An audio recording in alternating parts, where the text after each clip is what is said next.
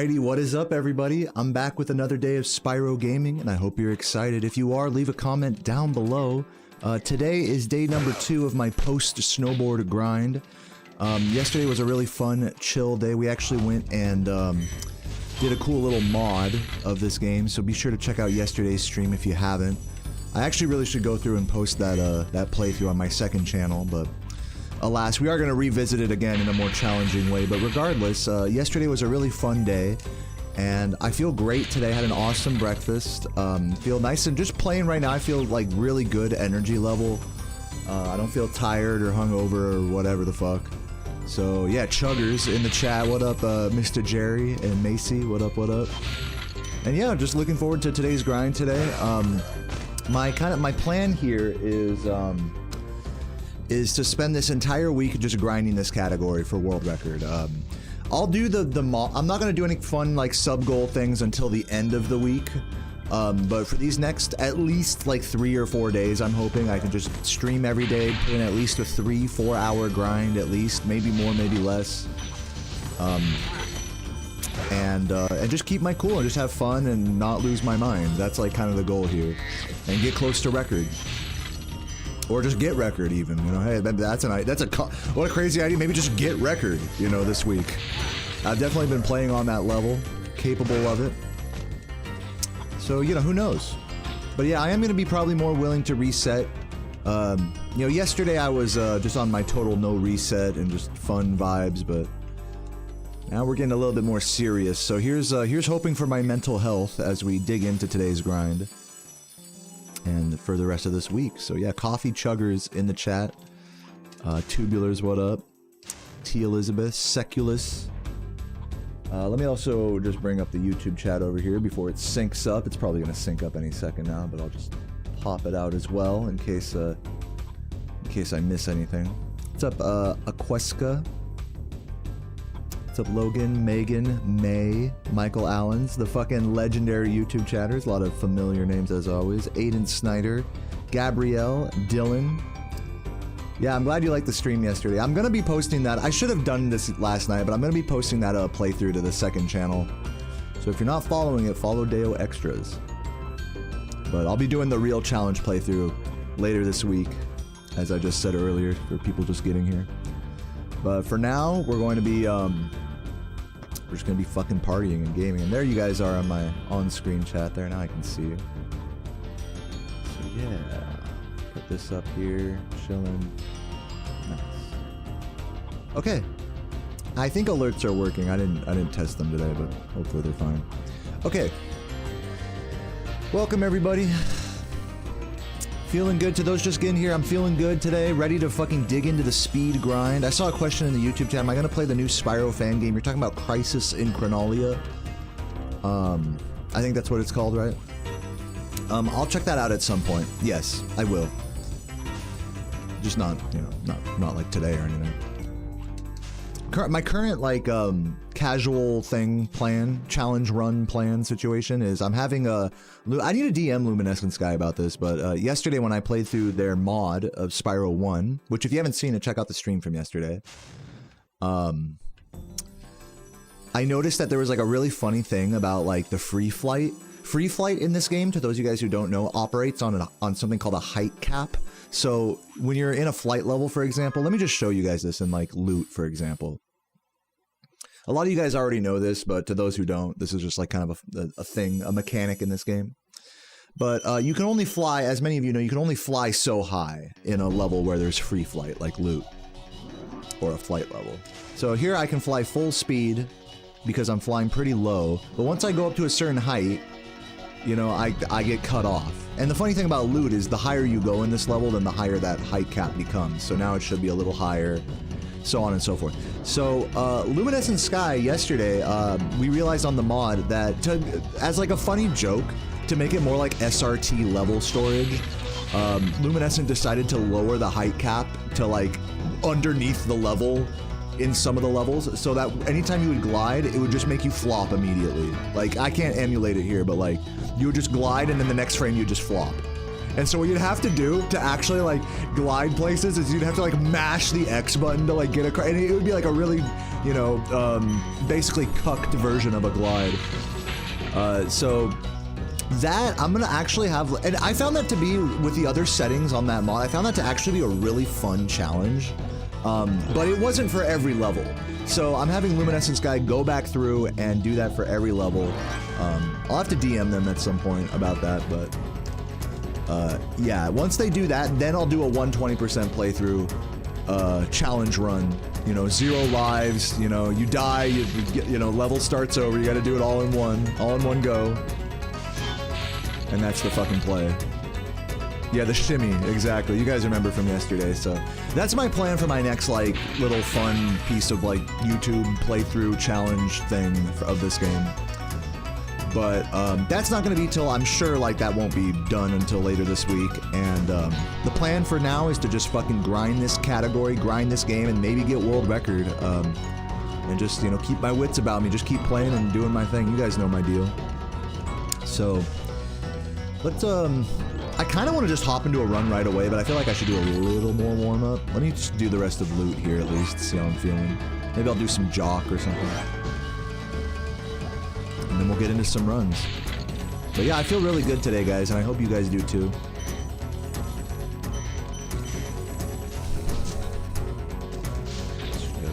I need to figure out what the recovery is for missing that guy.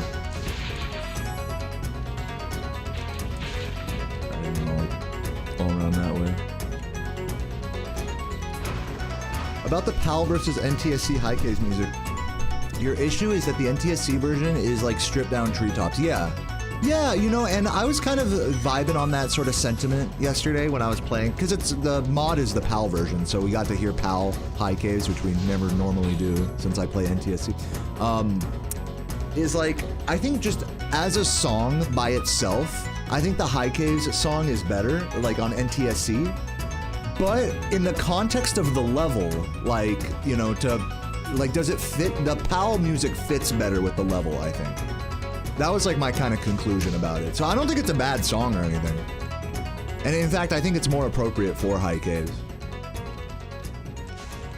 But just if we're just talking about the music by itself, not considering like with gameplay, you know, you can't beat the NTSC high case, even if it is like a pared down version. I don't think it's like a pared down. That's not how I describe it. It shares the melody of Treetops, but it's not like a pared down version. It's not like it's not like a shittier version of it. You know? What's up, darling? Welcome, welcome. Yeah, dude, I'm hoping to have a lovely stream here. A nice little grind. Let's head over to another level. You know, get some warm up happening. Should I do jock? I'll do a little jock. Jock off a bit here.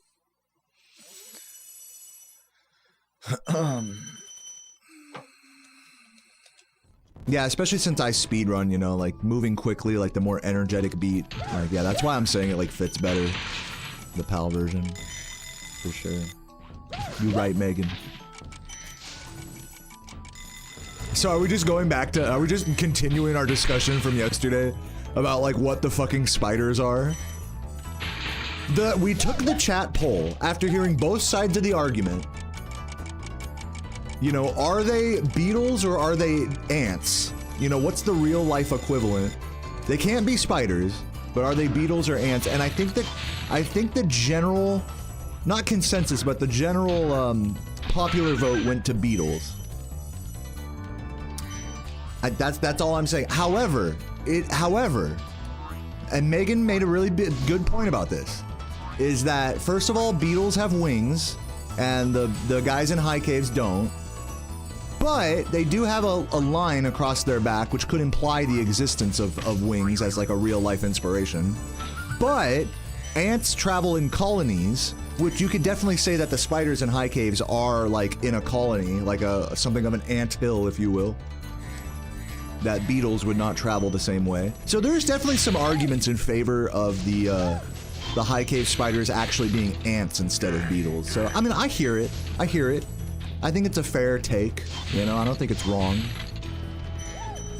But I think beetles just take, I'm sorry to say this, but beetles takes the W, unfortunately. Just for me personally.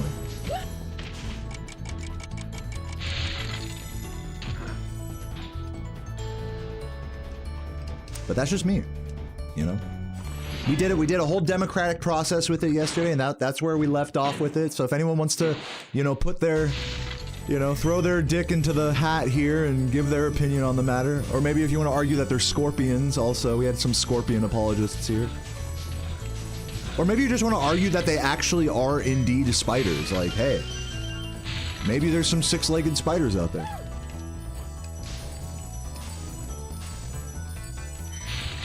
I need better glasses? Why is that?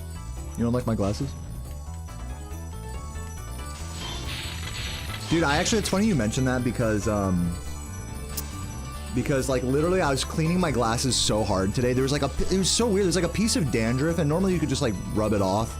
You know what I'm saying? But like for some reason this piece of dandruff was so stuck to my glasses. I was like, is this a scratch or no? It was just, I had to fucking manhandle the shit out of these glasses to get this little speck of dust or whatever off. It's so annoying. People who have glasses know what I'm talking about. It's like, it was like stuck there with super glue or something.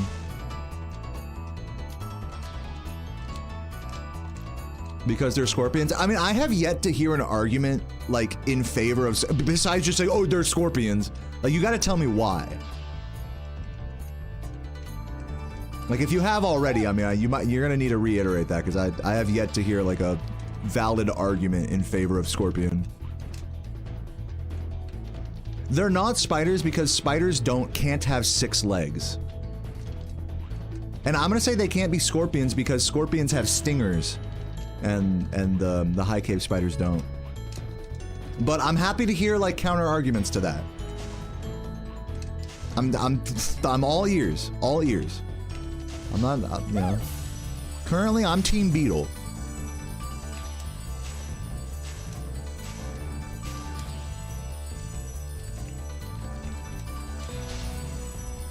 Anyways, while you guys argue about that, let me head over to Lofty.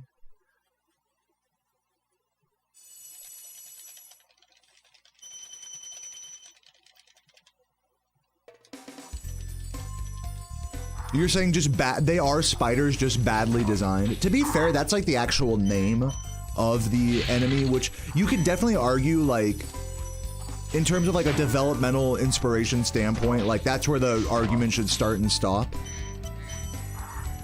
I get that.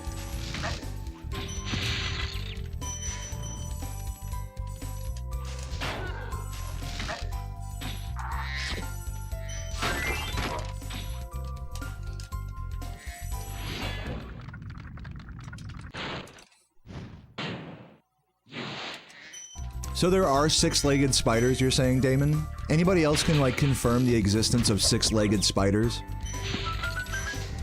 And not just, like, some random, like, one-off, like, nearly extinct, you know, shit that doesn't even look like the high cave spiders.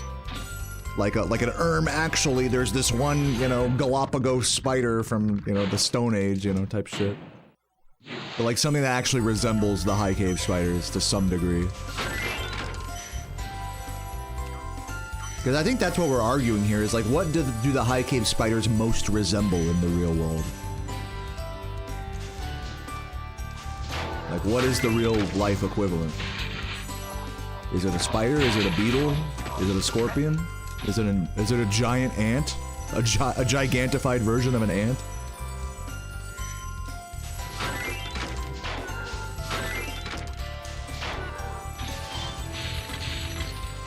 Bed bugs, perhaps? There you go. Being creative. I don't remember the Harry Potter scene. I haven't seen those movies in a long time.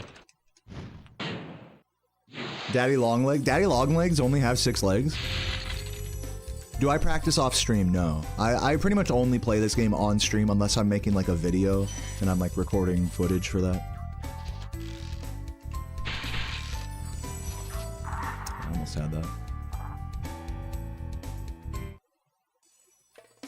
You think the high cave spiders are actually Pitbull, the fucking artist?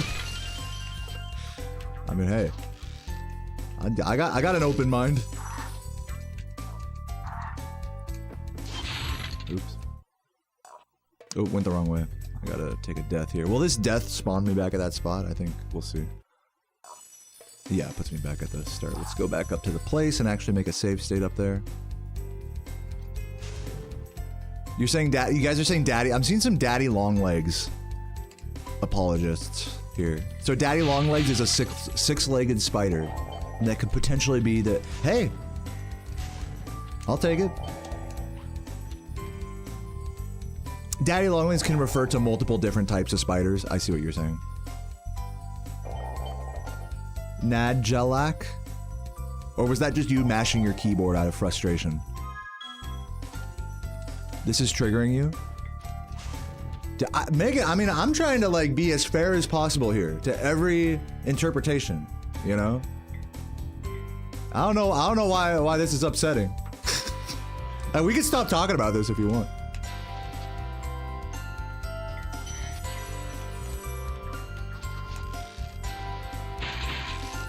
Alright, let's see here. Daddy chill legs. Daddy chill legs.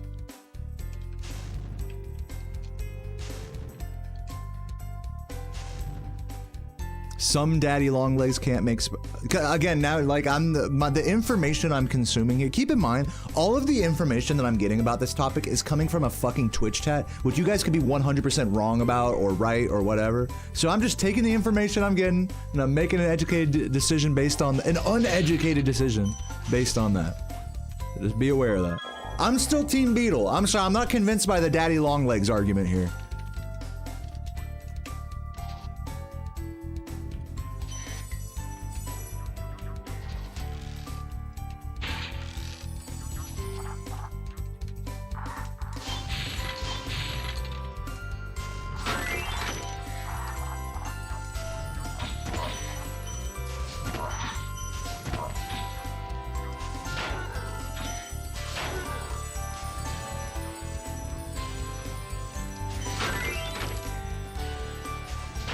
Yeah, no, I think we can all agree the reignited version is like a spider. It's literally called the metalback spider in reignited. It's like a different model. So I'm just talking about the original version of the spider.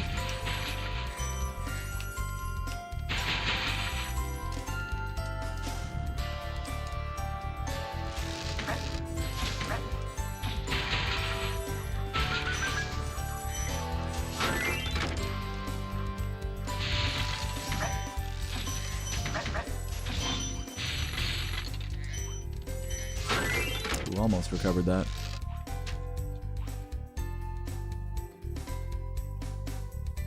Yeah, literally. No, the only real way to answer. You're so right, Corey. The only real way to answer this is to ask a dev.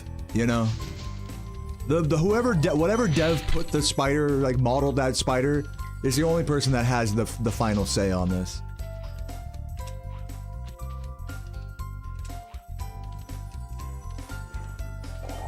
Okay, make a save state. I don't know why it's not working. Yeah, it's because I have to do this. Right here. Maybe that should work. Yeah. What's up, Barry?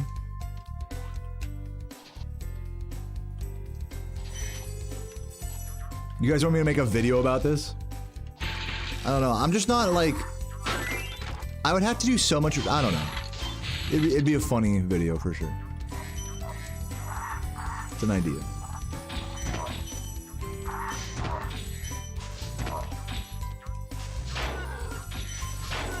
I think as a broader video idea, not just talking about the spiders, but like as like a video idea could be like, what are the real life equivalent of Spyro enemies? You know, not just talking about the spiders, but talking like, you know, we can have this whole discussion as a section of the video, you know, for the spiders.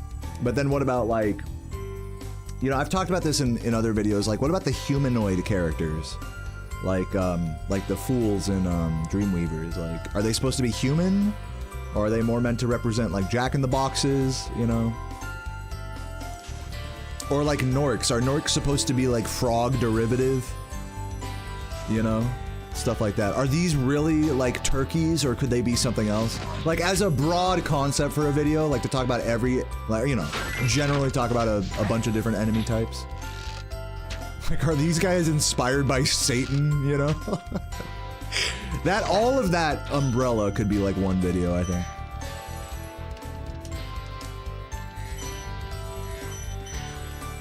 Yeah, talk about the most interesting ones. That'd be very much like in the same vein as like the last video I made.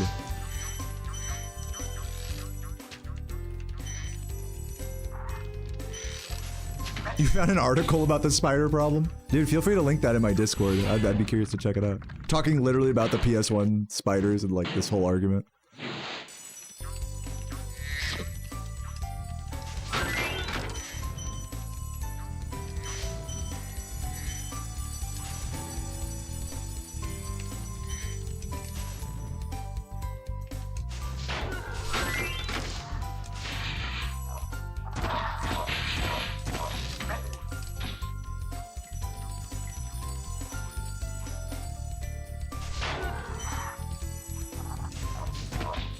I'm gonna write that down as like a video idea in my phone. This definitely won't be like my next video or anything, but I'll write it down as an idea to maybe later down the road I'll be inspired to do that.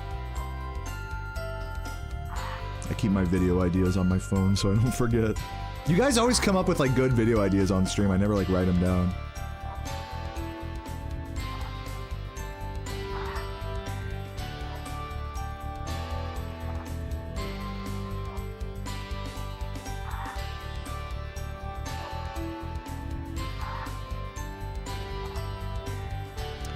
So what would the title be? It'd be, not what is the real life equivalent, that's too wordy. It'd be like what's the real life inspiration? Meh. Or I'm just gonna call it the real life inspiration for Spyro enemies. Call it that. Work in progress.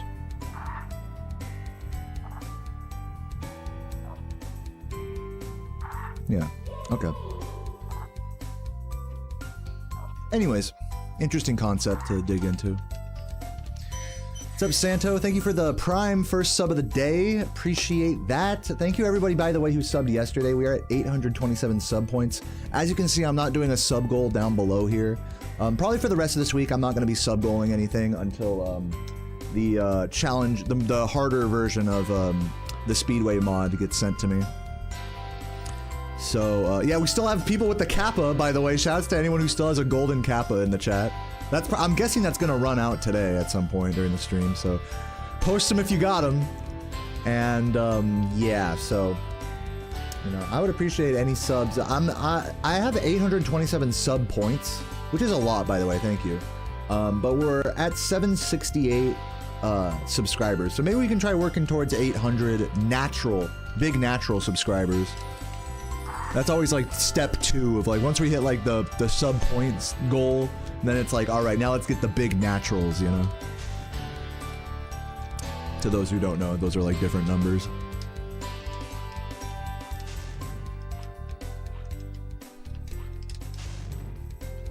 So yeah, we'll see. We're what, 32 subs away from 800 naturals.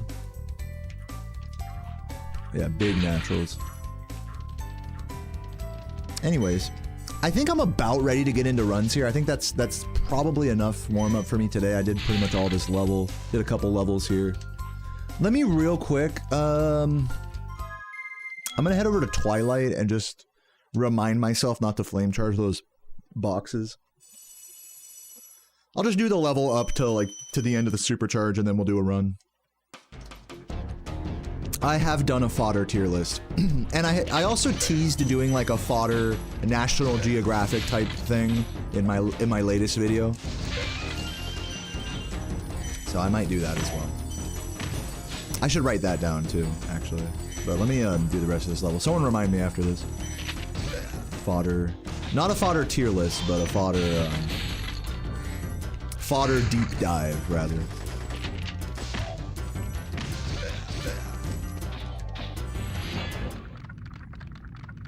I'm gonna write this down. Thank you for releasing. Because I have a couple video ideas. Like the one I want to work on right now is here. Let me say that fodder deep dive. Fodder deep dive. deep dive. And then the other one I wanted to make was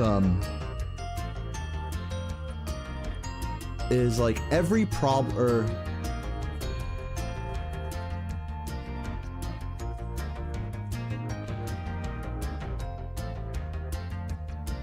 I want to call it, I'm trying to think of like what I would call it, like every problem. I don't want to say every problem with Spyro, but like Spyro is worse than you think. Something like that. I'm gonna say it like that. Spyro is worse than you think.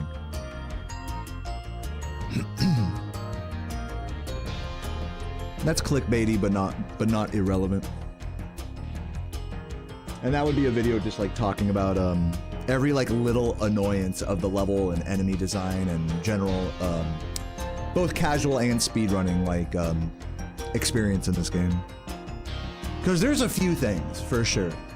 Like Wizard Peak, going to Wizard Peak is always a really good example of like, here's just some generally bad level design with the way the ramps are angled. They taper off so you can't get enough height sometimes. You know, the enemy's not like that one wizard that doesn't home in the gem because of its animation. Key glitch happening if you happen to like exit a level a certain way. Like explaining all of those little annoyances, as well as looking at like casual struggles. Like, you know, for example, like most of you guys as casual players don't realize that this is the best way to turn. More often you'd be doing stuff like this when you're playing. You're getting all these turnaround animations when you're trying to turn like left and right, which is suboptimal. You need to like do these like quarter circle, you need to do like these light turns and jump charge turning. Like turning is just like a whole rabbit hole in this game that's like way more complicated than it needs to be. So that's like another annoyance, you know? So like I think that's like a video like that. Spyro is worse than you think is probably next up on the docket, though I'm not working on any of that right now. This week, as I said, guys, is devoted to the grind. And to that end, let me finish warming up this level and get into runs.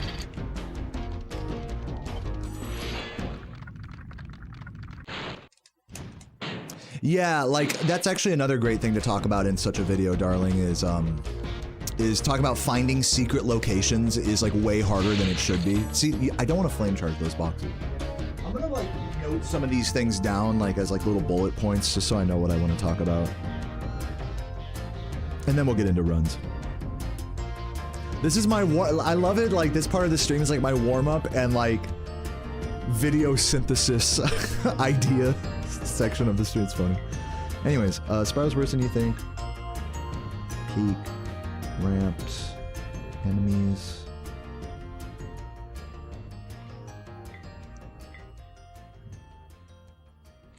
Turning is annoying. And then what do you say? Secret areas are hard to find.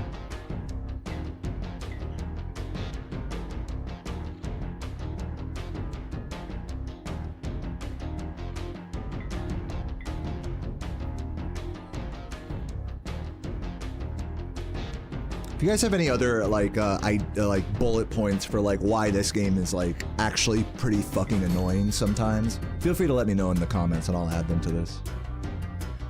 Do a smash or pass. I've already done a video called Top 10 Hottest Spyro Women, so you can go watch that. Top 10 Spyro creature, gone wrong, gone sexual. You know what's so funny about that meme about like the clickbait title, gone wrong, gone sexual? That's not even the meta anymore. You guys realize that people don't make videos like that anymore? When is the last time you've seen a video that says gone wrong, gone sexual in the title? Last time you saw like that was a thing was like in 2016 with like Prank Invasion. Right? It's been like a decade since that's like the meme, you know? The meta or whatever. Yeah, that's like ancient history, gone sexual or whatever in the title. YouTube will auto hide your video if you say things like that. You have to be careful with certain keywords like that.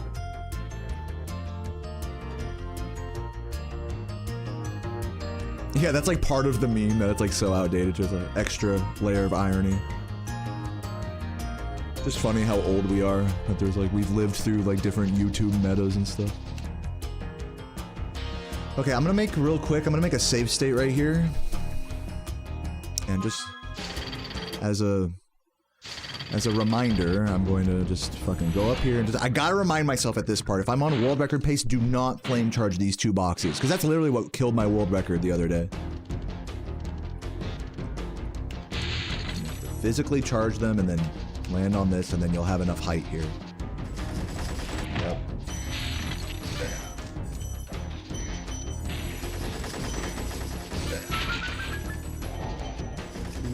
I'm curious if I grabbed everything. I'm gonna get... Okay, no, we're good. Normally there wouldn't be all those enemies there, so yeah. Okay, I'm gonna go pee and then we'll get into some runs. BRB, 1 sec.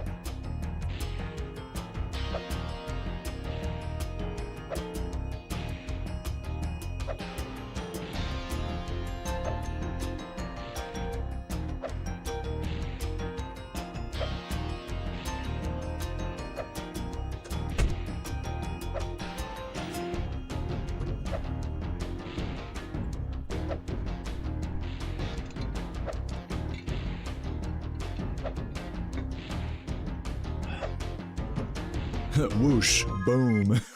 True.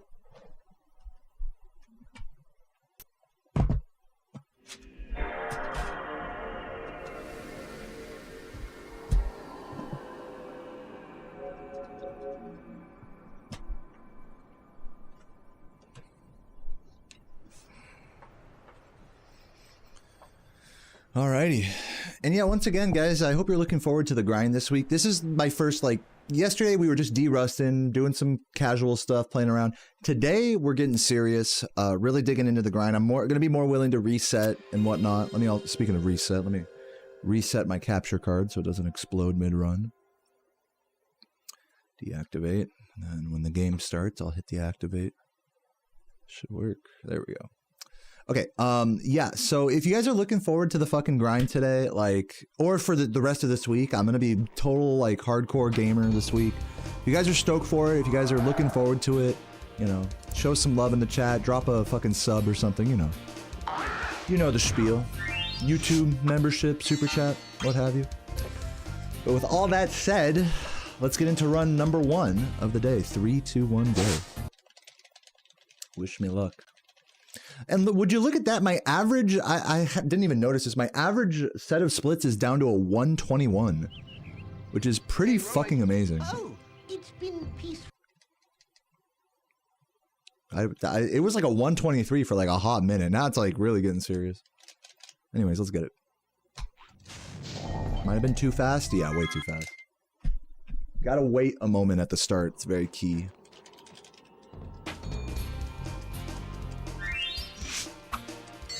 Yeah, you guys can probably tell on the webcam, I got some nice light, nice afternoon sun shining on me here.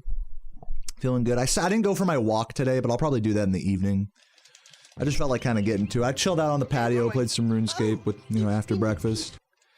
And, yeah, now we're making it happen. Oh, by the way, hold on. I'll tell this in a sec. Focus. Oh, just missing the X button. Expert movement there.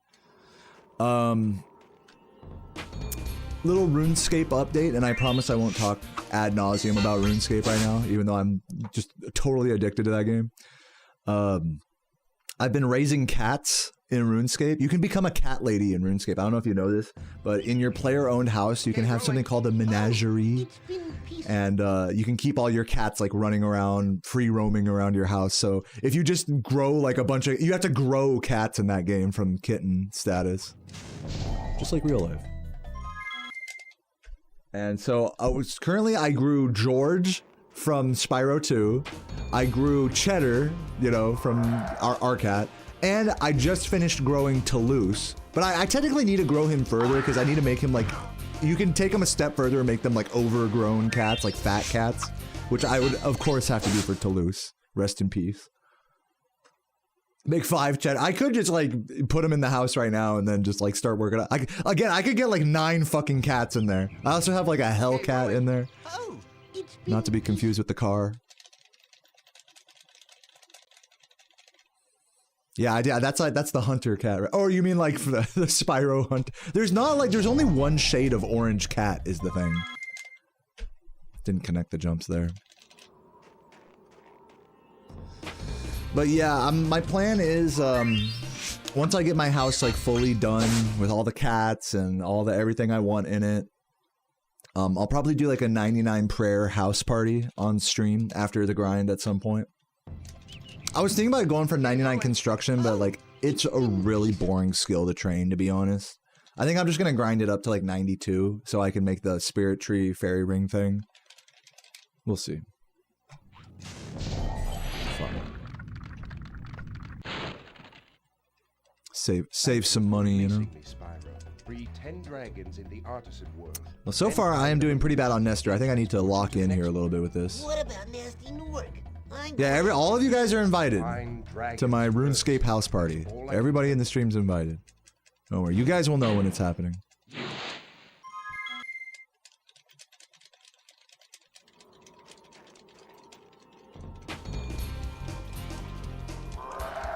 Do you see RuneScape bumper stickers? Am I understanding that correctly? Sarah has a bumper sticker on her car that says, "Let me merge or I'll cry." So that's pretty helpful. Got 99 prayer going to Catholic school. Oh, it's been peaceful. And having to do the rosary. You mean in real life? You got 99 prayer. Congrats.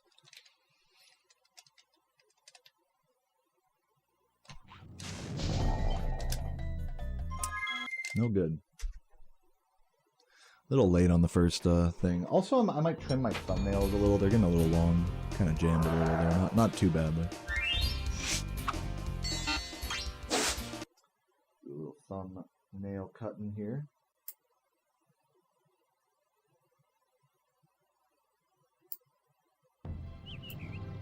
Okay, rolling. Oh, it's been peaceful here in the 5 worlds. Just a little trim. Give me a moment. 6 for a dragon's age. We now have 12,000 treasure, or is it 14,000? What about this Ganasty Gnork character? Now I understand he's found a magic spell to turn gems into warriors for his cause. I'll take that question. Nasty Nork is a simple creature. I have trimmed that right one a little bit more than I wanted, but it's okay. We'll let it be for now. What's up, Markeisha? Thanks for the good luck. Appreciate it.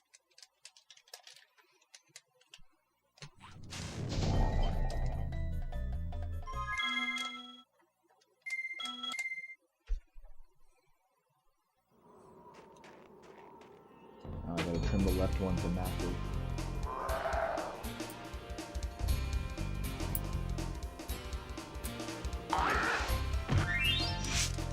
Yeah, legend Markeisha, thank you for the sub.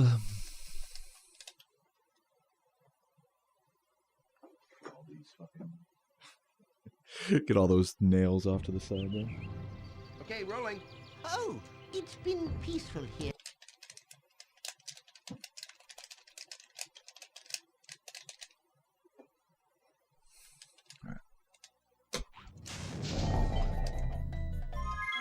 No good. My nesters are no good today, man. That's unfortunate because I would really like to get some runs going. Just gotta focus. Can't be too chatty here. What's up, JD? Thanks for the good luck. And Denny. What's up, Jomless?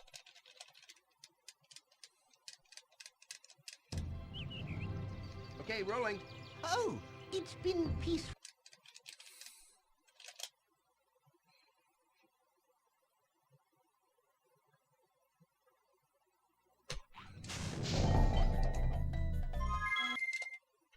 Too low. That was good timing on the second jump, just too low with the initial flame charge. What's up, Kreml? Thank you for the good luck.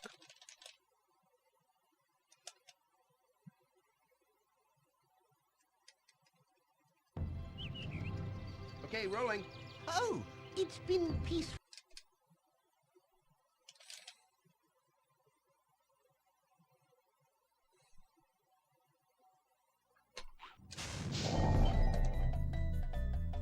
Oh, we're getting closer.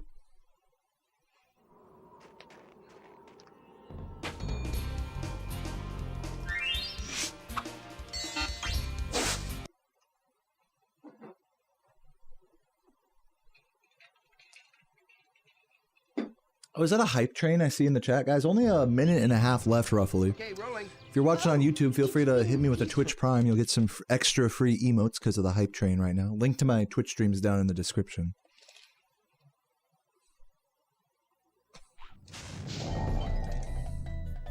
Oh, this might work. If I get this, you got a sub. Let's go. Only took me like 12 tries.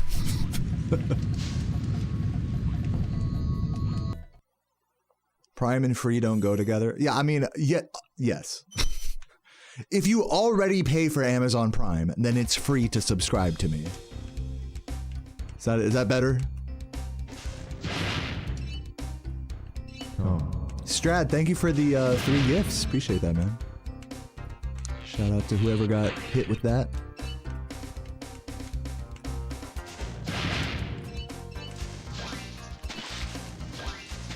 No, nothing in this world is free, right? But I do appreciate you guys throwing money at me either way. It means a lot. Yeah, dude, I was thinking about it. I was like, dude, I sounded like a fucking dumbass talking about trying to get a golden credit card yesterday. Like trying to custom make a gold-plated credit card. I'm not gonna bother. That's why I had to say it on stream, because I knew it was a stupid idea, but I just had to say it out loud and like embarrass myself, like actually entertaining the thought, in order to like come to the reasonable like conclusion of like, I'm not doing that, that's stupid. So yeah, make fun of me if you want, but at least I'm not doing it. At least reality me isn't stupid. Yeah, I mean, that'd be cool. In theory, it's cool to have like a gold-plated credit card. But in practice, it's such a hard thing, an easy thing to fuck up and get scammed doing, so. That's kind of the conclusion about that. Don't bother. Why you gotta look cool anyway? It's all just it's a cosmetic anyways. Like, it's just for vanity. So it's like, why make things difficult for yourself just in the spirit of vanity, you know?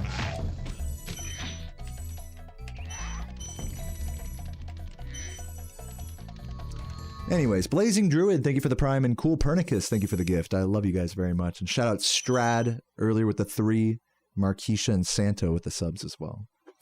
This run is for y'all. Yeah, I remember I was laying in bed, I was like, I sounded like a fucking dumbass trying to talk about this golden credit card bullshit. Like, who cares?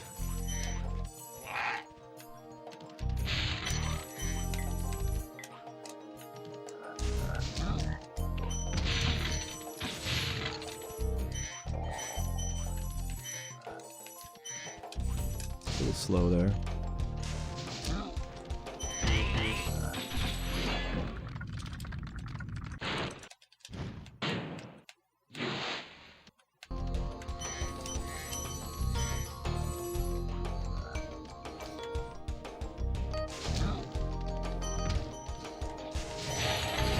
What's up, burgers? Yo, Peter, hey, you're in the right place. Thanks for the good luck.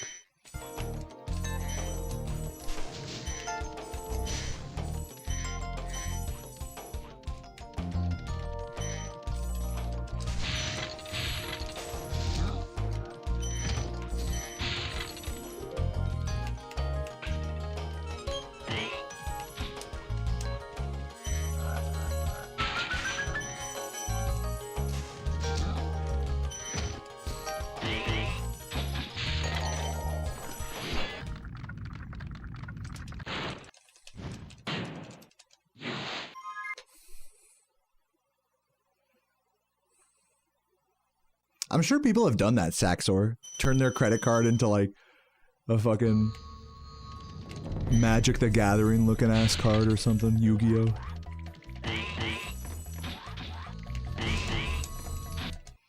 What's up, Macy? Thanks for the good luck. Yo, Soapy. Appreciate the good lucks, guys.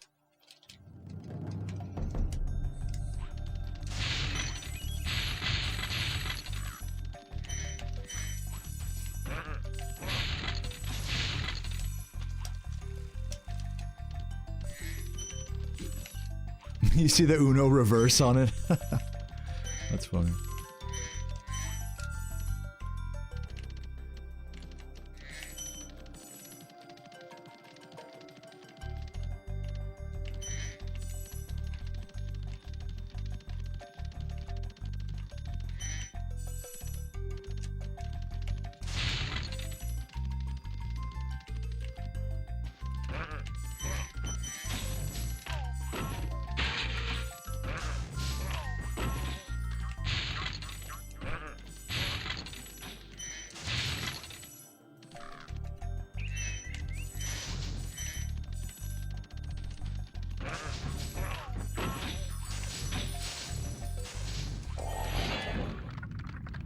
Oh no, I see it, Lee. That's some fucking... That's some serial killer shit. Like, spelled with a C. Chex Mix fans. I'm sorry, Chex Mix fans. Chex Mix is like such a D tier, like, snack. It's so bad. I mean, it's not... It's acceptable. It's not like so bad that like it's inedible. It's just like... It's just boring. It's like the most boring snack. Yeah, I'm sorry, Chex Mix. I know I'm upsetting some Chex Mix fans here. But tell me this, Chex Mix fans. Tell me you don't fucking... There's one or two things in a bag of Chex Mix that you just hyper focus on. And then you leave like the little fucking... You know, the little, checkerboard. You know, you leave some and then you like focus on like the little breadsticks or whatever. Like that's what everyone does, right? Am I tripping about that? So why not just buy a bag of the breadsticks and mix that with your own nuts? You know what I'm saying? That's like the next step. You guys see what I'm saying? There's like a pipeline going on here with snack mixes. That you guys aren't like people that just eat like the bagged Chex Mix. You guys are sleeping on it. You guys think about what the best thing is that you like in Chex Mix. And you can buy just that. And then mix that with something. You guys see the lot. See why I'm saying Chex Mix is D tier? I'm just telling you, like there's a whole like world that of snack trail mixes that you're missing out on here. My shit, I'll tell you what my shit is. And hey, you know, if you're happy with just, you know, vanilla basic Chex Mix, then more power to you. I'm not here to hate on that. But I will say that the fucking Blue Diamond salt and vinegar almonds with wasabi peas that you add to them, just mixed in with them, cheap, delicious, way better than fucking Chex Mix. Are you kidding me? Way healthier, by the way, than Chex Mix. Less carbs. Like, it's just an easy pick for me, you know? To just mix two things that I like together rather than buy one bag of things that I kind of am okay with, you know?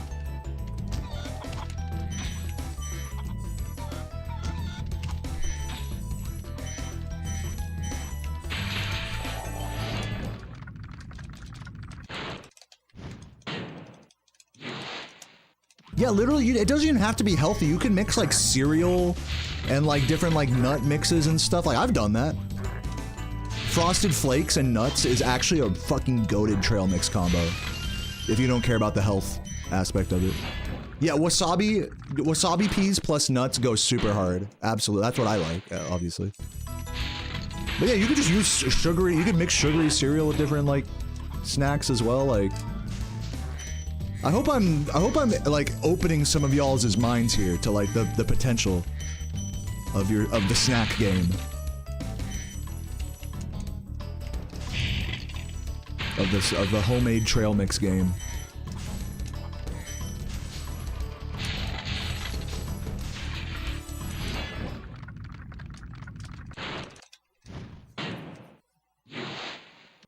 When you get your fraudulent tax return, good luck with that. Meta Ray-Ban, are those like AR glasses, like augmented reality glasses? I remember hearing about those like a couple months ago. Sounds dumb, IMO. Losing time for that last gem there. I'm not trying to be a snack fluencer or like a snack peer pressure bully to the Chex Mix fans out there. I'm just saying like you can do better. You can do it yourself better for like the same price. Like there's no reason not to. Except for laziness. That's the only reason you would not do that. which is fair.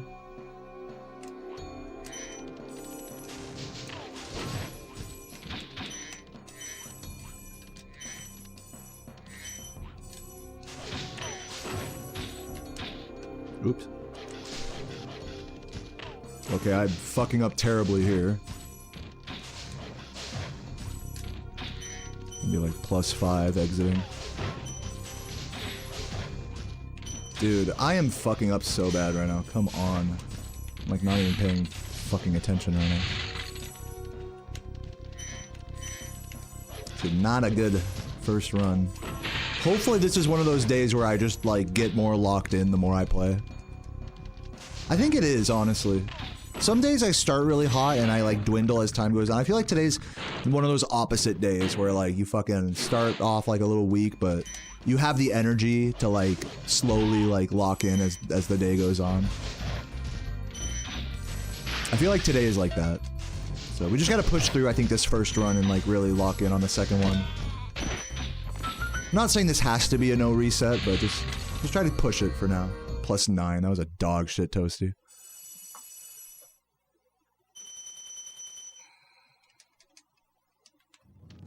Dude, the rye chips in Chex Mix are so good.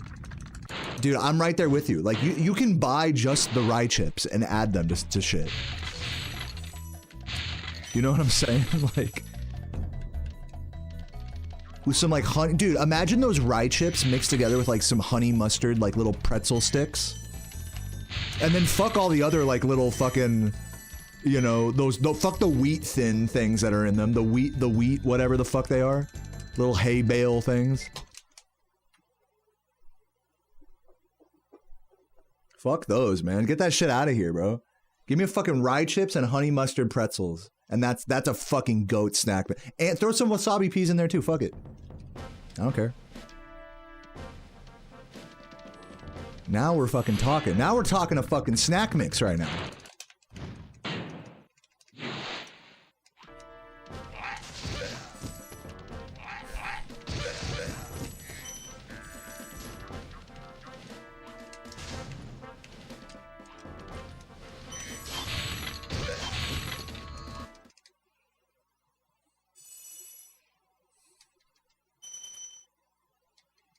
Yeah, get some puffs in there. You can throw some puffs in there, you know?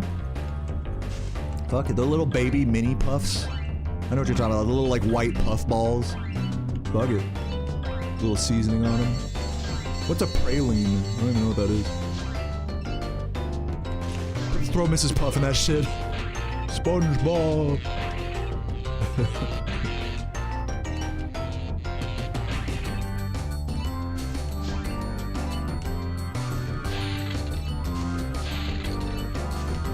Let's go Mets. Is there like a big game happening today or something?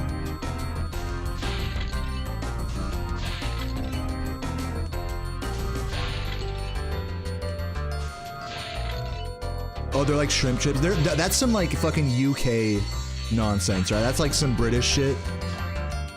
Prawn chips. Dude, I remember, okay, back in like 2020, Laura was like, bro, you have to get prawn chips. Like, bro, you gotta get them. So I went on Amazon and I bought the cheapest prawn chips they had. And I didn't know this, but when they send them to you, when you buy the really cheap ones, they send them to you, I'm not even joking, uncooked. They're just like little plastic discs. You guys know what I'm talking about? They just send you a box of plastic discs.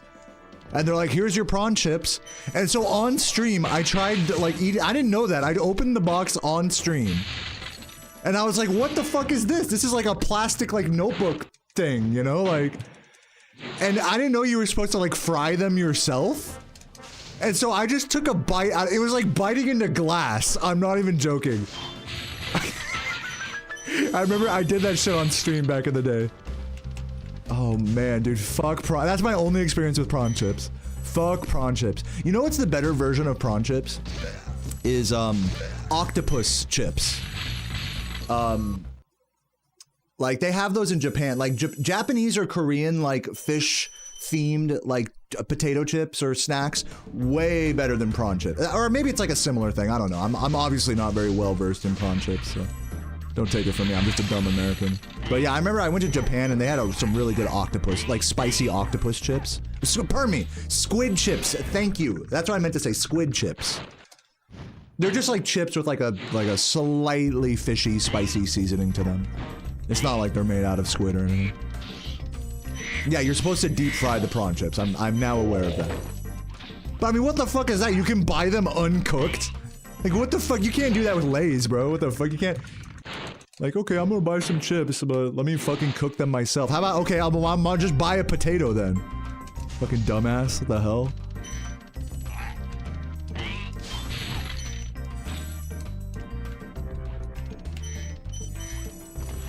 Speaking of potato, I'm going to, tonight I'm gonna make, guys, steak fans in the chat rejoice. I'm actually not going to turn the filet mignons into burgers, because I got an even better big chunk of like boneless chunk chocolate cookie. I got a big chunk of boneless chuck on clearance at the store, so I'm gonna use that for burgers. So yeah, and I'm gonna actually do the filet mignons tonight as steaks with Brussels sprouts and baked potato. Double chunk chocolate chunk steak.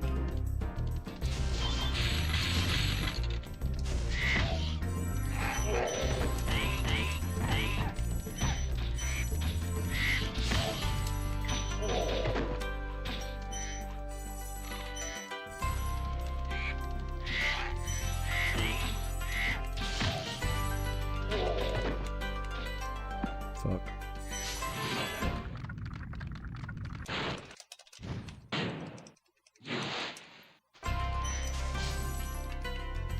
People, okay, look, I'm just gonna say this. Filet haters, like, I'm sorry.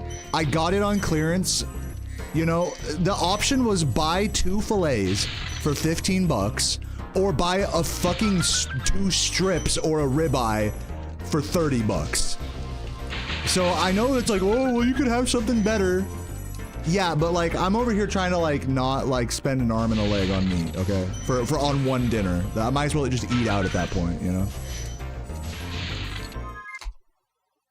I like fillets. I'm sorry. Like, my parents ate fillets with me when I was a kid. Fillets are good. I'm sorry. I know they don't have the fat and the flavor and whatever, but dude, they're fine. It's a fucking piece of meat. It's like, it's not that... In my mind, I'm not like... So look, I gotta be so honest with the steak fans, and that's why I mention it, is because, like, I was about to turn these fillets into burgers, because I literally don't give a fuck about, like, look, oh, this steak has to be perfect. I went to Japan and had Wagyu, and I was like, this shit's okay. Like, whatever, it's a piece of fucking meat, dog, like, that you cook. You know, it's like, how fucking fancy, like, how crazy are we gonna get about putting, like, a literal just cooked slab of meat in our mouth? Like, no fucking sauce, no seasoning, no anything else. Like, to me, a meal is like, you gotta have the veggies and like the bread or some carbs and some sauce.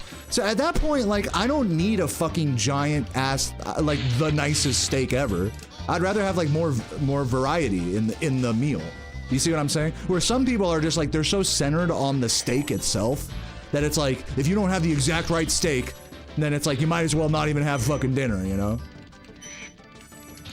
So I'm just like, no hate if that's you, but it's just like, I'm not one of those people. I'm not a pretentious steak guy. That's why I mentioned, I was like, I thought you guys would be happy to hear that I didn't turn the fillets into burgers. But apparently nothing will make you guys happy. So and that doesn't surprise me for a second. This is the internet. This is talking about steaks on the internet here, so I expect nothing less.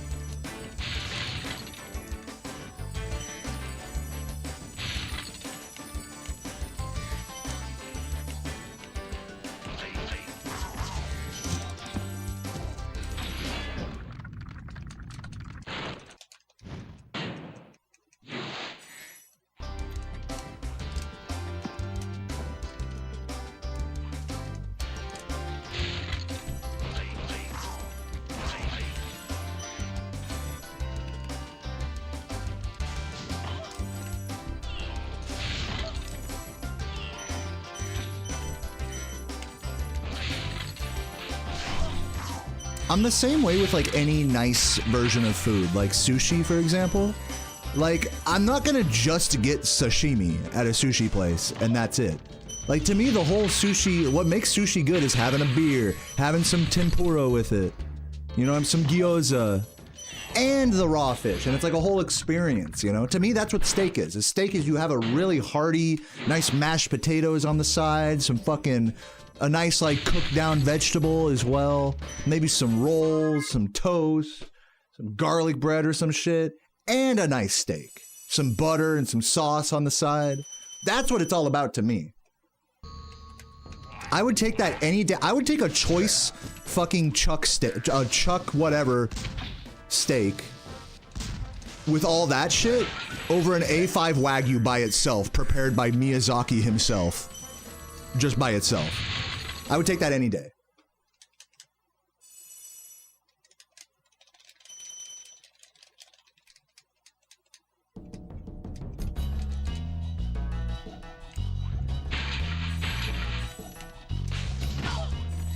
But, you know, again, everybody's different, though. Some of you guys, I see in the chat, some of you guys, like, you know, aren't like that, and hey, respect. Some of you guys would rather have, like, the nicest quality thing just by itself. And hey, everyone's different. I'm not here to hate on that. Just sharing how I am.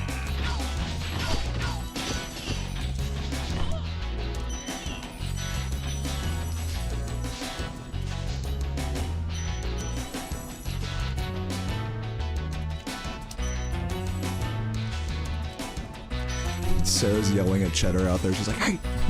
He's like trying to get outside or something. Yeah, of course, dude. Yeah, I'm right there with you, Lo Petra. I'm not like against eating good quality steak or anything. As a one-off, you know, you're out, you're in a special place, you go to a nice steakhouse, yeah, you get something nice, you know, like whatever. Or you're at the store and you see like a really nice cut of meat and, you know, you go to a special dinner or something, like, yeah. You know, I'm not against it. I'm not against anything. It's all preference, you know?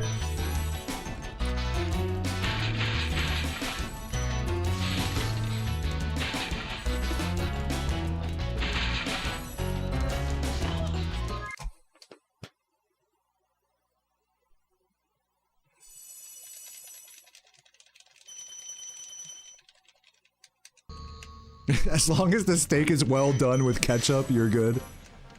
See, like, we all have our own preferences. And some of us are just wrong. I'm just kidding. That's fine. I'll never hate on someone for eating a well-done steak with ketchup. If you say that shit online, like, you probably just offended, like, 10 different people in this chat. Okay, who gives a fuck? Yo, Beagle, thank you for the 5 gifts, man. Appreciate it. No, better yet, you should, like, get a Wagyu steak from Costco and do that same thing, just to piss people off.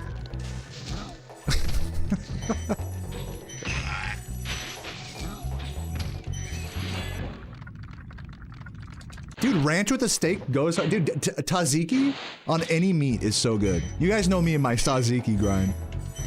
But yeah, dude, Beagle, sorry I missed that. Thank you for the 5 gifts, dude. You're a fucking legend. I love you.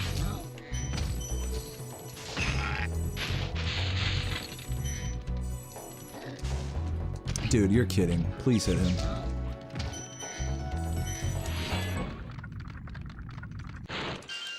Wagyu ground beef. So here's the thing with when you buy like Wagyu ground beef or just Wagyu meat in general, and I'm talking about living in America, it all depends where you're at. Yeah, like, I mean, like, in the world. Because if you're in, you know, like Australia or Japan, then Wagyu actually is like a really it's not even called Wagyu in Japan, obviously. But in America, Wagyu meat is a completely different thing than like than Wagyu, like Japanese Wagyu. Completely different. It's basically barely as a step above choice, maybe, because of all the crossbreeding that happens with American cows and Japanese cows. You're not getting like a pure like. It's like it's a marketing term when you buy Wagyu meat in the grocery store generally, unless you know what you can look at the marbling in the steak. So for example, you'll see a lot of Wagyu ground beef, like what you're saying at like Aldi, and it's like, oh, this seems like a good deal, and it's Wagyu. But it really just means that there's a little bit more fat in it, and it's not like a higher quality meat per se.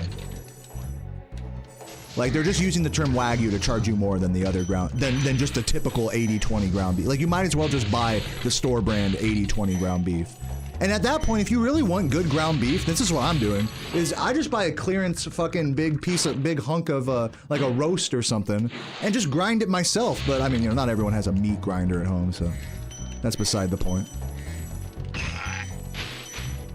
But yeah, I mean, I'm telling you, like, the fucking, the chuck burgers I'm gonna make are gonna be, like, on a whole nother level of quality than buying, like, Wagyu ground beef at the store.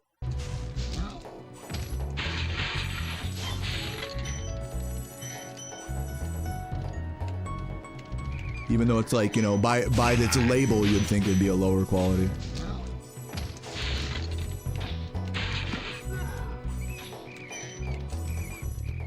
Yeah, sloppy joes are great, bro. I'd have nothing against a sloppy joe. Like, I grew up in the American public school system. I had my fair share of sloppy joes in the cafeteria. With a little piece of stale cornbread on the side. Some apple slices and a chocolate milk. My American friends in the chat know exactly what I'm talking about. Guinness Buddha, thank you for the $5. Yeah, Guinness Buddha gets it. Like, Wagyu is absolutely like a marketing term in America. You really have to do your research and know what you're buying. You shouldn't pay a premium for something that's not a better quality thing, basically.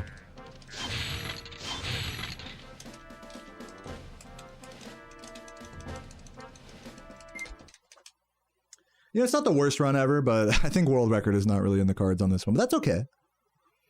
Is it true that in America the spicy sauces are popular because everyday food is low quality? No. It depends where, I mean, again, it depends who you're asking. Like, if you're talking about like, if we're talking about like the lowest income, like parts of America, like we're talking about like the outskirts of New Orleans type like poverty. What happens in those areas in America is they have, and this I'm sure this is true in other first world countries as well, is they have something in poor areas called food deserts. So the only things you can get for like a reasonable price in these places is like prepackaged stuff. You know, it's hard to get like fresh food in certain parts of America. You know, it's just a reality about living in a low-income part of the world, you know? So, to that end, it's like, if you're fucking poor, then yeah, you're just gonna get rice and beans and hamburger helper and, you know, and fucking pour hot sauce all over it, and yeah. So what you're asking is true, like, yeah, you know, in that case. But you see, like, not everybody is, like, in that situation, you know what I'm saying? Like, I'm not in that situation. Like, I can buy fresh produce and meat and, like, make good stuff and not have to douse it in hot sauce for it to taste good. I still douse it in hot sauce because I fucking love hot sauce. I think the real answer to your question is Americans like hot sauce because Americans aren't pussies like Europeans and other people. What I've learned is that, like, my dad's from Chile. Bro, everybody in the world is, like, a pussy with hot food. Like, straight up. Like, people don't want to actually, like, really, like, you know, sweat or have their nose run or, you know, whatever from spicy stuff. And that's all right. That's all right. You know, I'm not hating on that. But, like, in general with spicy food, I think Americans are generally, like, less pussy than a lot of parts of the world. Just from what I've seen traveling around.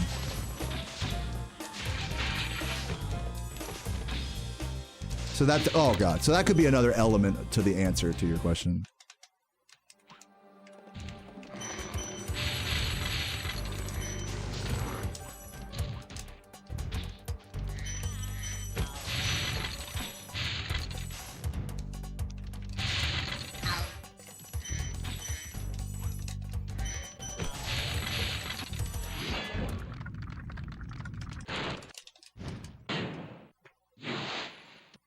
What's up, Vinny? Thank you for the good luck.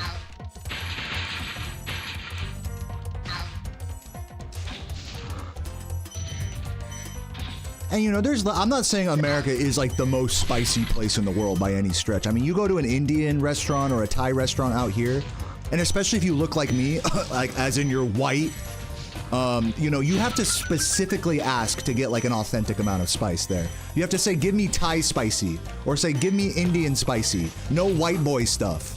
You have to say that to them if you want like actual real spice. Because if you just say spicy, they won't give you like, you know what I'm saying? So there's like levels to it. And obviously America isn't like at the top level of spice tolerance compared to a place like Thailand or India or something, you know? But I would say, like, on the global scale, America's probably on the upper end of spice tolerance, for sure, just generally speaking. But certainly not the top.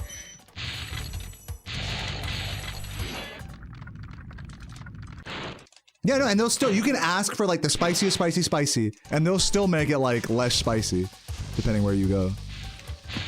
Like, no, spiciness is totally, like, a racially motivated, like, topic, absolutely.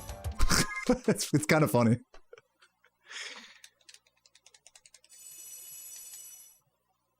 Yeah, that's a good way to put it. It's like an upper end of Western spice tolerance. That's like a great way to put it.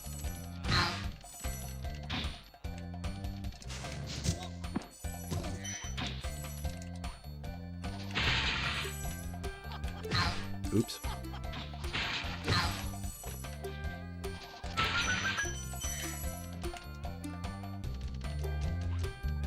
Honey mustard, dude. I'm about to upset some people with this take. I'm not a honey mustard guy. I try it. I try to enjoy it on, like, you know, wings or whatever the fuck, you know. It's just I just can't, like, I just prefer just normal, just like really rough stone ground. I love mustard, by the way. I'm a mustard fanatic. Honey mustard doesn't do it for me. The sweetness kills the bite of it to me. I like stone ground mustard that has, like, the fucking, you can see, like, the mustard pebbles in it. That's the shit I like. You can miss me with honey mustard. Sorry. I have yet to find something that I prefer honey mustard on over just normal, you know, spicy or stone ground mustard. I know that's probably a controversial take.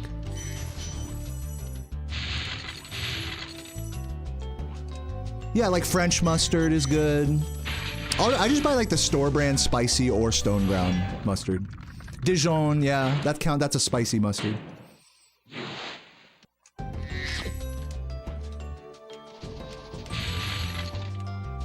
You're saying grilled catfish is like the honey mustard play? What's like the best thing to put honey mustard on? Because, you know, I've generally mostly just had it with, like, fast food, you know?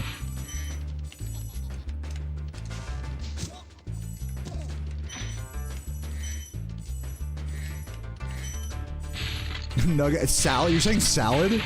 That's interesting.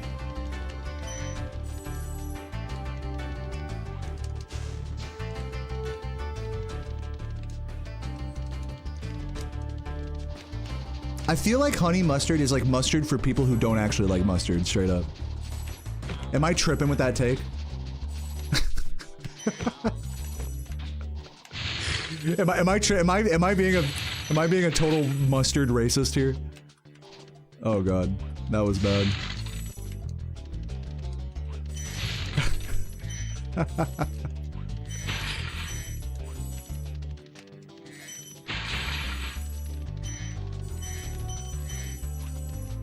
Yeah, right? Dude, I'm seeing this, bro. Like, the people who like honey mustard don't like just like regular mustard. Like, it's made for people like you. Dude, this is, I can't believe we're making this breakthrough right now. That's actually wild.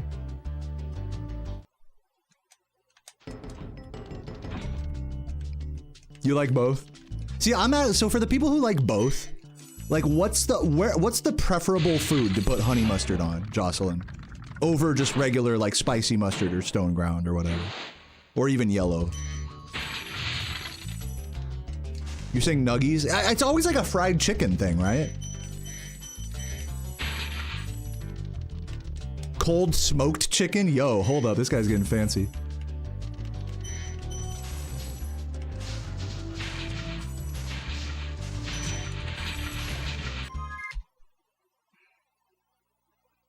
Dude, Mr. L called it. Mr. L called it. It's good on charcuterie. That's the one place you want honey mustard instead, or in addition to, like, regular mustard. True, because you want the sweetness with charcuterie. That's actually, I'll give you that. I will give you that one. That's a honey mustard dub right there. Charcuterie boards. True, actually. I didn't think we were gonna find something, but yeah, that counts. I'll count that. Ever had smoked salmon? You talking about like those thin strips of like salmon, smoked salmon, like locks on a bagel? If it's like available, like I'll eat it, but I don't usually go out of my way for it. It's not super my thing. It's like in my mind, I want it to be sushi, and it's not. You know, that's like that's my dumb brain.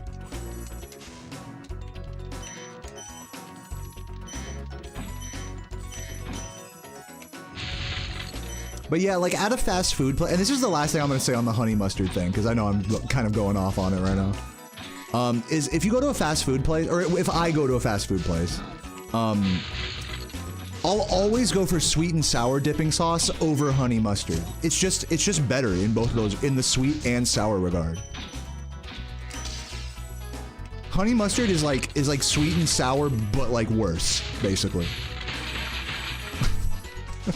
For just talking about for like fast food, like chicken nuggets and stuff.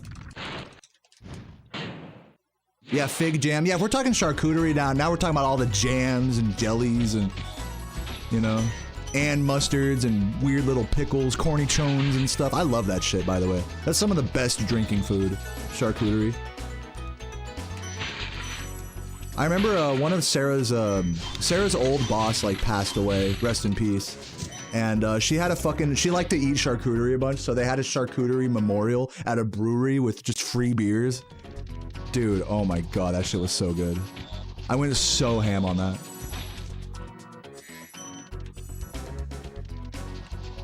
So you're oh wait, you're saying mix sweet and sour sauce with yellow mustard? Yo, can anyone vouch for that? I mean, that's I'd try it. I'm not above trying that. Is that the play? Yo, Piggy, thank you for the raid. I don't know what to call it. The raid. Hope the grind was okay today. My run's kind of assy right now, but I think we're just getting warmed up today. Today's one of those days where I think my first run is kind of like scatterbrained, and then my second run's gonna be more locked in. Usually it's the other way around, but today it's just that's what it's feeling. So we're gonna try to no reset this one. What's up, Vonnie? Welcome, welcome. We are definitely embarking on a world record grind right now. Not that maybe surprises anyone, but yesterday was a lot more chill of like, you know, forcing a no reset, kind of like this run. But then I just played like some, you know, just some mod after that, nothing crazy. But the rest of this week, starting today, we are properly world record grinding, but just assessing how things are going today. Like I need this. This is like a warm-up run. I need it. I don't know why. It's just sometimes you just know. You were pacing both runs. You know the drill. I do know the drill. 2-124 congrats and GG. Hope you were listening to some good music. I love hopping into your stream, Piggy, because you're always playing some dope ass like French hip hop like beats. It's a fucking vibe.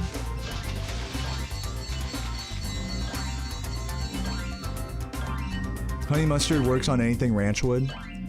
Dude, and I'm gonna take that analogy a step further. Ranch works on anything that tzatziki would work on. So I'm team tzatziki all day, bro.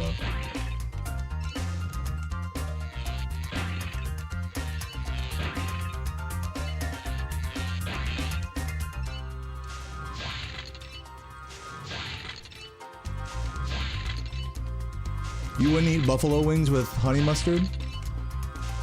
Yeah, you know what? That's funny you mentioned this, Enchanted Peach. I think you were here when we were talking about it the other day. I've been making a homemade buffalo sauce, which is like not hard. It's just Frank's Red Hot and butter, right?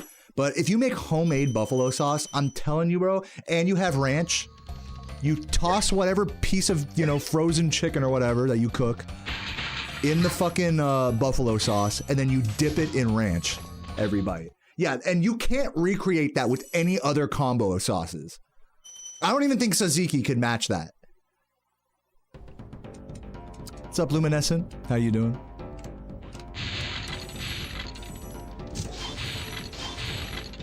You're trying to figure out if flights can be beaten without being able to fly. If you think it's possible, then I'm down. But if it's not possible, then, you know, obviously don't worry about it. But if there's like a chance that it might be possible, like I'm actually super down for that. I'm not sure if you can like maybe raise the timer in flight levels a little bit. That might be helpful.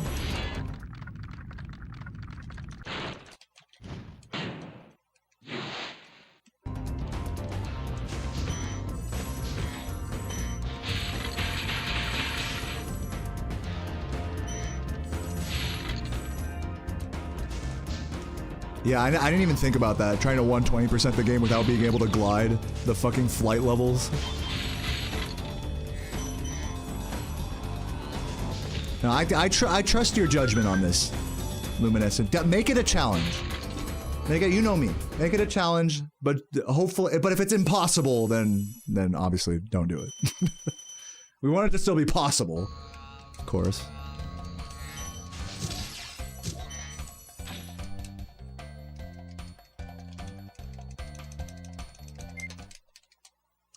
If I'm thinking like if we could raise the timer, the only level that I think would be like a huge issue would be Wild Flight.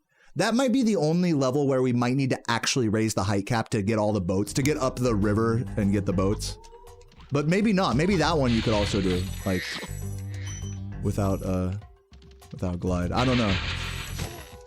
You just wait for the boats. Maybe not, because you could just go the right-hand direction right at the start instead of into the tunnel. I don't know.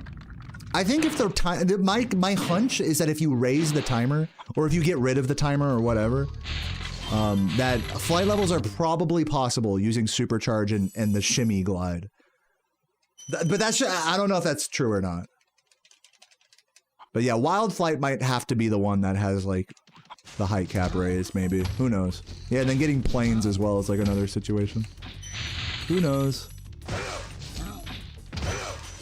Curious to see what you conclude with that. Thanks for, by the way, thank you for testing all of that, Luminescent. I'll happily throw you a tip for all this stuff. Like, I know it's, at this point, I'm like kind of commissioning you, so I'm happy to donate once it's all said and done here. I got you.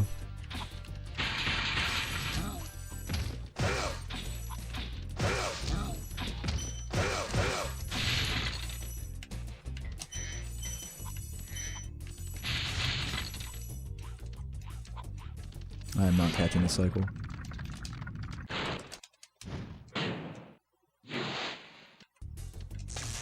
Oh, so you did remove the timer. Okay, good.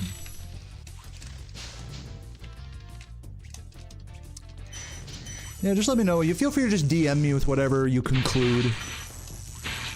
Whatever you figure out. No pressure for it to be any type of way.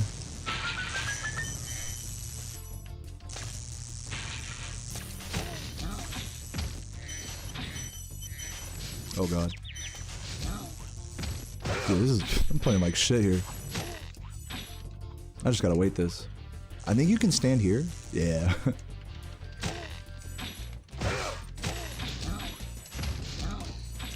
I know, this run is definitely very unserious.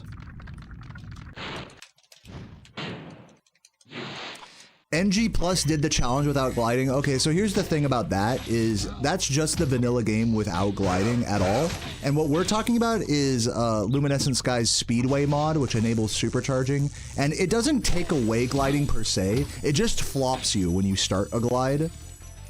So it's like so there's like a way to sort of glide by shimmying through the air, but it's just like a very cucked glide. So it's very much a different thing than what New Game Plus made a video about.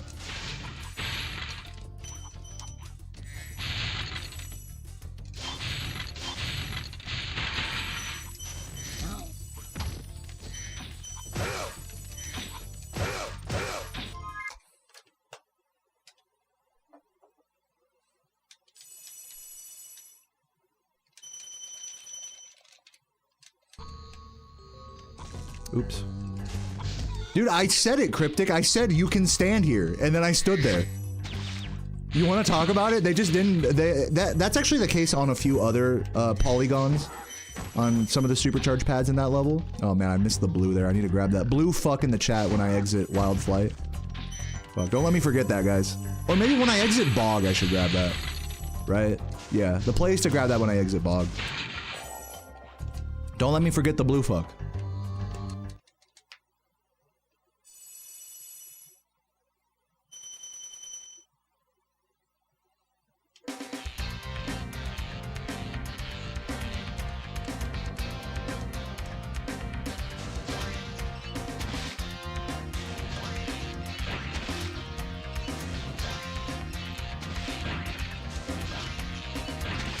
Blue fella. Yeah, you might have to say blue fella in the YouTube chat. What's up, Bubs? How you doing? Yeah, I know, right? No, I said this earlier. I was like, dude, this run's my warm-up, man. I already know. You gotta take, like, today I wanted to be Mr. Hardcore and be like, alright, I'm gonna reset for, you know, we're gonna start the reset grind. And I'm playing and I'm chatting, I'm like, dude, I am, like, not locked in like that, but I know if I put down a no reset, my second run will be locked in.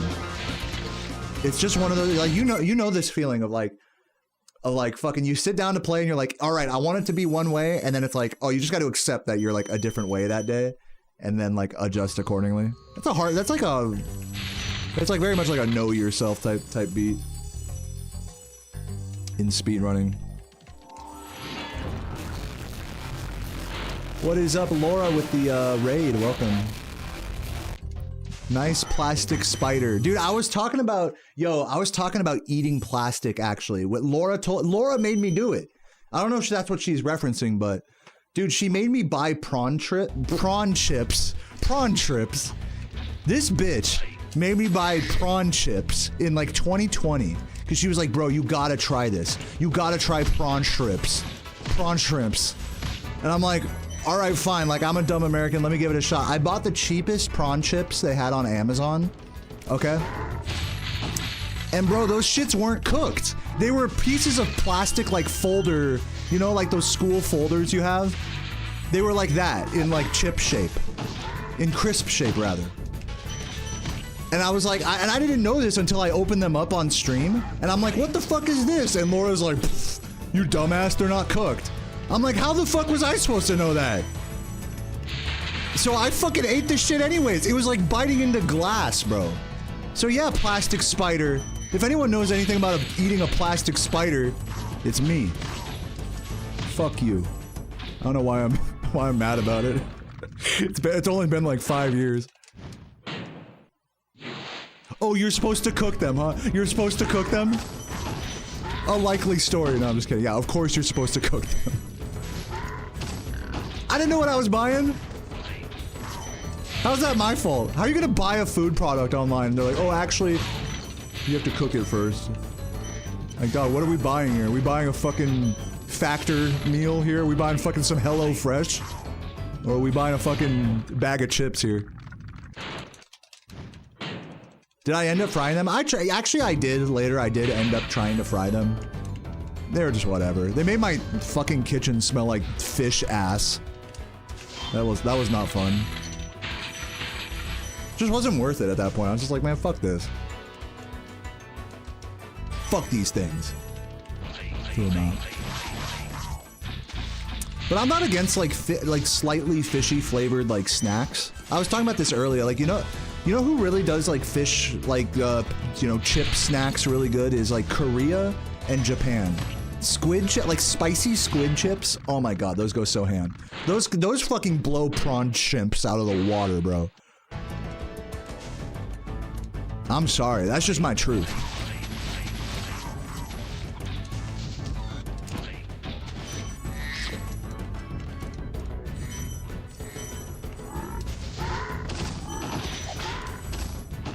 Would I eat bugs? I mean, I was like dying. Sure. Or if they had like the, you know, sometimes they'll have like, if you go to like some like rural ass like gas station, they'll have like fucking, I don't know, like dried cockroaches or stuff that you can eat, some shit like that. Like I'd try it just like to try it. You know, with most dried insect snacks, it's like, it's just like a crunchy crunch with some salt maybe. It doesn't even fucking taste like anything. So, it's not like that repulsive to me. The thing that is repulsive though is eating spiders. That's another like survival thing you can do is eat a spider and you can fucking taste the web sack. You can fucking taste it's like eating a spider web, you know? Oh my god, just thinking about that is like so gross. I would totally take a cockroach or something over a fucking spider any day. Oh, I missed the blue! I missed the blue gem. You guys are right. I'm sorry. I was on one about the fucking spiders. You gotta give me a moment. Just remind me after this. We can still go get it. This runs ash anyways. We can still go get it. It's not the end of the world. We're good. We got this. Thank you for reminding me. I would have totally just forgot for the whole rest of the run if you guys hadn't said something. We got it. We got this. Just remind me. There's always something to remind me. It's just a little no reset warm up, guys. It's not a big deal. Speaking of fish, Ash, sushi win. I don't know. Do you want to drive down here, Kylie? Like, I love going to this all-you-can-eat sushi place. Or if you want to find like an all-you-can-eat spot, like in between us, I'm down. I did just go to the grocery store yesterday, so I'm definitely cooking at home for the next few nights. It's just annoying because we live like, what, like 2 hours or something away from each other, so it's like... one of us has to like be driving all fucking day, basically.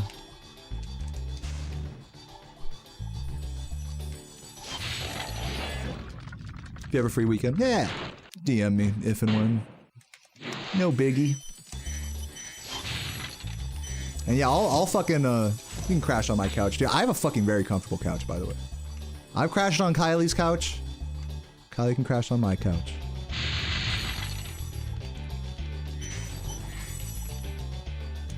Yeah, you're used to driving. You like driving, that's the thing. And I fucking really respect you for that because I fucking hate driving. I really tip my hat to people that can fucking handle driving a lot and like not trip about it.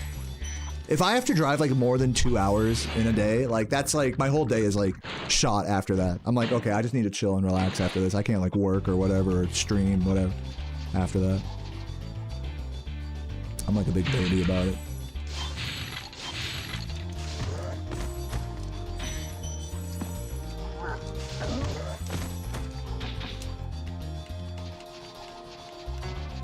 Okay, blue gem after this level. Blue fucking gem. Oop. Perfect movement.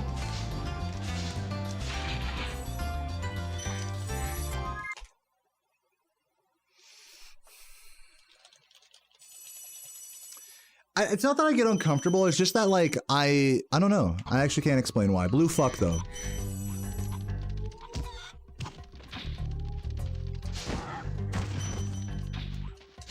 I wouldn't say it's because I get uncomfortable. I just like I just get tired from just sitting and like paying attention to the road for like a long time. It's like I feel like dead. Like even though I didn't really do much, you know, besides just go from point A to point B, it's just like it's just so much downtime of like it's a very tedious thing to me. So you're just bored the whole time, you know.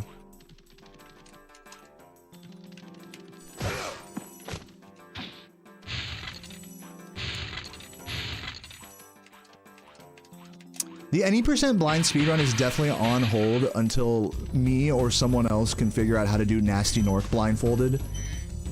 And also I was doing Vortex, not any %. There was somebody else doing any %. I always forget their username, but it's Macy's sister. If anyone remembers their username, feel free to share in the chat. You can look them up on YouTube. But yeah, the thing is like I could like figure out the whole Vortex blindfolded run, maybe. You know, after many weeks of work, and then just be stuck on Nasty and not complete it. So it's like, it's kind of like, I don't really have the motivation to like continue at this point. I did Artisans, you know, that was cool. I started on Peacekeepers, but it just started to be like, it got into like hard, tedious work. You know, at a certain point of like, okay, we gotta do more blindfolded, and like, I don't even know if this is even really gonna like be possible, to be honest, by the end, so. I'm happy with my Artisans like thing. Like I said, if someone can prove that beating Nasty Nork is possible blindfolded, then that would rejuvenate my motivation to go back to it.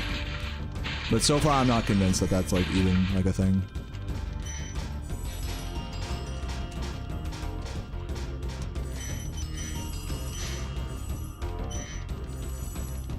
Mad_D. There you go. They're the one doing any %. You're annoyed by how expensive new cars are? Dude, I can't wait to read the rest of this message. You're so right. New cars are so ass for the price. And they're all made out of computers and plastic modules and stuff, so it's like you have to take it to like a dealer and stuff to get it serviced. No, it's a fucking mess.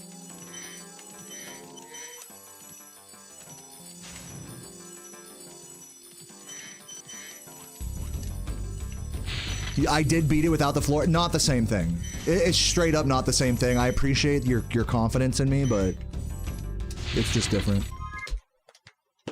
You're so annoyed by how expensive new cars are. Subaru advertised $269 month lease for 36 months.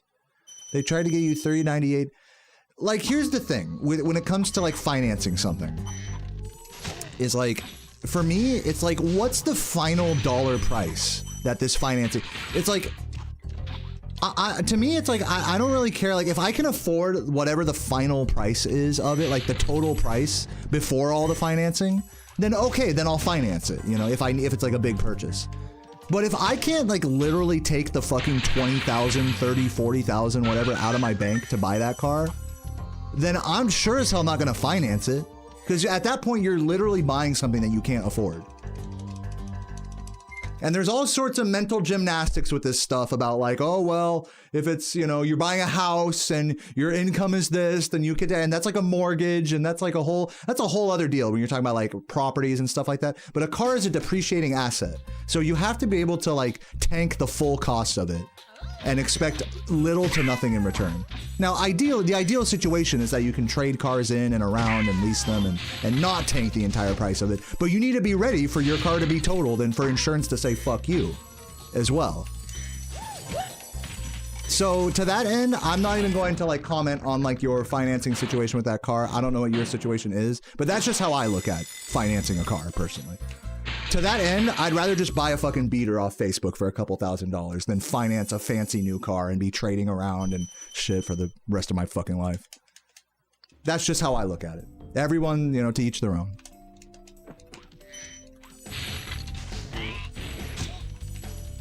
It's broken like a CarMax. A CarMax worker would be saying the opposite thing. They'd be trying to get you to finance shit that you can't afford. Dude, I'm telling you guys, having no car payment, it is amazing. Marian's right. Having no car payment is a fucking blessing.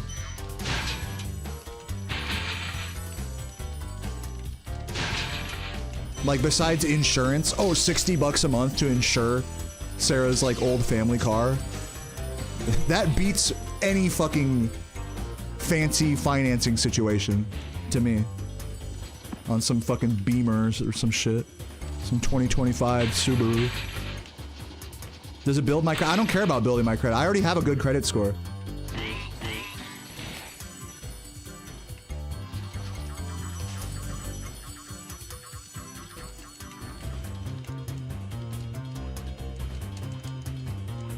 I could go take a mortgage out for a house right now if I wanted to. Like, my credit's fine. I don't need to be worried about building that.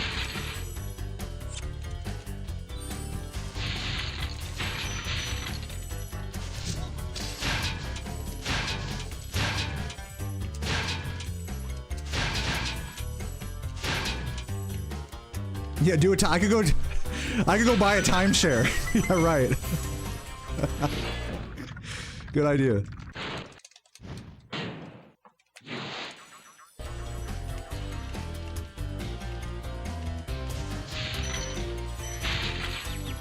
I think there was a time where buying a brand new car made a lot of financial sense. I think that time is in the past, personally. It's just my opinion about cars and the market and like how it all looks and what the quality of new cars are in today's age. They're not designed to last. Cars just straight up, you buy a new car nowadays, it's not designed to last. I don't care if it's a fucking Tesla, if it's a fucking Ford, Toyota, whatever the fuck. They're designed for you to get into like a steep, heavy financing situation and then trade it in over and over for different financing. They're designed to get you in a hole of debt, basically. And I'm just not interested in playing that game. You don't have to play that game to own a car, you know? Well, maybe some people do, I mean, but I don't. Thankfully. I'm lucky to say that. Oh, God.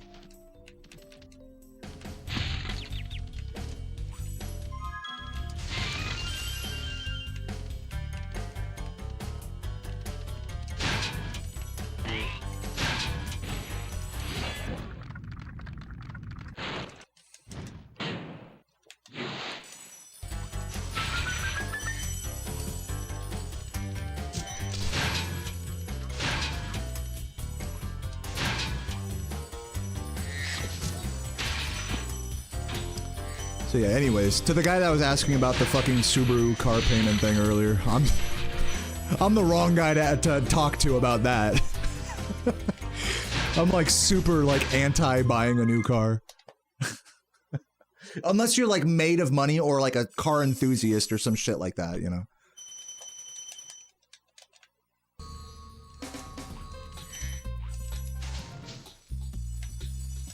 And even then, you know.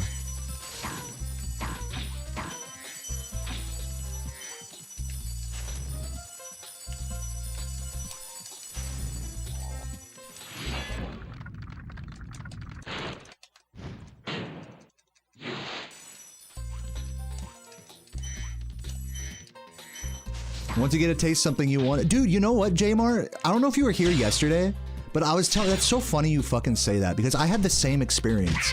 I was at a fucking, I'll just quickly TLDR this story because I told the whole thing on stream yesterday. When I went on a snowboard trip last weekend, it was at a resort that had a big timeshare presentation that you get a gift card for going to. So you wake up at buttfuck early in the morning and basically they just try to sell you a timeshare for like 2.5 hours, essentially. And so like the thing is the way they did it was they took me on a tour of the whole resort. And I keep in mind, my parents had timeshares and took me to different like ski resorts that had timeshares growing up. And so when he showed me the resort, it literally was like taking a trip, even though I had never been to this resort before in my life, it was like taking a trip down memory lane. Gorgeous mountain views and lakes and ponds and rich people driving their golf carts around. And then he showed me the unit at the very end, and it just, I literally had I had to like hold onto the wall for a sec because, and I was stoned. Me and the guy smoked weed too, which was funny.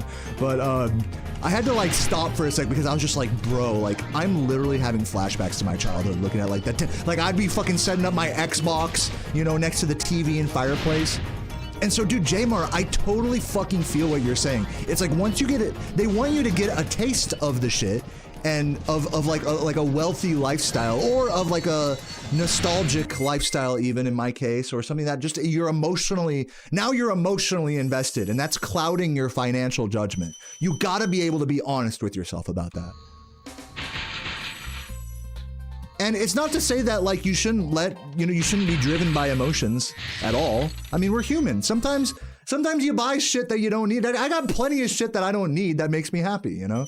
And if a car is that for you, then more power to you. But also, like, if you don't want to be in debt and like have a strong financial future, like a car, you know, not buying a new car is a bad idea. So you gotta like weigh those things. You gotta be so honest with yourself, like on both ends of the practical and the emotional. It's not bad to make emotional purchases, but if you're not thinking practically as well, like you're not looking at the big picture here, like everybody at that Subaru dealership obviously just wants to make a commission check off of you. They don't actually care about you, right? So you gotta like be constantly reminding yourself that. And it's tough. It's tough to weigh, like, when it comes to like buying shit, living in this fucking consumer capitalist world, you're constantly having to weigh like, do I really need this? And I'm telling you, every time you can say no and hold back off of a purchase, you're gonna be happy you did. You know? Every time you do that, for the most part. Like 90% of the time, if you say, do I really need this? Nah, but I want it. I'll just skip it this time. Yeah, I guarantee you 90% of the time you're gonna feel better you did that than the other thing of, do I really need this? I'll just splurge. You might feel good about that one like 10 or 20% of the time. Just think about it like a numbers game. Like, when was the last time you splurged? Can you splurge? Will you be able to splurge in the future if you splurge now? Like, give yourself the most chances at like a splurge, you know? A splurge doesn't even have to be like a fucking $40,000 Subaru, you know? It could just be like getting sushi one night, you know? Or going on a nice trip, you know, like what I did last week. Last weekend was a splurge for me. That was like $1,000 to do all that shit. It was all said and done. It was a splurge. We didn't need to do that, but goddamn, I haven't been snowboarding in 2 years. I fucking love snowboarding. I had a fucking blast. Sarah, I took care of, dude, Sarah was having a blast. Dude, it was super memorable, you know? So it's a really tough, like, world to navigate. Like, being moderate versus, like, living life, you know? So you gotta find that balance for yourself, is all I'm saying. I'm not gonna find it for you. You might want the Subaru, you know, that much. I'm not, who am I to tell you? I mean, I wouldn't, but I mean, you wouldn't either, you know? So, just don't let your emotions cloud your judgment. That's all I'm saying. Look at the big picture. Look at the whole picture. Look at it from both sides. That's what I say. And then make a decision. Give it time. This is the best. Let me tell you guys the best tip. Give it a week. Any extravagant purchase that you may make, give it a fucking week. And then pull the trigger if you still want it after. If you've thought about it, you considered it all, you've given it a week or a month or whatever, just give it some time. For something that big, I would say give it a month to decide if you are able to. But like the bigger the purchase, the longer period of time you have to wait before making, because these fucking salesmen, they capitalize on impulsivity. Is that a word, impulsivity? I'm telling you, man, like if you just give yourself even just a night after, you know, they try to pressure you, gotta buy it right now. No, fuck you. I'm gonna take a night and I'll come back if I want this deal at the dealership next time. And they're gonna try to tell you, oh, it's only for today. It's only for today. It's not only for today. They're lying. They're a bunch of fucking liars. They're trying to get a fucking commission check off you, so you can't believe anything they're saying. So that's what I'm talking about. You gotta like look at the whole picture.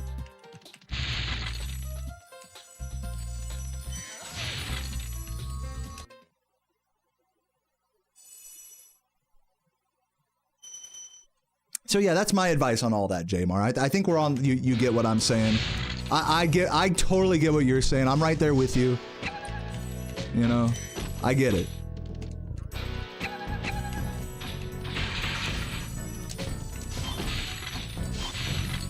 Here's a good example of like why I'm glad I gave it a minute. Like in that respect, I'm waiting with a certain purchase. There's a fucking dual shower head that I want to buy. So that way when Sarah and I are in the shower, the fucking nozzle can hit both of us at the same time from either end. And I've been wanting this fucking shower head since like January. But I was like, dude, I gotta give it a minute because it's totally like we don't need it. You know, obviously we'd have a fucking working shower, you know, it's like we don't need that. Also the water pressure might be asked. We might need to return it, you know, who knows. But at this point, I've given it like a month, and now I know, man, I still want this thing, and it's only, what, 200 bucks on Amazon? I've given it the appropriate amount of time, and now I feel confident in the purchase at this point. It's not an impulsive purchase anymore. So it makes you feel that much more happy about it. But there's nothing worse than buying something impulsively and then realizing, actually, I didn't want this, and now I can't return it. That's the worst thing. That's like you got fucked. That's like you're a victim of the system when that happens. And it happens every day to people. Damn ad. It's alright, you can... Go on YouTube. Well, here, I'll tell him after the ad. Someone give Jamar a sub, man. This guy's struggling with his Subaru, man. The least he can do is watch this shit ad-free. What's up, Sprout? Dude, thank you for the good vibes, the kind message, and the good luck. Love you, Sprout. We're poor out here. To be fair, you guys were super generous yesterday, so it's all good. No pressure.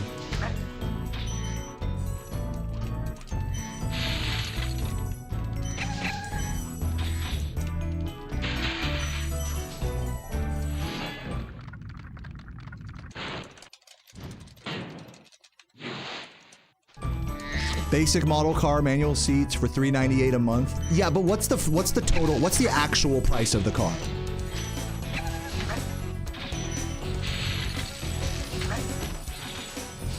Because the reason why they say, oh, it's just $398 a month, I mean, hey, but that's because they don't want you to think about the actual sticker price. What's the actual price that you're gonna have paid down by the end of your financing? Versus what's the price of that same car on Facebook Marketplace? You know what I'm saying? Oh shit.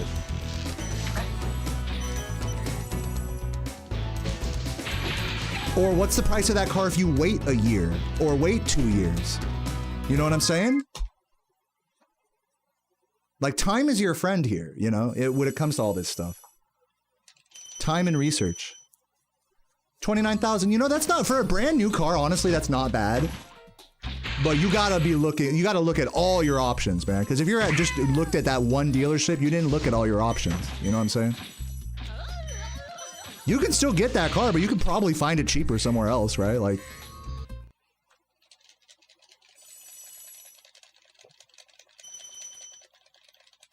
Yeah, I mean, of course, at a dealership, they want you to just think of it as $398 a month and not as a $29,000 car. But guess what? Those two things are one and the same. Look at it from every perspective here. Look at the big picture.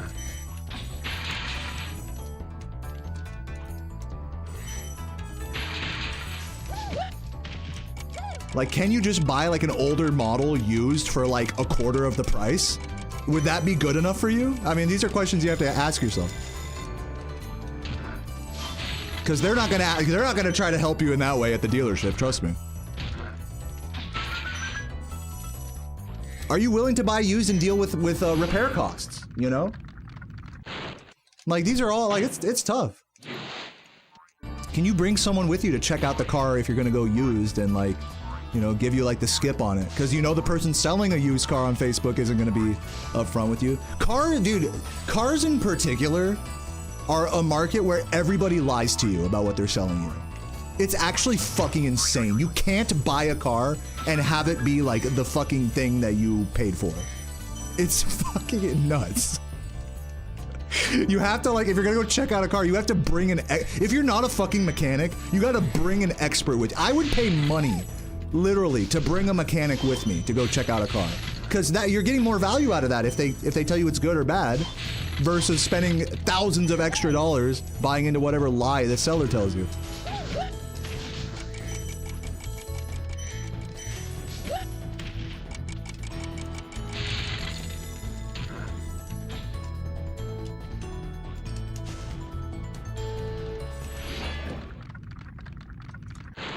Yeah, pre-purchase inspection. You should never buy a car without a third-party pre-purchase inspection. And believe me, many people trying to sell you a car aren't gonna let you do that.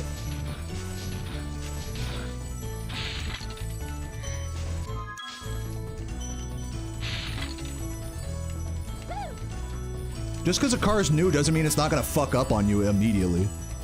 You know? Show me the pussy facts.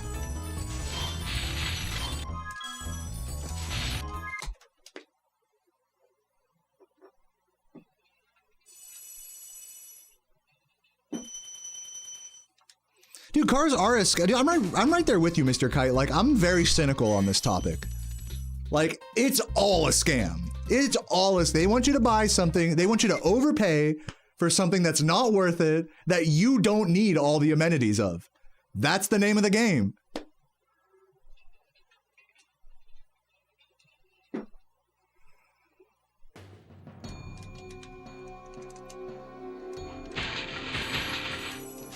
You need one in America? Yeah, I mean, you know. It's true. That's the unfortunate part. This country's designed around needing a car just to go from here to the store. I feel very blessed that even though I live in like a pretty car-focused city, like I can still... Granted, there's not sidewalks on this whole route, but I could theoretically walk to a grocery store, you know, like... I can exist and work and live and eat and stuff without a car, like... And I'm super lucky to say that, because most Americans, I would venture to say that 90% of Americans can't say that.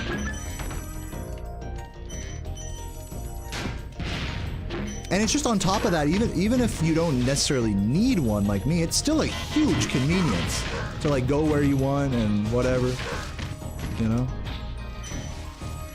So yeah, I mean, like, buying a car is a scam, but, you know, for a lot of people, you know, pretty much all of us, cars are low-key a necessity.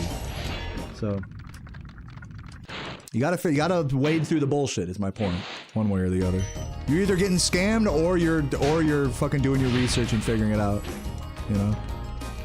So that's just what it is.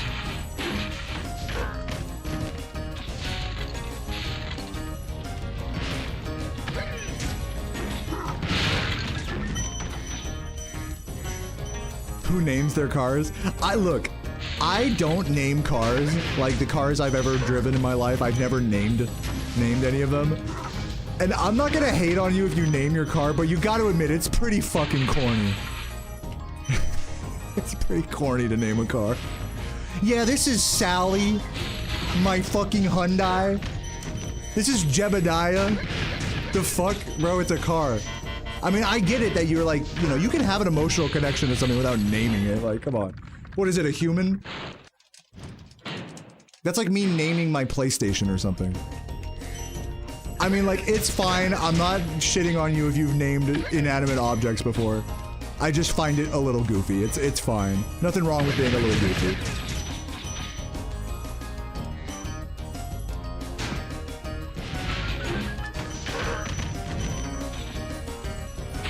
I like when people name their cars like something really really outlandish. Yeah, like if you have a really bright red car, name it Crimson Chin. I like that. That's good.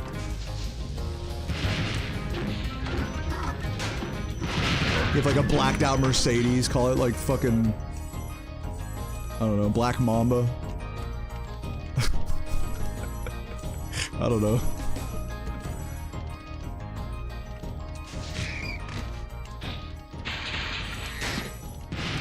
I'm not a good, obviously I'm not a good car namer.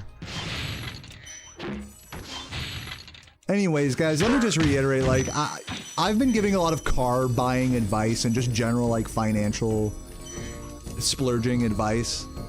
I am not, like, I don't buy cars, dude. Like, I'm not a car flipper guy. Like, I watch videos about it. I'm intrigued by the subject, but, you know. Take what I'm saying with a grain of salt. As someone that's just shirtless, that plays a video game that doesn't need a car, that just drives their girlfriend's beater everywhere, like, take that whole context into consideration with my bias on the whole topic, you know? I'm just straight up not interested by new cars, you know?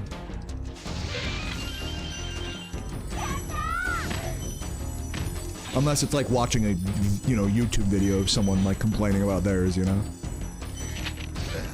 Bex, thank you for the fucking resub. Great to see you. Name your car Pussy Wagon. That's a good idea. This is the Pussy Wagon. Yeah, money talk with a fucking live streamer that like that literally lives on the support of his viewers. Yeah, I'm a real fucking finance expert here. You know what I'm saying?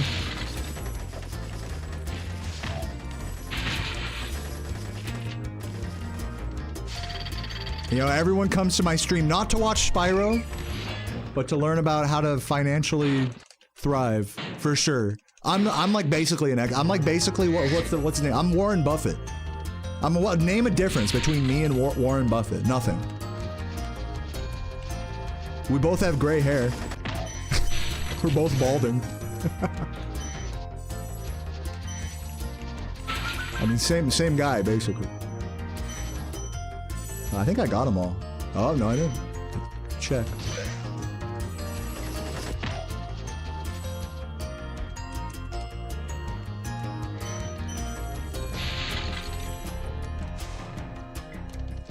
Five lives, yeah.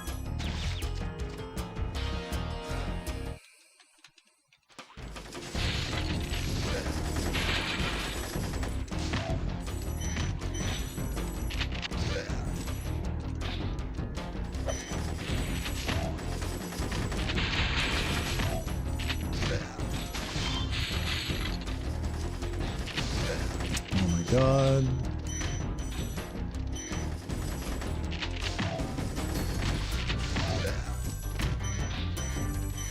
You thought this was Lumi Lor's? She raided me, that's what happened. You got transported on the bang bus over to this stream.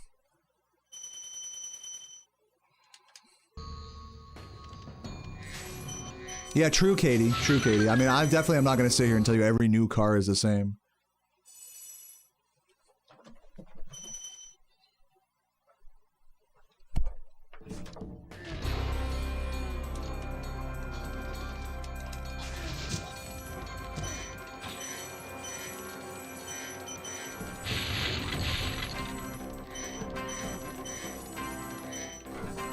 Put a girl on. How does he say it? Put a girl on. Dude, you know that video is fake, right, Michael?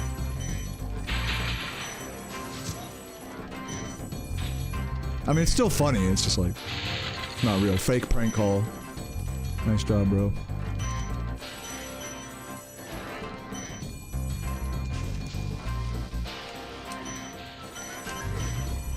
You heard me say John? Get that John out of here. No, I'm not from Phil. I say it like really stupidly, so no, it's like definitely some ironic slang from me.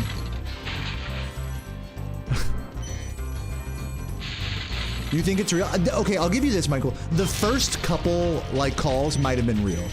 Those sounded real. Like he roped me in for sure.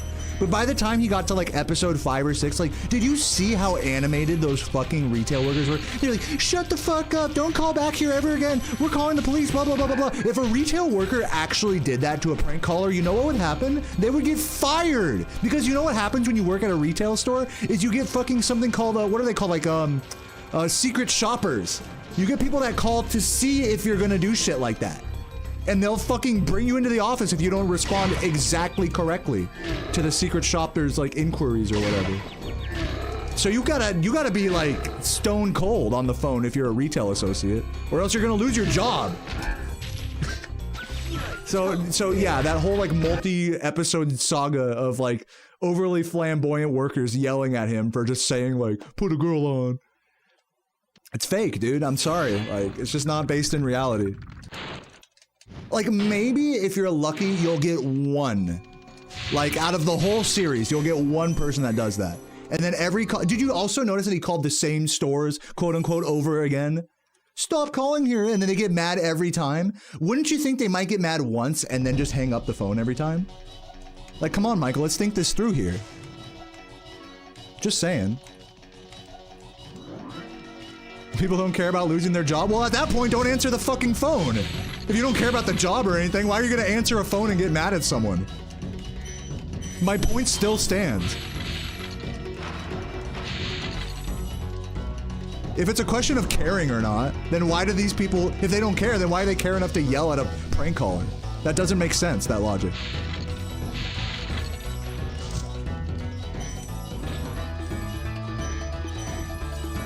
It's okay, I mean, there's plenty of fake content on TikTok. I'm just informing you what the thing you sent me was, that it's fake. It's okay.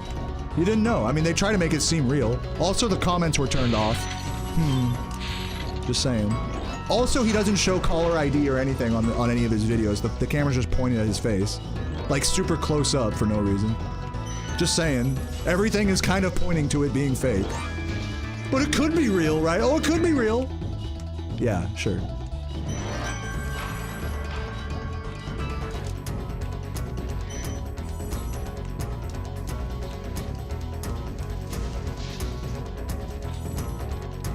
What are we on about? Oh, Michael sent me a video today of like a TikToker that fucking just supposedly calls GameStops over and over again. And it just says, put a girl on. Put a girl on, which is kind of funny because like they would get all mad at him and stuff and whatever. But I'm just telling him that it's fake. You know, I'm just breaking the news to him. Santa isn't real. Sorry. Still funny though. I'm not saying it's not funny. Gotta know what you're watching.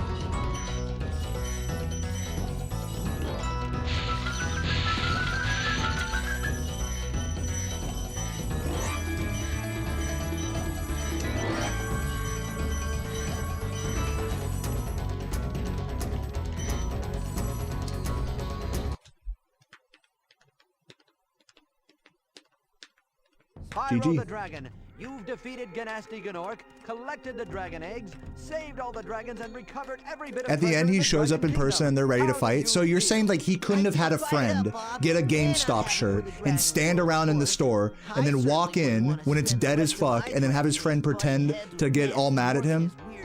Or he might know someone that works at GameStop. Like you're saying that these things probably aren't what happened. Come on. And I felt that Nasty, in spite of his misguided nature, was a worthy opponent. I'm just saying. Anyways. No, but it could be real. Hey, it could be real. Look, guys, 123. Finished a decent run. Never owned a car in my life. This is entertaining, and cringe people, this is great. This is cringe to you? I'm confused. I'll say this, you're right, I've never actually like outright paid for a new car in full in my life. I've been, again, I've been lucky enough for my parents to, you know, trade, you know, they're fucking around with all sorts of new cars, so they're trading in and they're like, okay, you can use this car for a while and we'll just put the registration in your name and okay, that's great, and then I move away and then now that old Honda Element I used to drive and get the catalytic converter stolen off of a bunch, now my sister's dog's boyfriend drives that. Soon to be sister's husband, actually. They're getting married this year. So yeah, I'm like, as I said, I'm not a fucking expert on this subject. So if I need to be an expert, like, and I'm cringe because I'm not, like, sorry. Like, this is my stream, I can just talk about whatever I want, you know? But like, full disclaimer, if I haven't given enough disclaimers already, I'm not like a fucking car expert here. I'm just saying it's a scammy business and you shouldn't get fucking emotionally manipulated. I think we all can agree on that. But I guess I'm cringe, maybe, whatever. I'm gonna do another run after this, and yeah. Should I take a break right now? I don't know. I feel like just kind of hopping into another after these credits. I'm chilling. I don't need to pee or anything. I'm gonna just send it. You know, drink some water, make it happen. I hope you guys are enjoying the stream right now. Feeling good. Hopefully. Oh, by the way, Sprout Garden. I missed this. Thank you for the sub earlier, Sprout Garden. Love you. Yeah.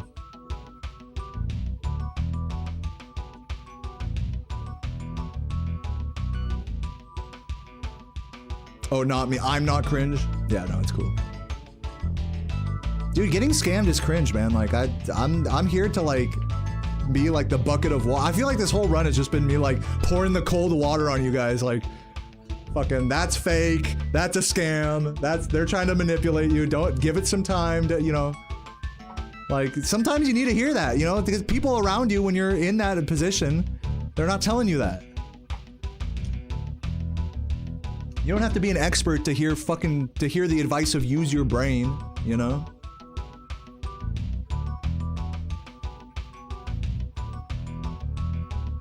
Yeah, no, true, dude. You know what, dude, man? You bring up an interesting point. Let me get into another run here, by the way. You bring up an interesting point. A lot of the things I'm talking about, like about getting scammed or whatever, or like getting a good car, getting a good deal on a car, a lot of it is just like Googling and doing your own research and like, what are the fucking common problems with this car? What are people experiencing with this? What are other sellers and whatever? A lot of it, the shit that I talk about on stream, if it's just purely like an info, you know, thing, you can just Google shit, you know? If it's purely about like the information I'm sharing here. But, you know, yeah, I'm not gonna pretend like the shit I'm telling you, you can't just fucking Google it, you know, like. Absolutely. Okay, but I don't know.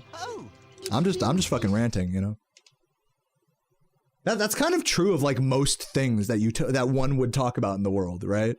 Oh, I'm interested by this. Oh, what do you think about this? Oh, just Google it, right? Doesn't that apply to so many things? Like, maybe like half the fucking conversations that we have in the world can just be boiled down to, just Google it. Isn't that kind of funny to think about? You know, like when we were kids, that wasn't the case, right? When we were little baby ass kids, you can just say, oh, just Google it. Well, maybe you could, depending on how young you are. Okay, rolling. Oh, it's been peaceful. Yeah, or in other words, do your own research. Don't take my word for this shit. Figure it out yourself, you know? You don't need a streamer to pour the cold water on you. Just do your own research and then you'll pour the water on yourself, you know? Yeah, ask Jeeves. Yeah, correct.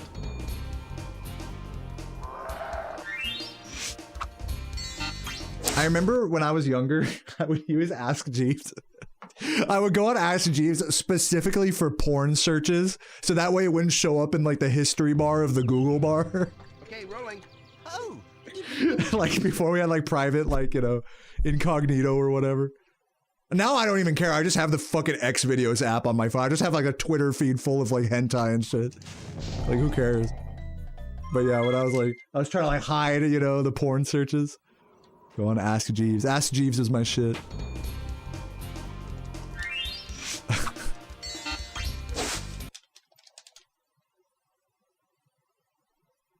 Dude, actually true, Pickle, because anytime you look up like an actual informational question, it'll give you the AI overview, which you have to look at that like critically, like to determine whether it's like accurate or not.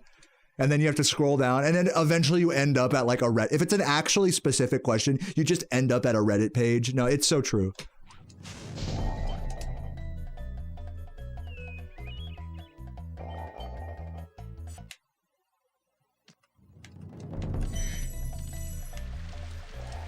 All right, second try. Let's get it going here.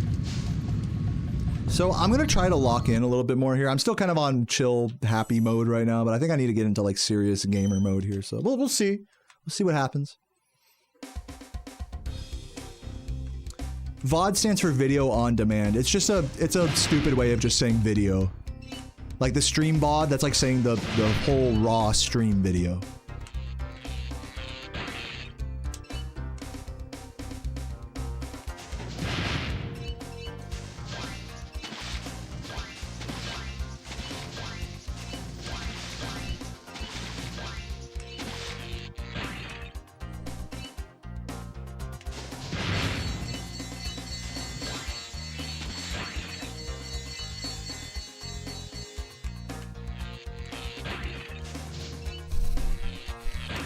What's up, Tulu? Thanks for the good lucks, guys. Like I said, I'm gonna try to lock in a little bit more here, be less talky, more gamey. We'll see what happens.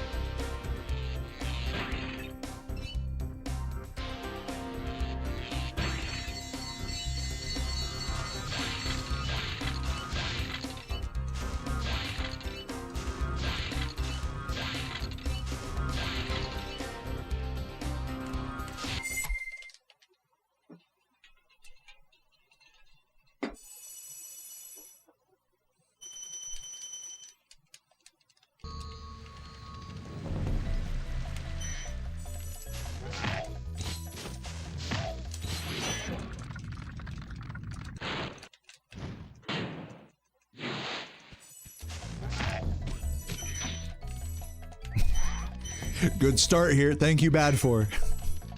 We'll see after Dark Hollow.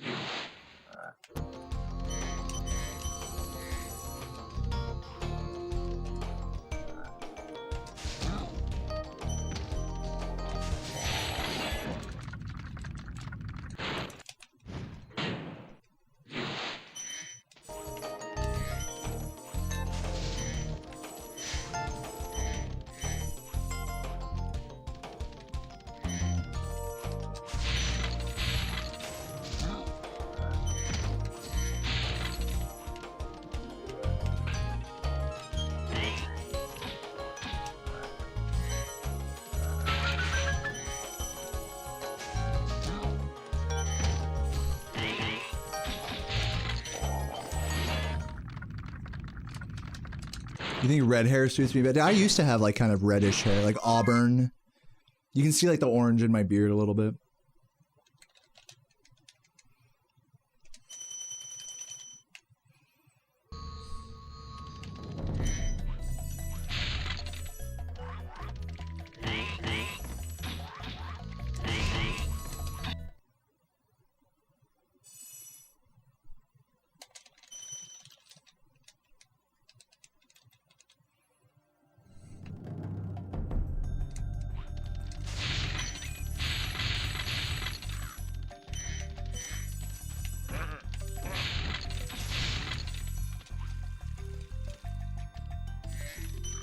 Almost missed that. It's wonky.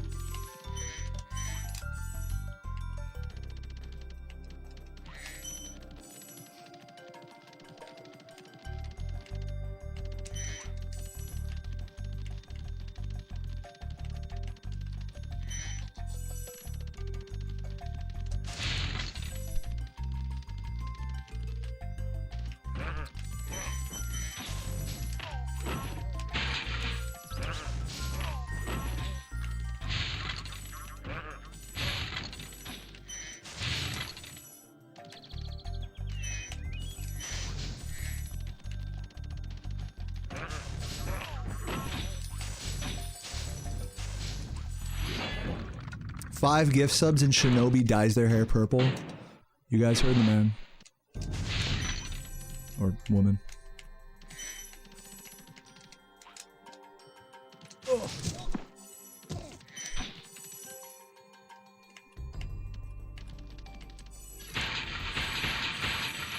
Not me. That was Shinobi. By the way, to clarify, that was Shinobi that said that, not me. I'm not dyeing my hair.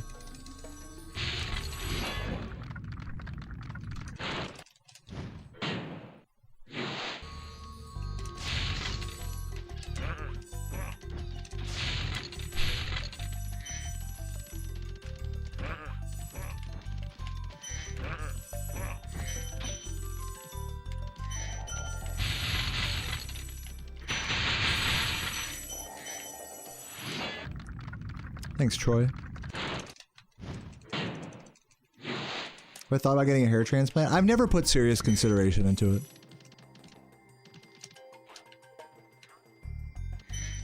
It's like a pretty huge procedure. And like, I don't know, like... I don't even know that a hair transplant would necessarily look good on me, to be honest. Maybe a haircut. We need to do step 1 first and get a fucking haircut before we start talking about that shit. Taking hairs off my booty cheeks.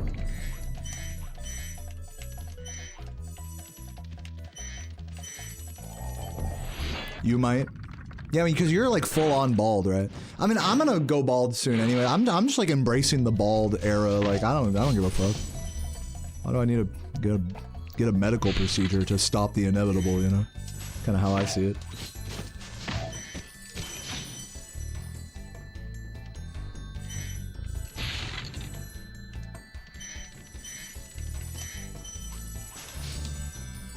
Think a shave would look good. A shave would look good. Honestly, I should trim my beard. I should get a haircut. Yeah. But I won't. So fuck me about a whole like medical procedure. That sounds like even more trouble. I'm just lazy, man. Fuck that.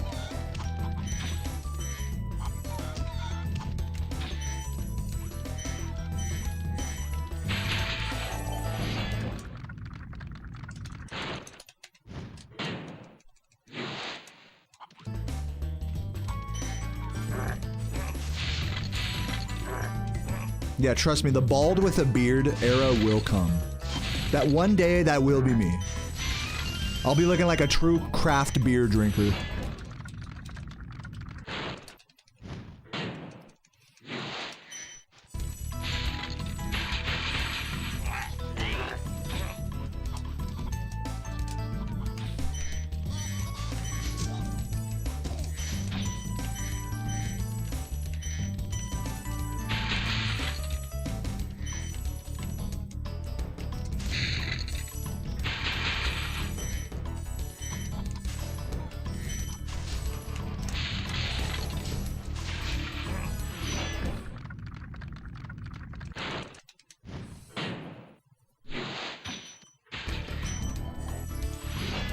I don't usually go for Deepa's lead whenever I go to a brewery. I usually go for Citra IPAs, which are notably lighter.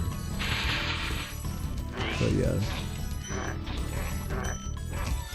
If that doesn't confirm my beer snobbery, I don't know what does. Have I ever shaved it all off? No, I actually never have. Thank you for the good luck, Raggedy. Yeah, a good hazy is fucking nice, man. Hazies vary a lot, I've noticed. Some of them are really citrusy, some of them are fruity, some of them are really strong, some of them are really light. You never know what you're gonna get when you get a hazy.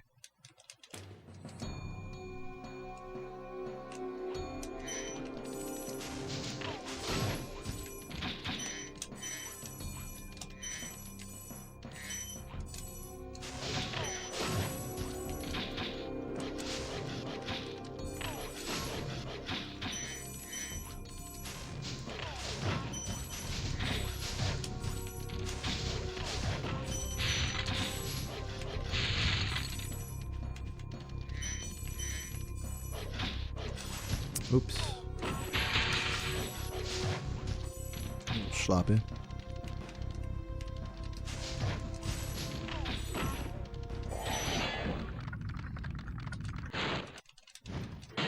Dude, hey, proud of you, Lee. Honestly, props to you for that.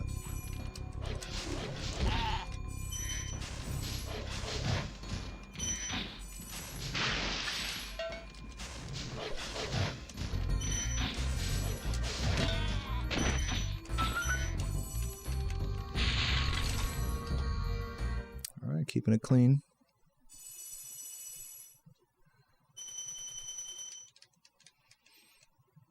In theory, beer sounds fun to drink. Dude, that's so true. In theory, beer sounds fun until you like actually try it and it's like, this tastes awful. No, I get it. But yeah, I've officially acquired the taste. So now there's no saving me.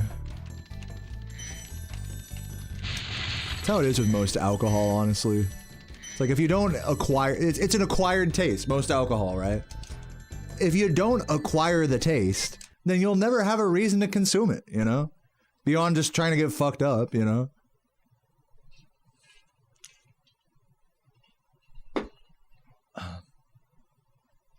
So yeah, follow your taste. To those of you guys who are just like, beer tastes gross, like, dude, you guys are so right. Like, I'm not even about to argue with you there. A lot of beer really does taste fucking awful.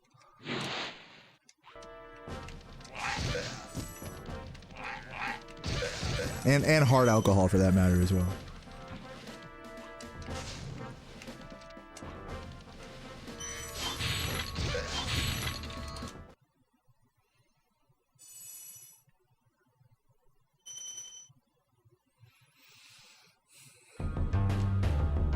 Ginger beer. Delish. Yeah, good sour is amazing. You can enjoy half a beer, then you don't like the taste anymore. That's me when I'm like, when I'm on my like third or fourth beer. Usually. But on my first beer, it just depends, like whether I've eaten or like when I most recently consumed alcohol and how much. All of that affects how much I enjoy, like, you know, what number beer I'm on, what kind of beer it is, what the environment is. You know, whether, like I said, whether I've eaten or not. All those things affect, like, how satisfying a beer is to me. Some days, like, sometimes a beer just hits like no other. But other days, it's like, you know, you're trying to drink a beer and it's like you said, it's like you can only get through like half a can and it's just like, nah, you know, it's nah.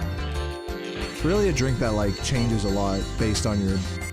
The enjoyment factor changes a lot based on your body chemistry situation.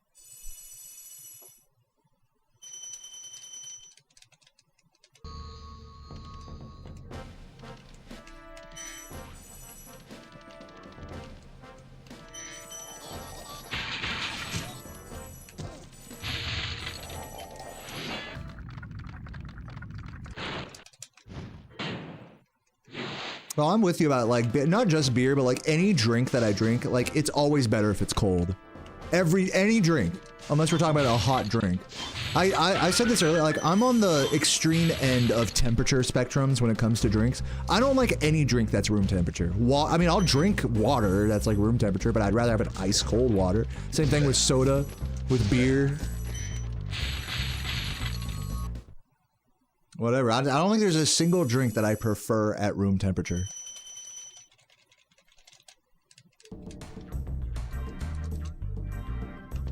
Yeah, soup or tea or coffee. I need all of that shit to be near boiling. Like, unironically. I need it to be like, I need to, like, do the slurp, like, so I don't burn my fucking mouth. I mean, I don't need it that hot, but, like, ideally, you know, it's that hot.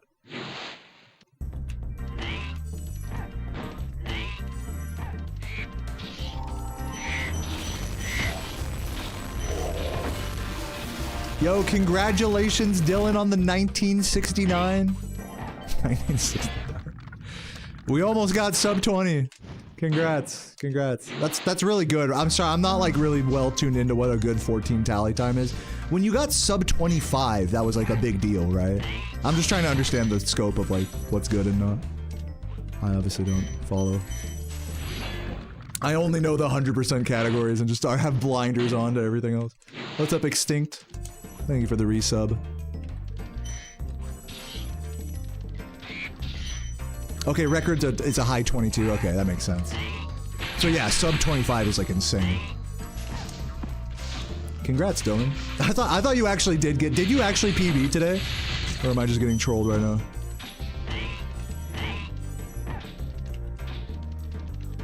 I'm guessing not. Yeah, trolled. SMH. Here, I was about to tell everyone in my chat to type GG. Good thing I didn't embarrass myself that much.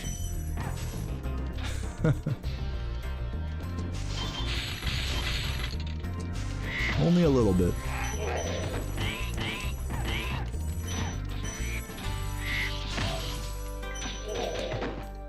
Oh my god.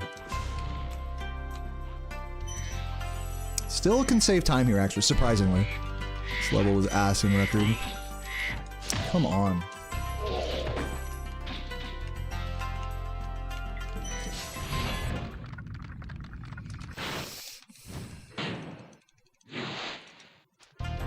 You want me to troll the next person I raid like that?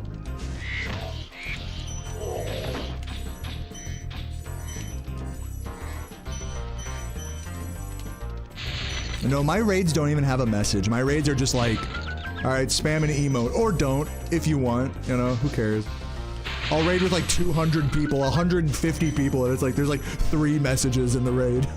We're all just stoned lurkers. A couple of good lucks, maybe. Those are what my raids are like.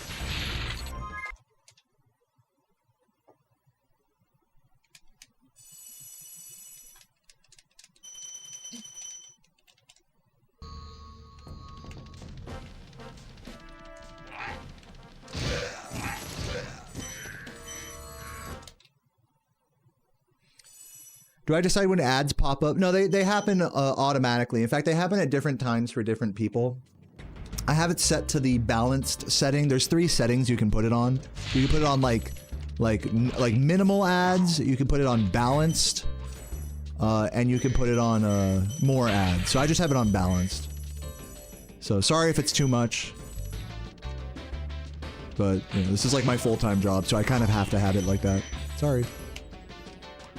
But you can consider... Actually, dude, the fucking annoying thing with YouTube is doing YouTube membership doesn't even get rid of ads. So it's like, I can't even say like, oh, just member. It's like, no.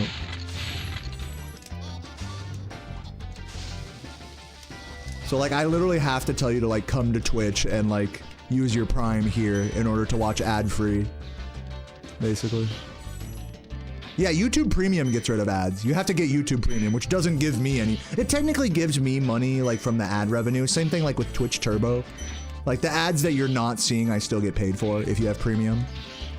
But it's not, like, the same thing as, like, directly giving me money. I am losing time here. What does membership even do on YouTube? It basically just gives you some emotes and a badge. That's about it. Like, it's up to me. It's annoying because YouTube puts it on the creators to, like, give value to membership. So, like, if I was, like, a really good YouTuber, what I would do is I would sneak peek my videos on Patreon or, like, for YouTube members only, or, like, do some member-only live streams. A lot of YouTubers will do that. But since I'm like a full-time live streamer, it doesn't make sense for me to like cut off half my audience, you know, just for no reason.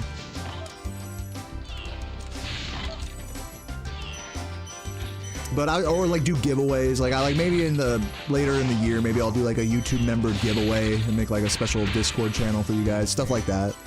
Like how I did with my tier 3 Twitch subs.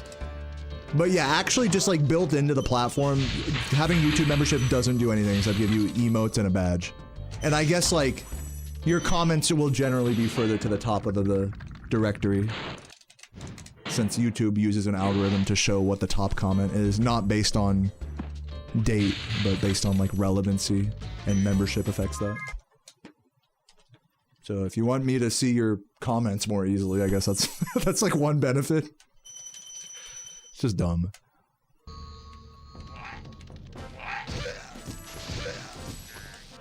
Oh my god, really? Dude, you're kidding, bro. Can I fucking hit that? This is like, this run's kind of going downhill. I need to focus.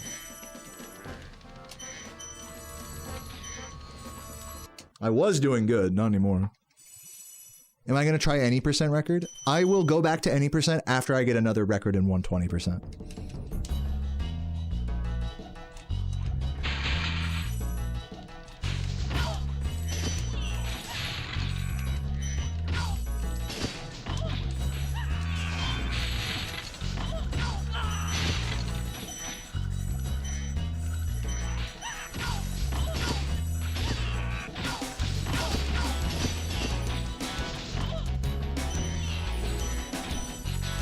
I'm so close at number 2. Thanks. You know, as we all know, world records are the most important thing.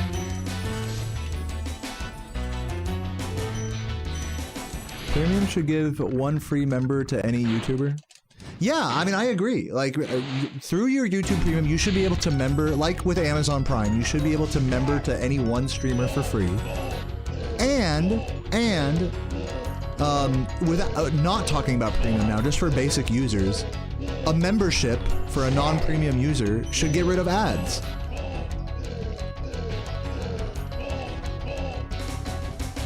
That makes it way more of a selling point for sure.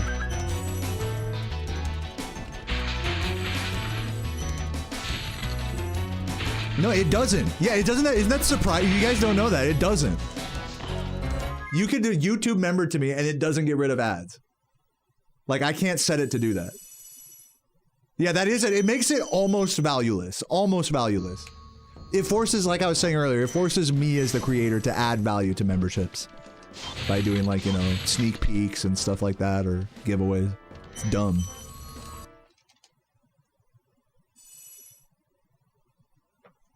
You need premium and member? Well, no, if you just have YouTube Premium, you don't see ads on anything on YouTube. That's why that's like the strat, honestly. The strat with YouTube, guys, this is the strat, is you gotta get on a family premium plan with like a few other people, and then just share the cost that way. So it just ends up being less per month. That's the strat. That's like what I do with the, like, I'm on a family YouTube Premium plan.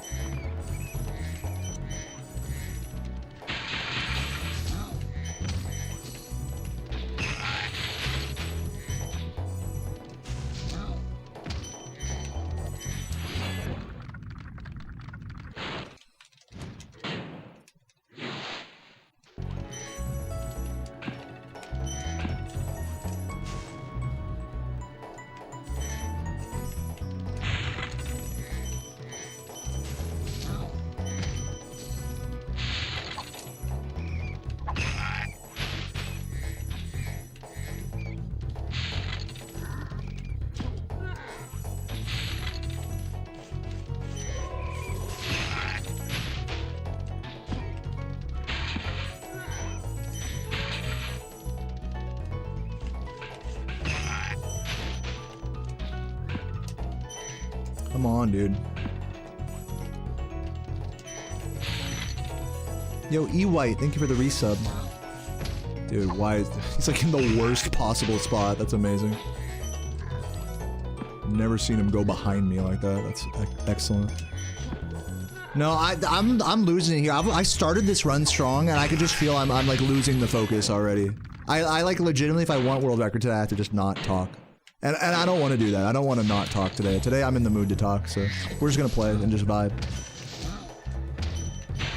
Just saying it like it is, everybody. I only am 100% honest with you. But I'm gonna fucking try still, you know. Can't stop me from trying my best.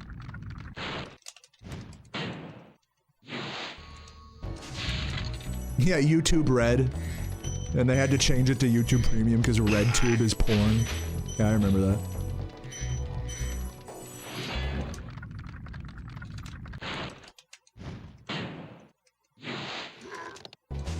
Well, thanks for doing that, Alcatraz, but just bear in mind that there will still be ads, even if you member.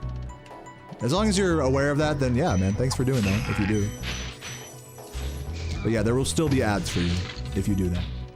There shouldn't be, but there is.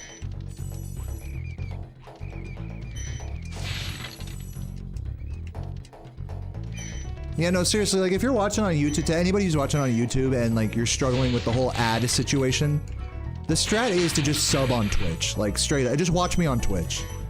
Like, if the ads are annoying and you don't want to get premium, totally understandable, just subscribe on Twitch. If you watch me, like, every day or whatever, just subscribe on Twitch. It's just easier, especially if you have Amazon Prime, the free Prime sub. That's the strat. Even paid, it's, like, cheaper than paying for premium. If you only are, like, if you only care about getting rid of the ads on my stream, that is.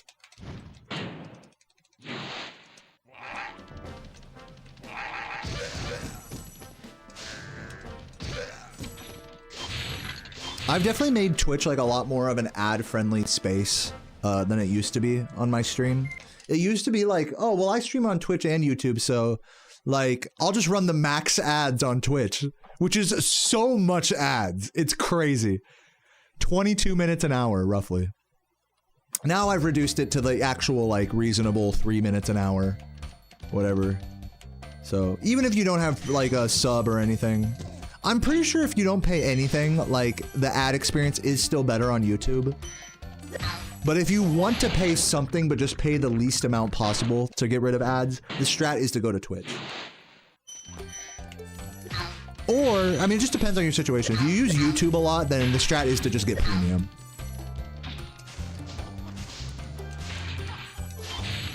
And this is like not considering like if you're using like an ad blocker or like a third-party YouTube app or any of that. Which of course you could do that as well. So there's options.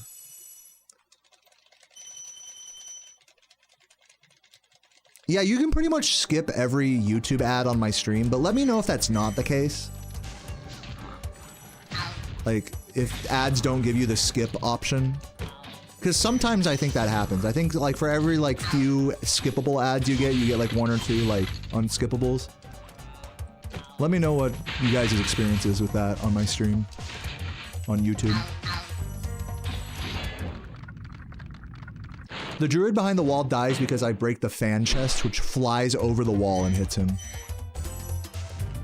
Yes, that is a real mechanic in this game.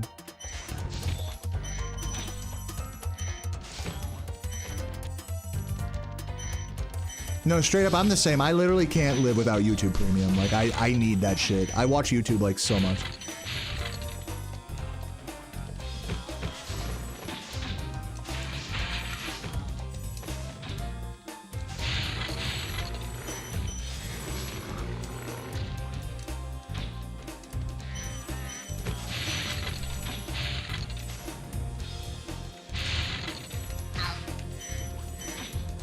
Make it.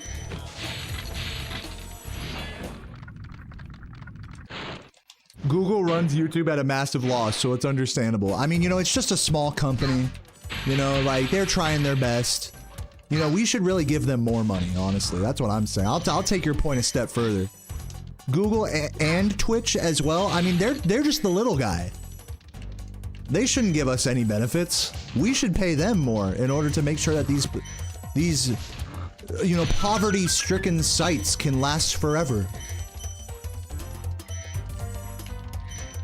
That's what you're saying, right?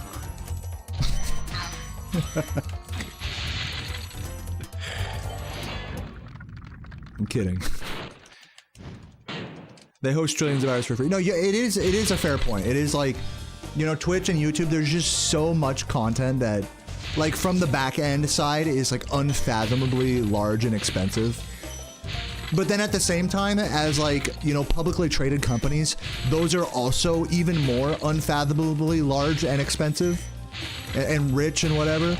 So it's like for us as just basic like consumers of these platforms, I think it's almost impossible for us to know like whether these companies are really like financially thriving or struggling or whatever the fuck. You know, it's impossible to know. It's just such a big fucking complex. Each of these companies and systems is so big and complex. Yes, there's tons of expensive hours of video that has to be hosted. And yes, Google makes billions of dollars. So like, how can we even begin to know like what the actual cost efficiency is there? We can't. So I think it's kind of a moot point to be like, ah, well, it is expensive to run a platform like this. It's like, the truth is we have no idea. That's just the truth about it. We can like try to understand it, but we'll never like really get to the core of like Google or Twitch's like financial situation.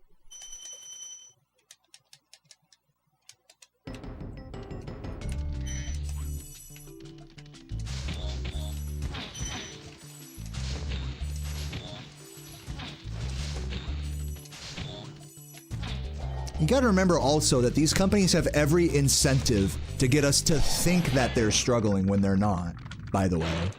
You know? Like, right? Like, it's kind of up to us as consumers to vouch for for more benefits than what we're, you know, currently given with these platforms. Otherwise, they're just gonna keep taking away benefits for their own profit. Under the guise of, oh, well, we're struggling, so we have to get rid of these highlights. But we don't know if that's like really true or not. We just can't. So it is a big smokescreen.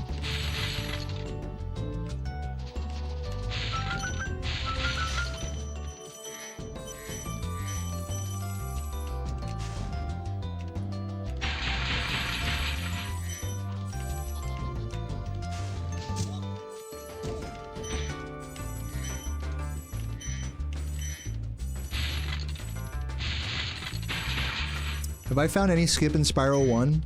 Not really, to be honest.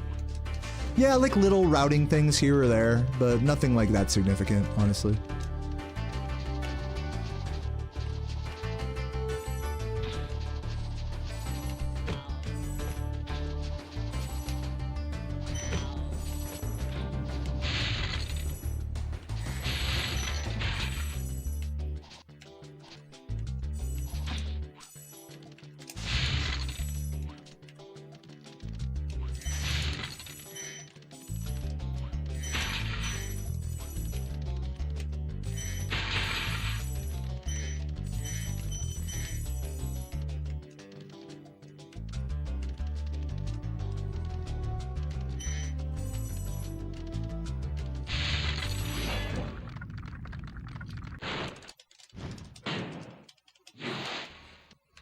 Never gets old, dude. So true. Even for me, like doing that supercharge, it really doesn't get old. It feels so good. Especially when you like clean it all up nicely and stuff like that. It's such a nice section of execution. Even like the part like immediately after the supercharge, just a lot of interesting like movement there. Saving time.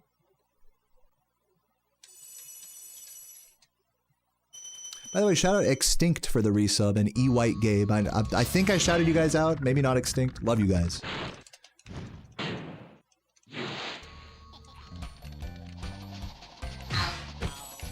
Yeah, I don't know if that was a real gold or not. Maybe. Oh, barely hit him. Close these blinds. Was getting a annoying glare on the TV there.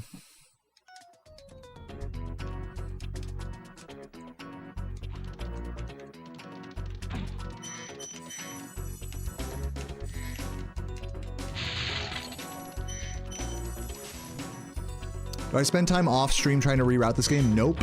What I do off stream that's like relevant to like my speedrun learning of this game is I'm just active in the Spyro speedrunning Discord. So anytime someone comes up with a new route or something like that, I'm like one of the first to see if they choose to share it there, which most people, you know, who are give enough of a fuck usually do. So I'm still like, I would say I'm still on like the bleeding edge of like routing and trick hunting and stuff in this game, even if I don't do every little crazy thing that's found by Squid or Days or whatever. That was way too early. Losing time. But no, I don't do that work myself, because like I already spend so much time like doing runs.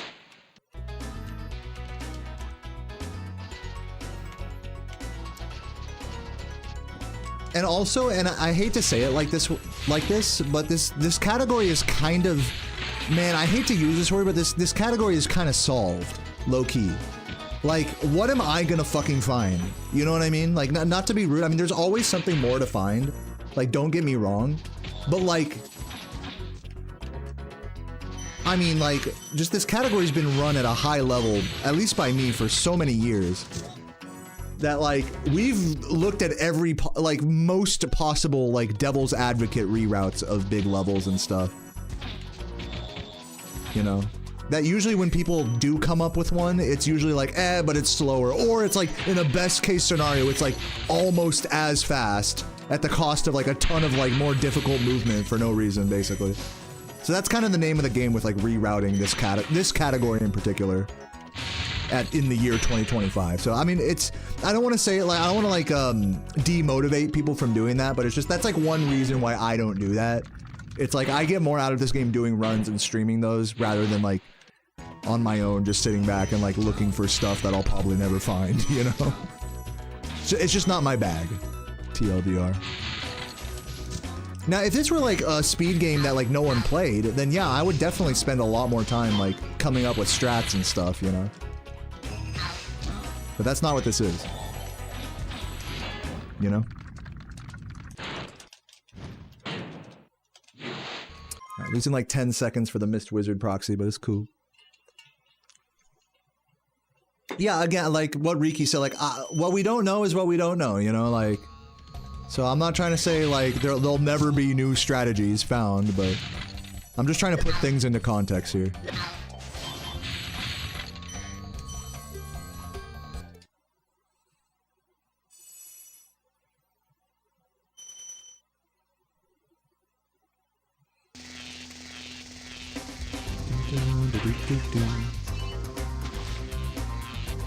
Yeah, the triple spring chest. Yeah, I love that there's like multiple triple spring chests in this category now, like in Dry Canyon.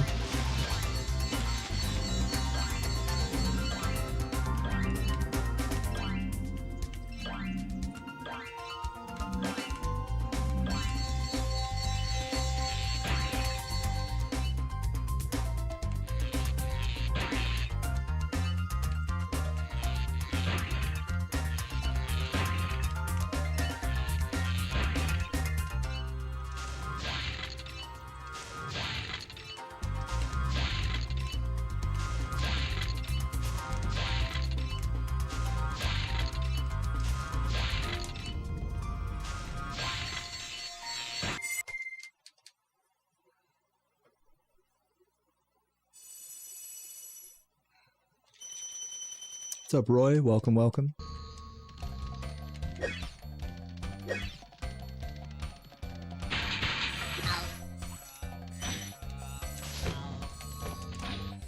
How are non-collidable walls discovered in Alpine Ridge by accident? But yeah, by accident.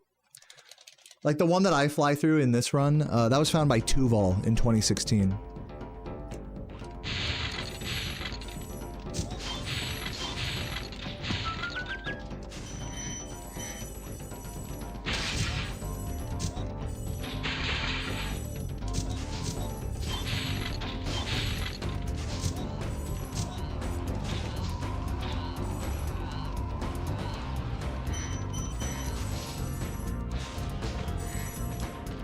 Like, there's a couple of spots, like, where there's, like, no collision that could potentially help with the speedrun route in 120%.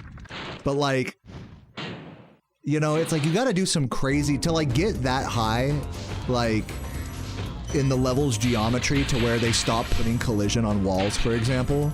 Like, you're gonna have to do some crazy, like, frame-perfect proxies or some shit to even get that high in the first place. And again, like, people have searched for all of that stuff for over a decade, you know, in this game. This is definitely not like a game that has like a lot of room, especially this category that has like a lot of room for new things to be found. That's not to say there isn't any room, it's just that there's not a lot. We are scratching the ceiling here of like possible things to be found. The biggest possible thing that could be still like found in this game would be a way to skip these balloonists. That's it. And we have no idea how to do that. Jesper, thank you for the super chat. He says, in other news, you're going to be a dad. Hey, everyone say congrats to Jesper in the chat. That's huge, man. Good luck on on all that. that's a lot. So good luck to you, sir. I know it's probably maybe a little intimidating, but I hope you're looking forward to it.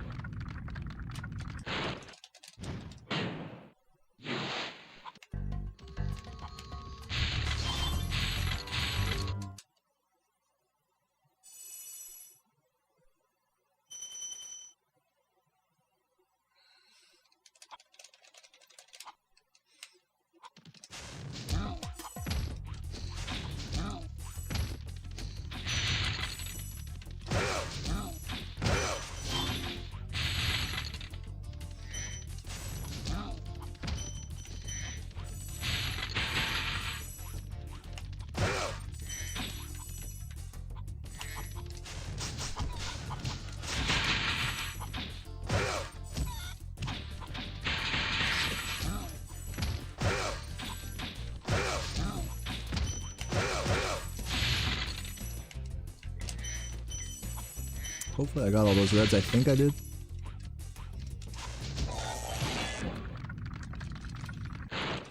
Yo, Alcatraz, thank you for the YouTube membership, man. Appreciate that.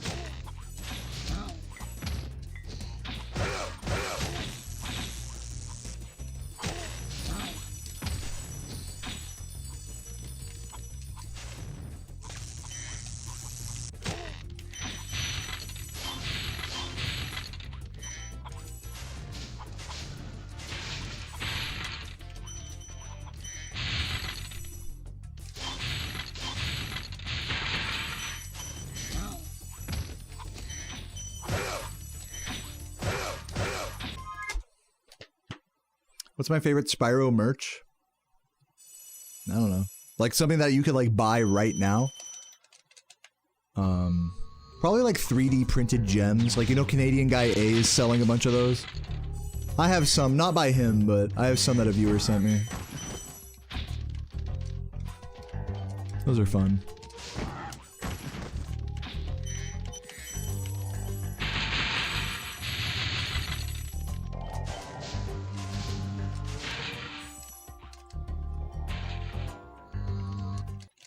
Somebody also sent me a bad dragon dildo as well that's like purple, like definitely meant to be like Spyro themed.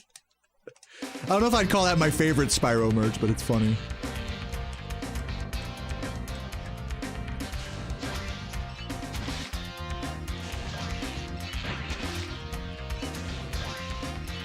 It's like comically large, like it's like ridiculous. Like we can't even use it, you know, it's like it's that big. It's not going in my ass, I'll tell you that much.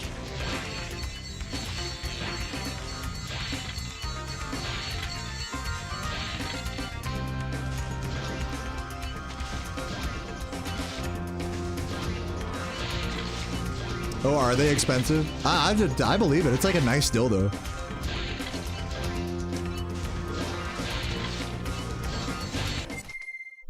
I mean, it's literally just sitting like in a drawer. Like, I don't know if I should get rid of it or like put it on display or what. Like, low key, I'd like low key, I'd want to send it to one of you guys that would actually like use it. So hit me up if you want a giant purple dildo looking like San Andreas or some shit.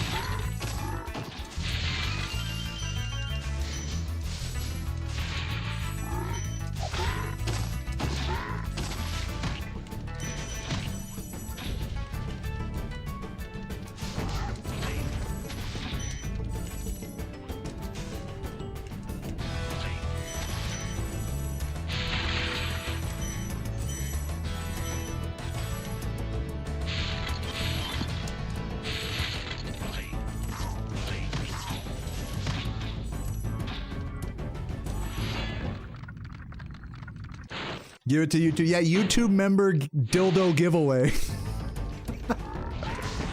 Now I'm giving these members some value here. If you guys can't get ad-free viewing, you can at least get a fucking raffle for a dildo.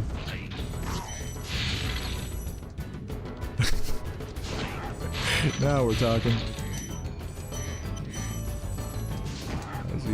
fucking with me.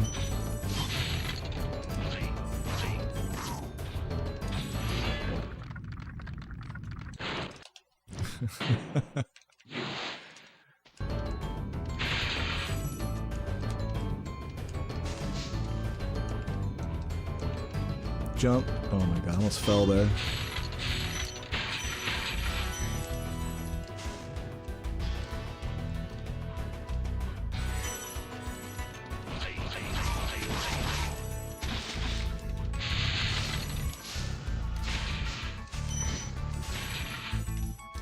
Please make this. Just barely.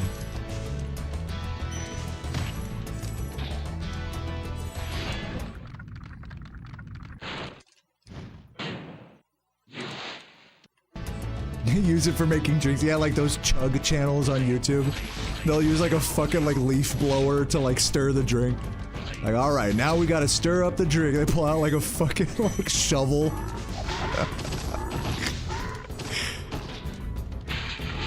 Yeah, giant dildo.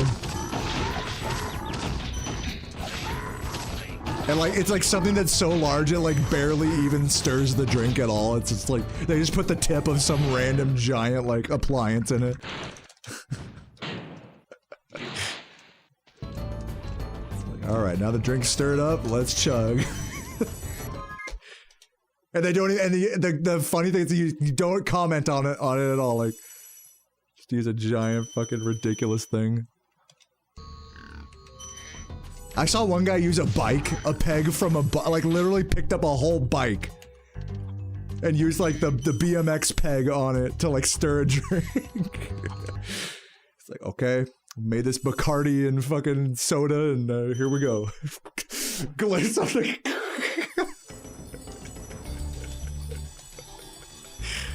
Oh man, chugging channels on YouTube are great.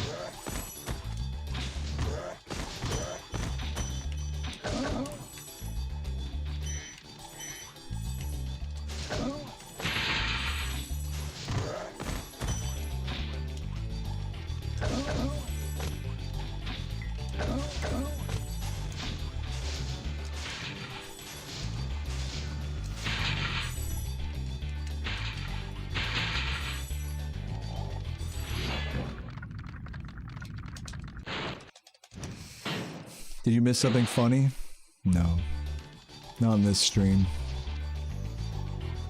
No, we're just talking about dildos. Oh god. Yeah, that was almost fast.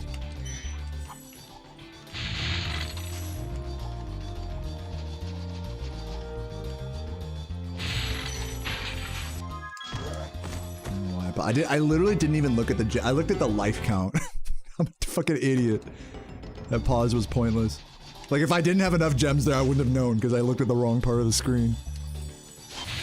I'm like, 3 lives? Like, okay, let's keep going. Like, duh.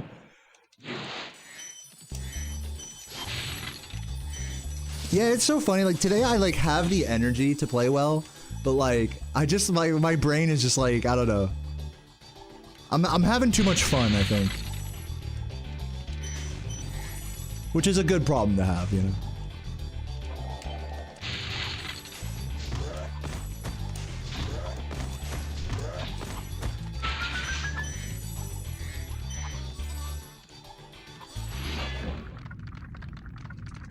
You guys really want me to send you this? Look, if anybody wants a fucking giant purple bad dragon dildo, I have one. I don't use it. We don't use it. You know, just fucking DM me, man. We'll figure it out. I ain't giving that sucker away for free now that you guys told me that shit's like fucking fancy. So hit me up.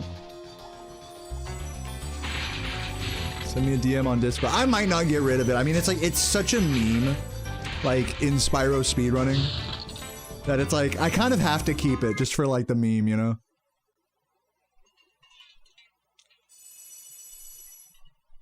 Tried it out, not on myself. That's all I can tell you. I'll tell you this. We can't use it. It's not usable. It's too big.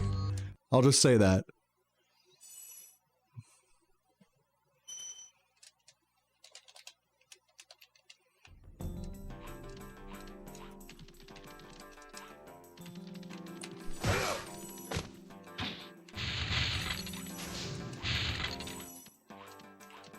I'm kind of down to display it. Like, I don't care. Like, we have like a whole like bookshelf full of like Spyro merchy stuff. I don't think the dildo would fit on there unless I put it on top, maybe.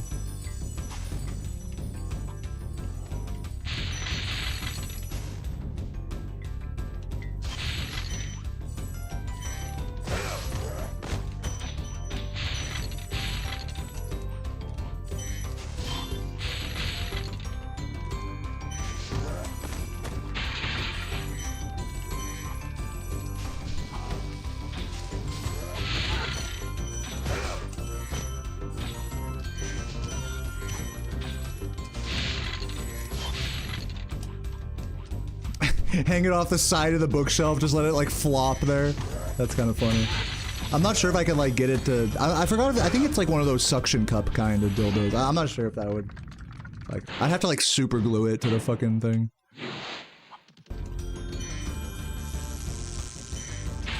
That'd be pretty goofy. Just a dick hanging off the side of the fucking shelf. I would be down, but I gotta see if Sarah's down for that. Something tells me she's not down. To just have a fucking dick hanging off of our Spyro shelf.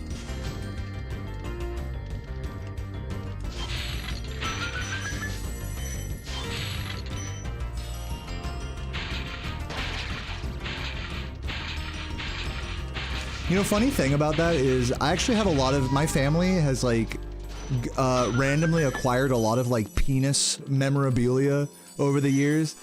Keep in mind, my family's like super like hippie, like artist, you know, my parents traveled all across South America and stuff. And if you know anything about traveling in Latin America, especially, is you know they have like those fucking like little dolls. This is common with like Native American, like, you know, fucking gift shops as well, is they'll have like the little wooden figure that when you lift him up, his dick pops out. You know what I'm talking about? He's like a little wooden doll and it's just like lifted. It's like penis, you know? My parents have a bunch of those. Not a bunch, but they have like a few of those. They got like some penis, like, you know, handmade penis mugs. It's pretty funny. They have a bunch of like nude art, you know, on the walls. Like our house is just randomly like penis themed. It's pretty funny. So I have no qualms about it. I feel like it would only be appropriate that I fucking like display a penis on the fucking show. I'd feel like I'm at home, honestly. I'd feel like I'm back in California. Yeah, people always point that shit out when they come to our house for the first time. Like, what's with all the dicks everywhere? So funny.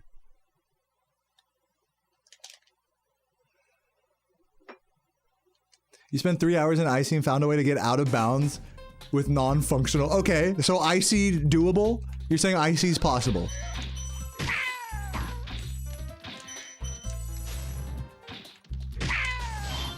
Like, I'm gonna make a whole day out of it. I might even do like multiple days of this stream. Like, if it's possible, but like just barely, like, I'm down for the challenge. From SoCal.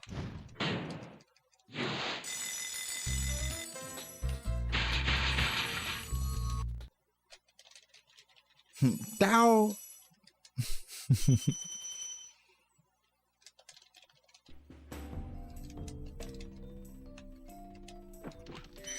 Oh yeah, you too, Sot.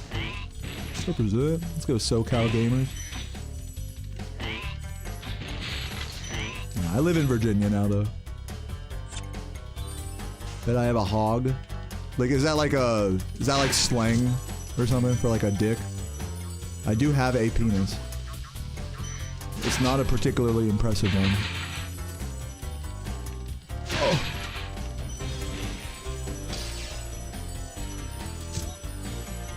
The issue is that you had to overwrite the fairy saving like the what?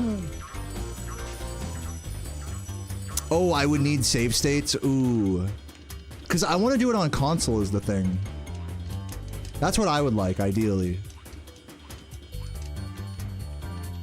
I know this is probably a huge ask, but there's no way to like implement save states into the mod.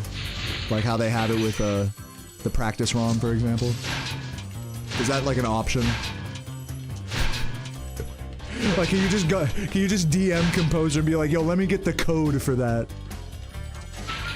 And just take the code from there and just put it in your thing. Easy. My dumb brain. Like, it's just that easy. Leave the console on. Like, I can't save the game is what you're saying. I could leave the console on. I mean, I could do that. I'm not, like, against that.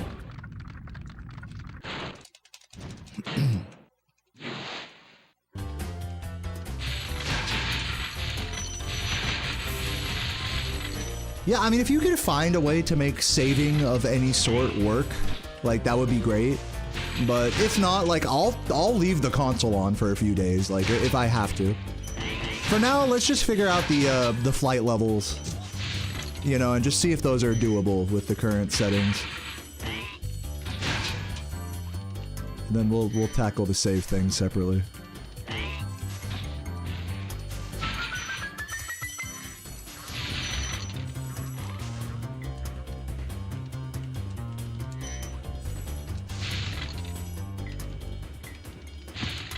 How did today's run go? Well, this is run number 2, and it's looking like not world record, so welcome. Enjoy. First run of the day was a 123. I've just been, today I have like good energy, like a good energy level, and that's coming out with me sort of distracting, you know, talking and just having kind of fun. I'm just having fun right now. So yeah, sue me.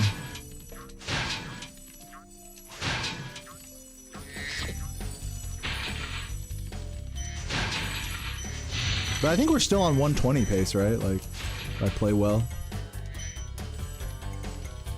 But yeah, if I'm not like ahead, like here. Yeah, if I'm not green on world record here, world record is basically impossible. Straight up. So yeah. But still really good pace. I mean, can't be mad about that. I'm just gonna take the death. I should try doing like one of those like slide off fall things there.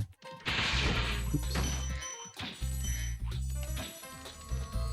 Like, there's definitely a couple of unimplemented spots that I could do that. Like, falling off a ledge, like, and then pressing down to, like, fast fall.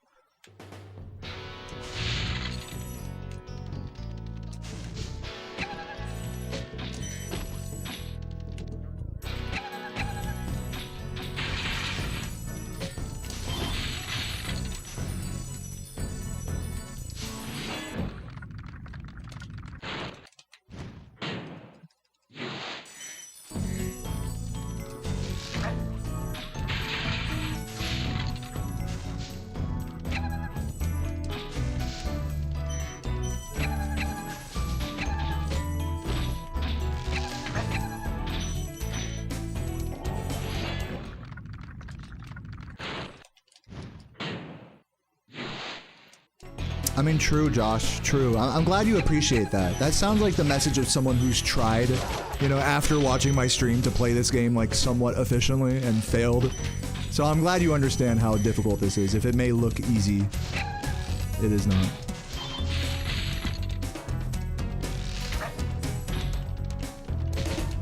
Kind of fucking up a little here.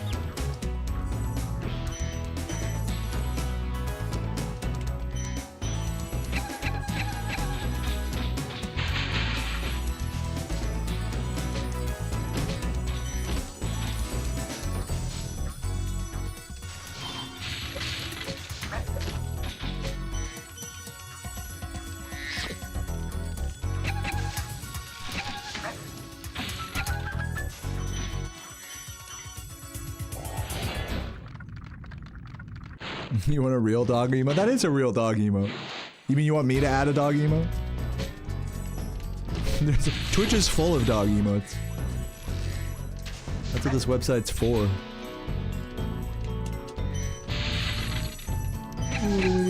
I think, who had the actual emote of the dog from this level? I think Stooser.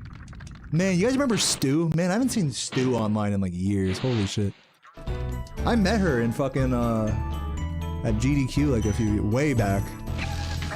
Way back. Her and John. They were like the little Spyro crew. Me, Stooser, and John were like the fucking like 2019 AGDQ Spyro crew. And Wed and Nitroff. But like, it was me, Stu, and John that actually like played Spyro 1. We were the only people that played Spyro 1 there. Like to any real capacity. Yeah, and those were the days. The flashback. Yeah, she had a fucking doggy, man.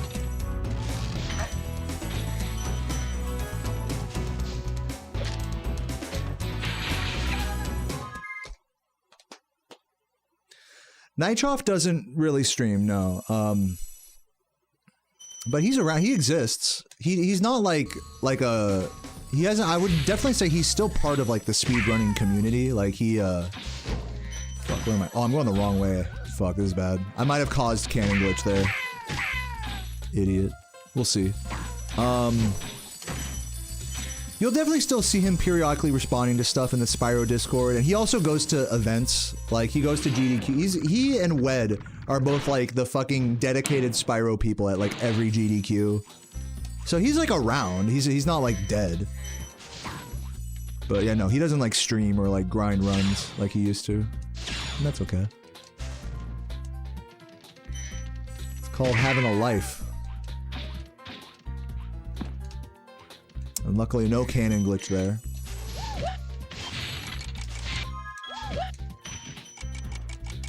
Yeah, I made a whole video, Weird Slob, you can check out on my YouTube. It's called like Spyro's oldest glitch was finally solved. So you can watch that if you're curious to learn about why cannon glitch happens. It locks on, TLDR, it locks onto a fodder behind the wall. So getting close to the fodder, or like getting close to those two metal guys, triggers the fodder on the other side of the wall. You didn't imply he was dead? No, when I said dead, I mean that like metaphorically. Like he's not like online. I didn't mean literally. Sorry. Sorry for the miscommunication, Big Brother.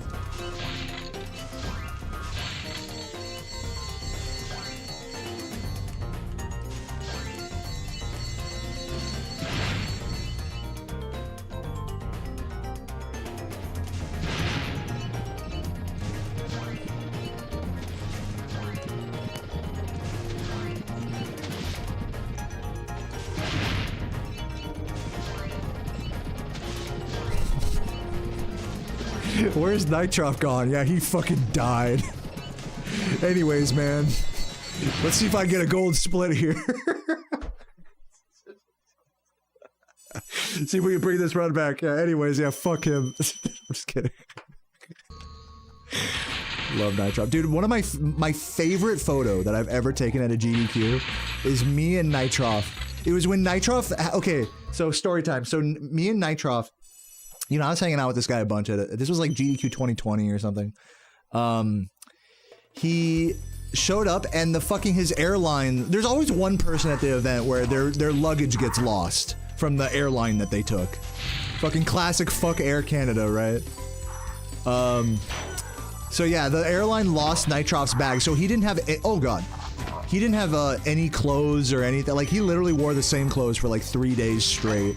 And they were starting to get kind of smelly, I remember. But then one day, he fucking came into my hotel room with his bag. And he was like, this is the most excited I've ever... Keep in mind, Nitroff is normally like a really deadpan kind of like... He doesn't like really show... I mean, he's like he's like has emotions, but he doesn't like always... He's not as animated as I am all the time. But man, this guy was in such a good mood. Bro, he was like fucking popping off. He was like, yes! He was like fucking doing Fortnite emotes in the fucking hotel room. And there was a picture that someone took of me standing next to him, just being flabbergasted at Nitroff, like fucking like, he was like a whole nother person. It was like someone gave him like a crack cocaine or something. And he was like in this fucking clenched, like fucking crouched position with both of his arms pumped up into the air like this. And I was just looking at him like, there he is. With our badges, oh my god. I have to show you guys that photo. Remind me to show you guys that photo after this run. I'll have to like dig it up and show it to you guys. That is like the best Nitroff photo ever.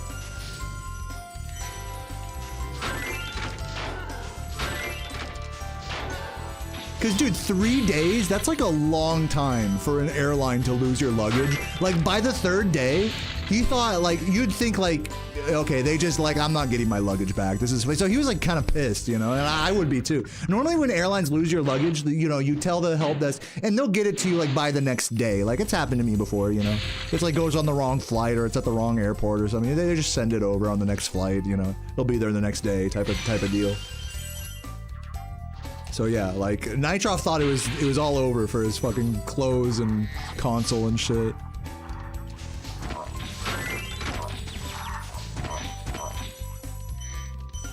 But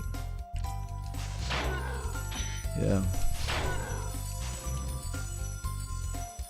Why do I think Spyro became the GOAT game to speed? For me, it's the GOAT game. I'm not gonna say for other people it is. But this game is like perfect for me. All I can say is that for me, there's no better game to speedrun. It's got the perfect like endless skill ceiling of movement optimization that a human can never literally perfect. Even like the cleanest runs can always be improved in their execution. It's a true test, for me it's like a true like test of like how are you really doing, like health-wise, focus-wise, mentality-wise. It's a true test of discipline. It's like when I play this game, it feels like I'm looking into the mirror, and it's like the mirror of truth. However I think I'm feeling on a given day, I play the game and it tells me how I'm really doing. Not just in like my execution, but like in how I feel. It's like a reflection of my whole self and emotions because I've been doing it for so long, and it's just a game that I believe in the potential of speedrunning of. And guess what? Like, there are people like that for almost every game out there.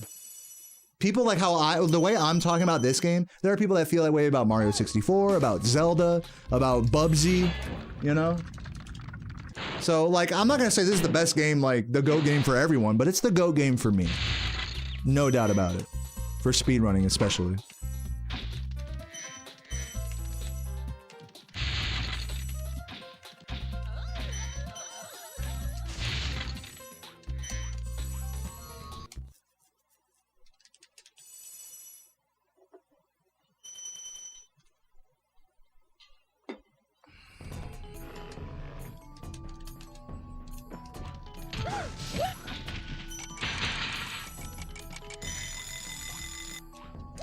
And not to mention, like, you know, mechanics and stuff aside, like, this is just such an iconic, like, nostalgic game. You know, the aesthetics and the music, sound design, it's all S tier.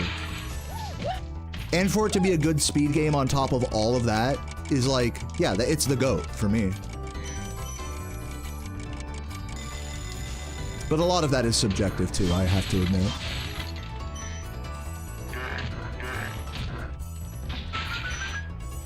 Perhaps there's some nostalgia goggles talking there.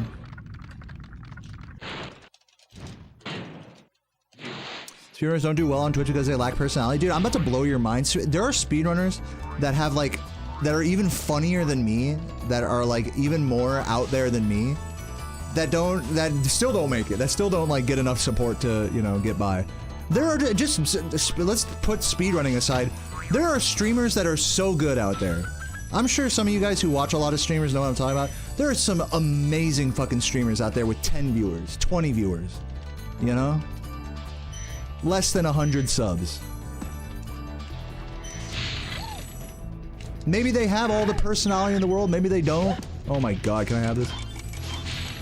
But like, for one reason or another, like, some streamers are just like so comfy, you know, are just so amazing. And they don't have the same support that I do. So it's a fucking, making content online and getting paid for it, it's a game of luck. I'm lucky that Ricky made a documentary about me. I'm lucky that you guys like me. I'm lucky that people watch my YouTube videos and stuff, you know, or come to my stream. So it's hardly even a question of like quality and consistency at a certain point. Like, yeah, you need those things, but you also gotta get lucky. So I'm not about to shit on speedrunners for not being like having more of a personality or anything. Because I know for a fact that this hobby isn't all about having a personality.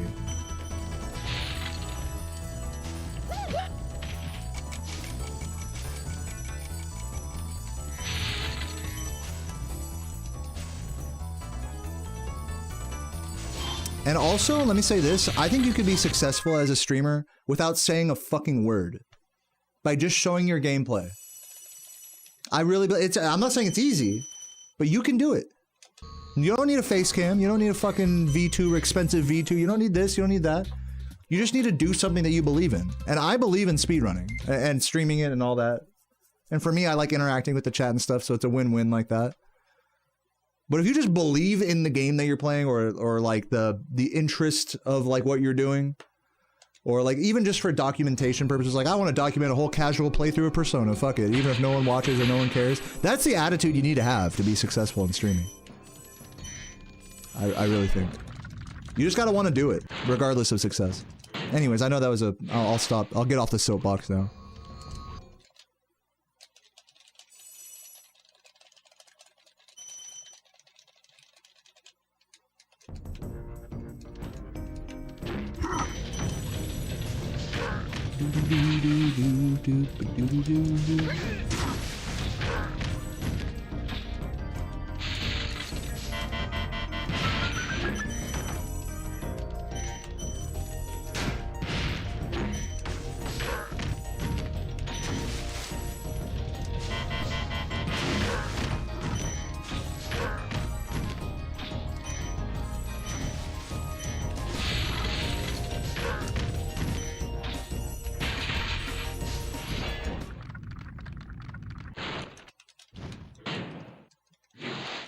You're gonna try to find the Nitroff pic? Yeah, I don't know where it's posted, if anywhere.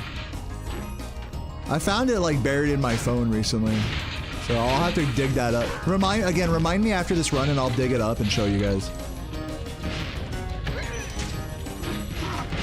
Oh, that's so unfortunate. I need... Yeah, there we go. That really should have worked. Oh, you found it? Nice. It's in the Discord? That's good. I'll show the stream after. Again, remind me and I'll show the stream. Oh, I almost ran away from those. Like, I don't need these. Yes, you do, bitch. Red. Perfect cove so far. Go for the Laura. One more for the fans. Hold on, one more for the fans. Fuck, dude. Whatever. Losing so much time here. Hopefully still 121able, we'll see. 120 is dead. Let me just say that.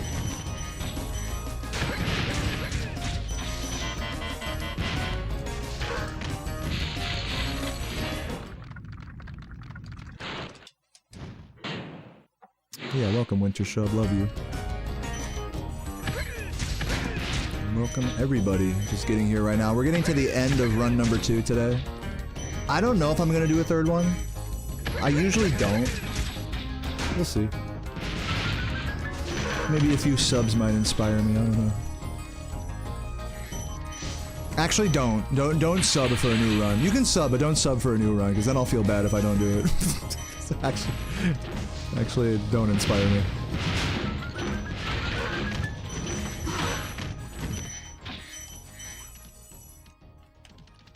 Gotta get back on the... I feel like I'm on the horse, like low-key. Like, I feel like I put in a good grind today just with these 2 runs. You don't gotta play until your eyeballs fall out, you know, to get a good grind in.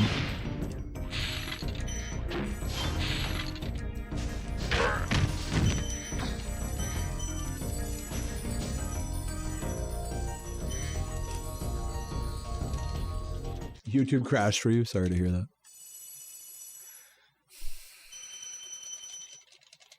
Where do I chalky my runs? Dave, I have a question for you. Where do you chalky your runs?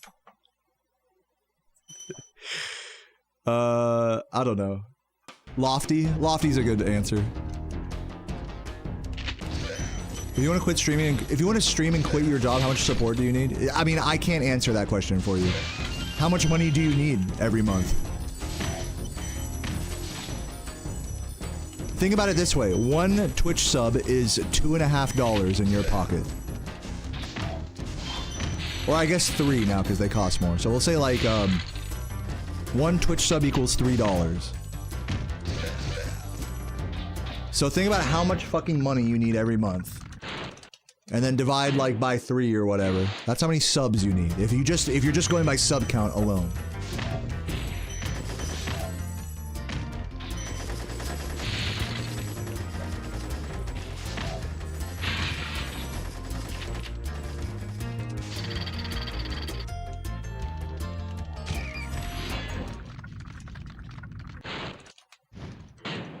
Yeah, that's also really good advice. Don't quit your job before becoming a full-time streamer.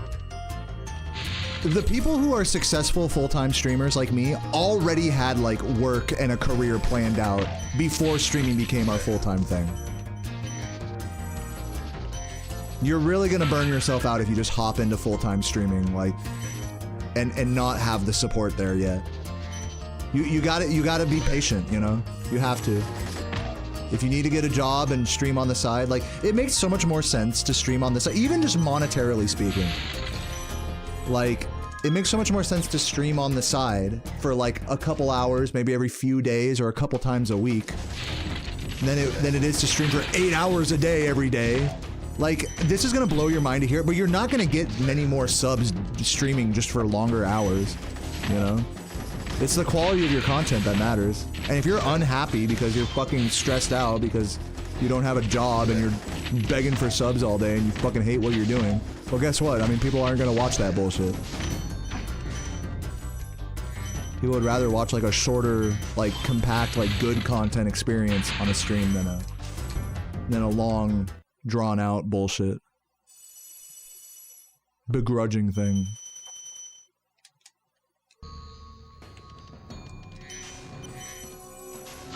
If you did streaming full time, you'd cry. Yeah, I mean, it's weird. I mean, like, to say, oh, I'm a full-time streamer, like, the pressure's on, you know? Like, fuck, if I don't stream for a few days, it's like, what are you doing?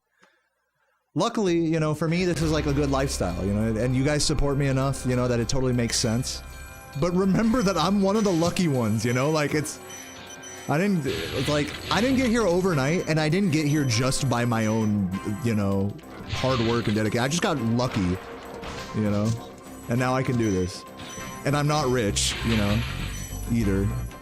I'm able to get by. So it's like, anyone who wants to become a full-time streamer, just focus on being a streamer and having fun with that first, before you focus on the full-time part. That's my advice.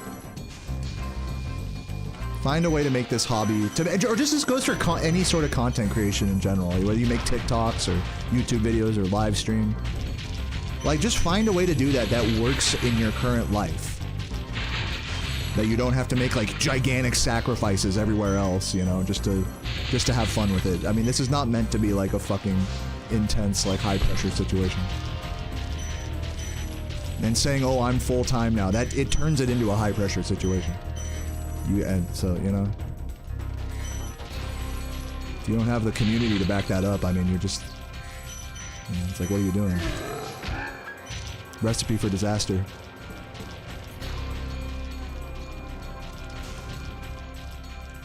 And again, I want to reiterate, like, this hobby is fun. This hobby should be fun regardless if people give a fuck about your stream.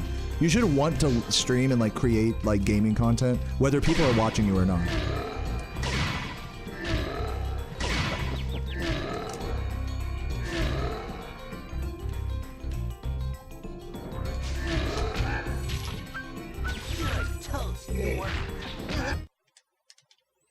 $800 subs is like $2,500 a month. Yeah, just in sub money. That's correct. Do I have Medicare? No, I have something called, yeah, what is it even called? It's like a state-sponsored, like, discount marketplace. I have government marketplace insurance. So my insurance is private, but it has, like, a government discount, basically. What about taxes? I'm gonna have to, I'm not even joking with you guys. This week, I'm gonna do my taxes, like, calculate all my income and everything. I'm probably gonna spend somewhere between $3,000 and $4,000 on federal taxes this week. So basically, I'm losing a whole month's of income. I have to save money in order to like make this hobby work, or to make this career path work. And luckily, I do. Again, you guys support me enough that even with like whatever, you know, income I have, I'm, you know, being helped out by Sarah. Sarah and I are like dual income in our apartment, so we can cover rent, we can cover food. Like it makes sense. Like it has to make sense. I can take a hit on taxes and I'll be okay. You know, you guys ever ask yourself why so many streamers are doing subathons right now? Did that ever occur to you guys that it's like, man, all of my favorite streamers are doing subathons right now. It's tax season. All of us have to pay thousands of dollars to the government this month or next month or whatever. This isn't the kind of job where like, oh, you know, you can make your Twitch check be government withheld, but most of us don't even bother. I mean, what's the difference? Is like they take the money out earlier or later, and it's still paying either way. And this is such like a hobby that like, such a burnout hobby that people, streamers like myself would rather just burn themselves out like this month, you know, to make some extra money to cover taxes, which that's what I did last year, by the way. I'm choosing very mindfully, I'm deciding not to do that this year because I just would rather do I'd rather just do my grind like how I want and just take a hit on my savings, you know, like that's okay to me. Like, you know. So yeah, I mean, point is I'm not fucking rich here, you know. But also, I'm not in debt. I'm very fortunate. I'm very lucky. I'm in a super unique position. I think the content I make is pretty unique. My community is fucking, all of you guys are fucking amazing. And I have money in, you know, saved. I'm not rich, but I have money saved. I can save money, so that way I don't have to worry about shit like this. How can, and to the person that asked if they can full-time stream, does that sound like your situation? Honestly, you don't have to answer that, but I mean, think about it. You know, 121. GG. If your situation sounds any harder than that, then my advice is good luck. You know, just have fun. It's not meant to be like this replaces your real job. You know, it's very rare that people are in my position, even if they are great streamers and have good communities. Do you guys ever think about? I think about this a lot. There are fucking YouTubers that have 1 million subscribers that make less, you know, that have more trouble getting by, or the 100,000 subscribers that make less money than I do. But thanks to you guys watching these streams and throwing subs at me and stuff. Here we go again. It's fucked up, you know. You could be popular and no one, you know, no one gives a fuck, you know. But you guys give a fuck. And so, like, I really appreciate that. Anyways, like I said, I'm done with the soapbox. I know I'm talking in circles here. Hopefully that was illuminating to whoever was asking about the full-time streaming thing.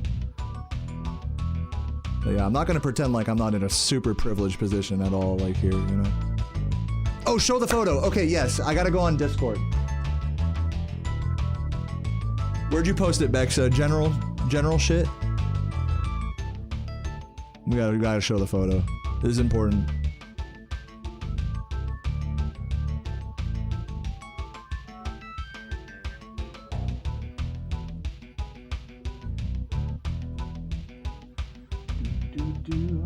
Over this screen.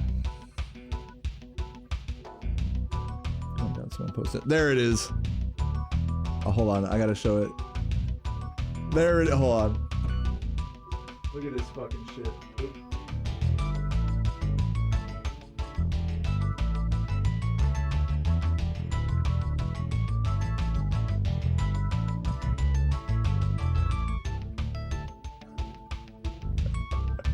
Fucking iconic, dude. Iconic. That is like Nitroff. Like that was like it captured him in that perfect like super. You'll never see Nitroff doing some shit like that. That's why I was just like, look at this unit right now. Look at this guy. No, this picture is everything to me. This picture is what GDQ is all about. That's him wearing his backpack from the airport with his suitcase right there.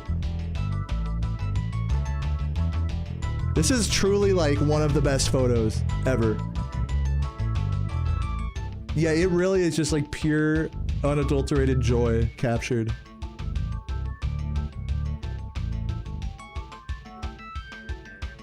Yeah, man. That's Nitroff. Love him.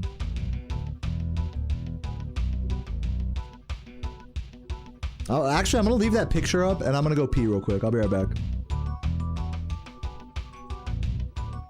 And then I'll decide if I want to do another run or not. I might not. I might. We'll see what's going on. BRB, give me a minute.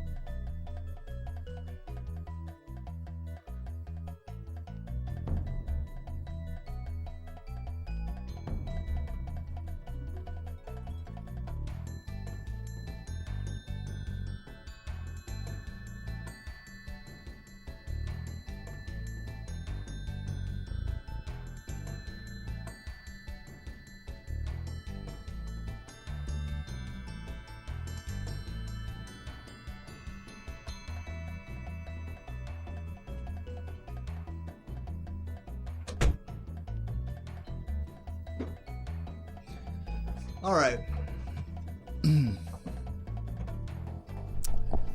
Guys, I have a question. Who wants to see one more run? If you want to see one more run, 5 subs right now. I'm sorry. I'm sorry. Call me sold out.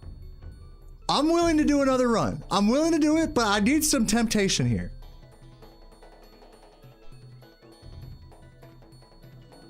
I'll sweeten the deal. I'll sweeten the deal. 3 subs.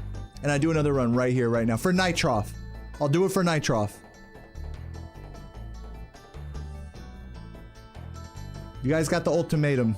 I'm gonna run around for a minute.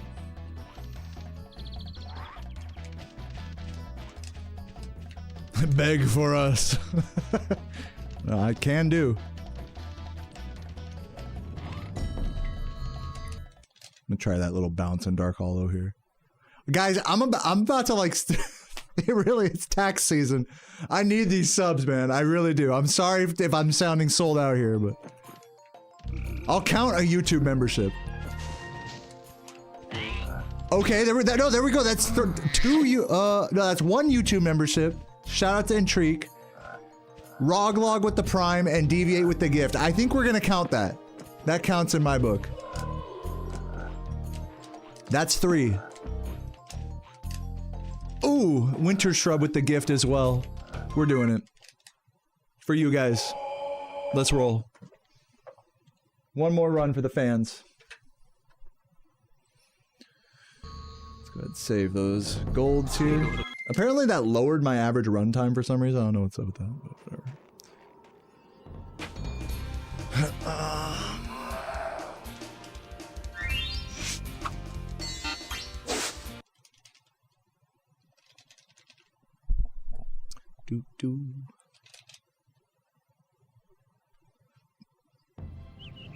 Thank you guys.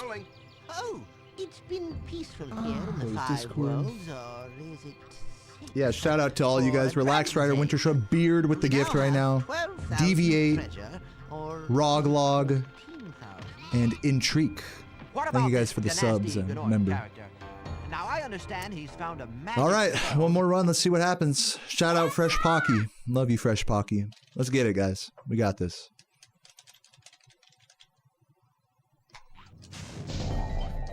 First try. Come on, no.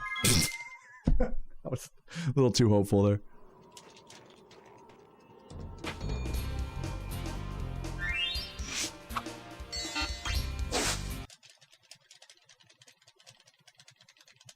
Yeah, no pressure to anyone who's like actually financially struggling here. Like, you guys do not have to sub to me. You guys get a pass.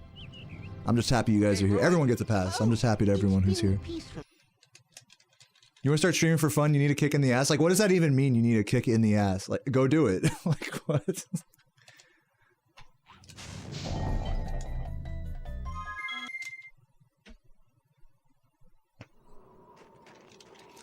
Am I gonna watch the Oscars? Got any movies you're hoping to get some love? At the Oscars? No. I'm gonna watch Office Space with Sarah, though. We've been watching a bunch of Disney movies together, and so now she's like, we should watch one of your movies. I'm like, Office Space, boom. Or The Cable Guy. We're watching one of those two. Okay, rolling. Oh, Love to hear that, Nightcore. That's very wholesome. Glad you're here.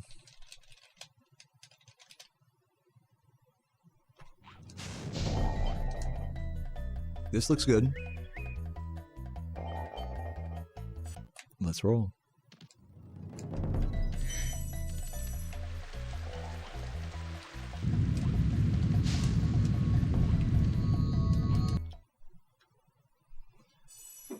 Well, it's looking like a 3-run kind of day here. By the time we're done, we'll be like around the 5-hour mark. Really strong, strong stream. But if we can finish this run, that is. Also, I should definitely go on a walk after this run because I'm feeling like some weird like chest pain. Like, it feels like heartburn a little bit. So I definitely need to walk that off. If I was really concerned for my physical health, I would have gone offline and just gone for a walk while the sun was still out. But you know what? I'm a tough cookie. I'm a young buck. I'm a young strapping 29-year-old gamer that drinks beer every day. I'll be all right. Nothing bad ever happens to people, to sedentary people that drink and eat like shit.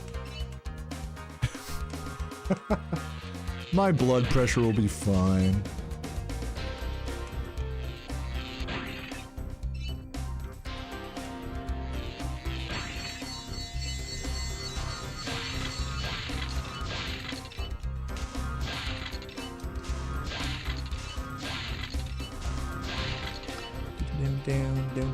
Down.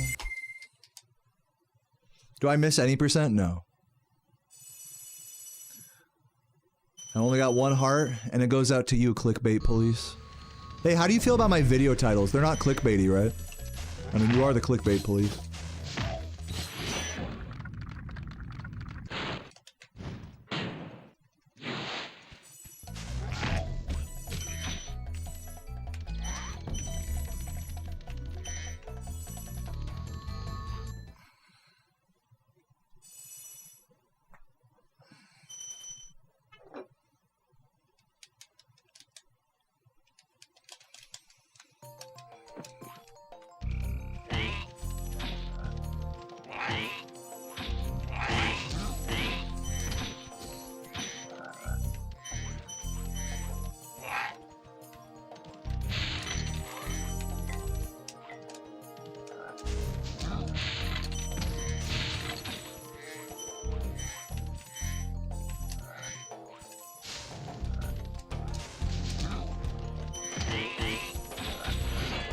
I got the green light, nice. It's good to hear.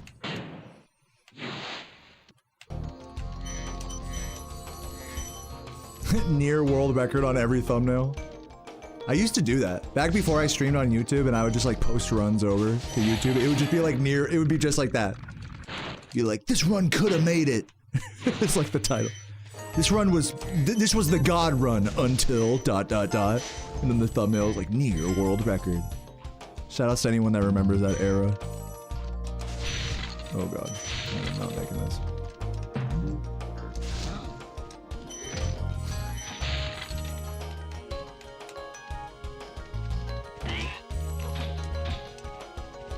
I mean, that's technically not clickbait. I mean, it's like true. Clickbait is when you like say something like to get engagement, but it's not true. You know, it's like, it's false advertising. Just redundant, in my case.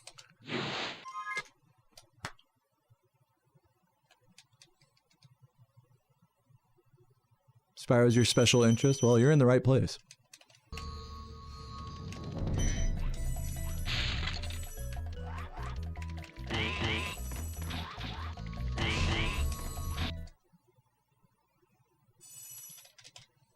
What's up, Pablo?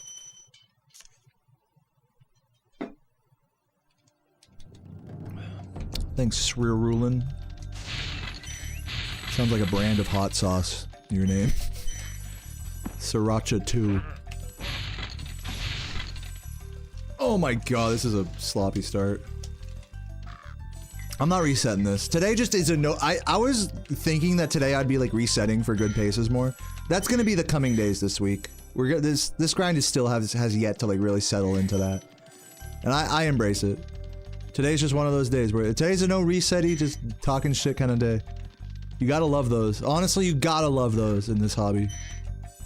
If you're not ready for those, if you don't love those, then you don't love yourself.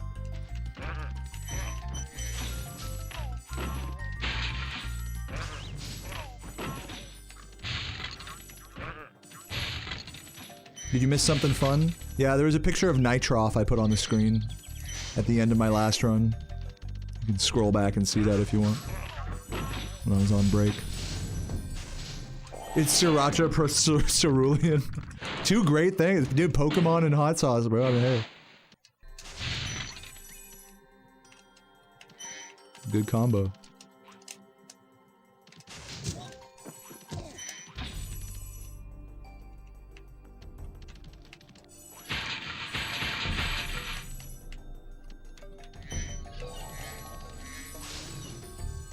Losing like 2-3 seconds here.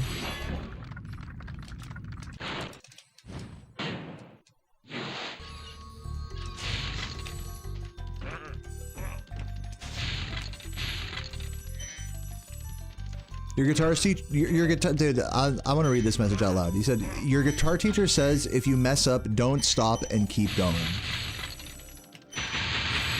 I taught music for a really long time. Actually, I was going to be a music teacher before I became a streamer. And I've given so many drum lessons and guitar lessons and all that lessons over the years. And I can say, without a doubt, the #1 thing that people struggle with is continuing to play after they make a mistake. And in fact, I'll take that a step further. That's the #1 thing that I struggle with when I practice music.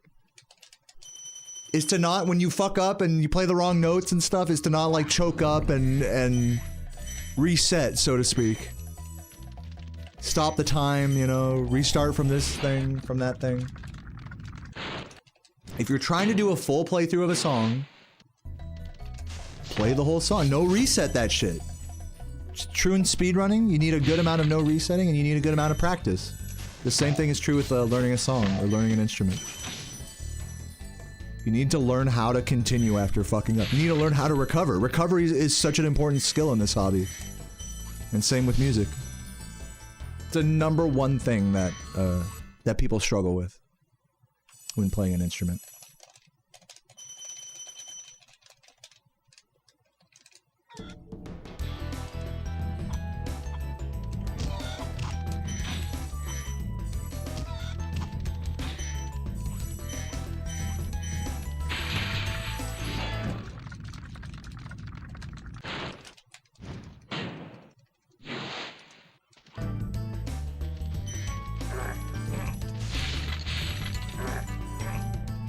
I would say the other #1 thing, like also tied for #1 thing that people struggle with playing an instrument, is believing in themselves, like thinking that they can do it.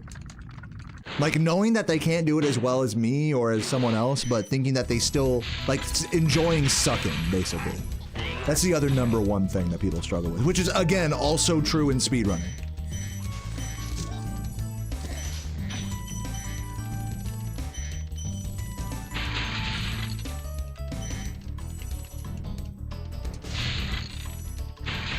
And really, those two things kind of go hand in hand. I mean, you have to be okay with sucking in order to continue playing a song after you've made mistakes.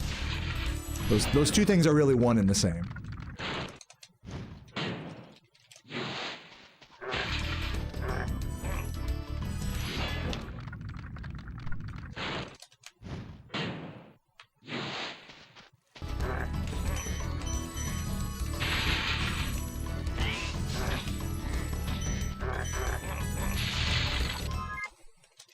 Yeah, it's true in dance as well, for you, Mari. A lot of things are like that in this world.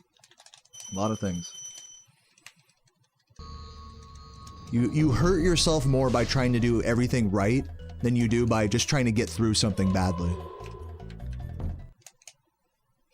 What's up, Dwarf? Thank you for the Prime. Cheers to you as well. I'm not going to drink my water. I'm full of water right now. Yeah, that's like a more meta layer to it, Josh, about like try not to look like you've made a mistake, like fake it till you make it, like, right? But I'm just saying, like, regardless of like whether you look like you've made a mistake or not, like don't stop. Just keep going and try your best. Like obviously, like in a practice room with a teacher, you don't have to, you know, I'll know whether you look like it or not, that whether you made a mistake or not. In fact, I'll know even if you don't. that happens too. Sometimes students, that is frustrating. Because when students think they're playing something right, but they're not. You have to like try to explain to them that they're actually just literally, because again, it's like it's an art form, right? So it's like, oh, am I a dick now to tell someone that they're making art wrong, you know? It's just not literally what's on the paper or what's in the recording, you know? And if the goal is to do that, then, you know, it's either right or wrong. People get hung up about that with artistic ventures a lot, like music. But like, I just want to do it my way. It's like you'll be able to do it your way better when you can perfectly emulate like the original thing. But then in trying to perfectly emulate it, you end up not being okay with making any mistakes. So it's a catch-22 because then you don't want to like keep going and like try to actually get better through no resets, so to speak. It's funny. I mean, it's a lot of mental traps like that you set yourself up with when you try to do something artistic. A performance art. So you gotta be able to overcome those things, and more, and above all else, just be okay. Just be okay with yourself. Take yourself where you're at, and don't get all frustrated because you're not getting the fucking passage right, or you're not doing this right, or because you suck. It's okay to suck, dude. What the fuck, dude? I suck at this game sometimes. Not as much as you guys, but I mean, I still have to deal with that, Your mom says you're artistic. I think you interpreted that word incorrectly. Yeah, I mean, it's so easy for me to sit here and say, like, fucking failing is, you gotta fail in order to, grow. But it's just so hard in the moment, when you're trying to do something and it's like, what it should be, but you just can't do it right. That's a hard thing to get. If you can accept that and get over that, you're on the road to success. That's the hardest thing.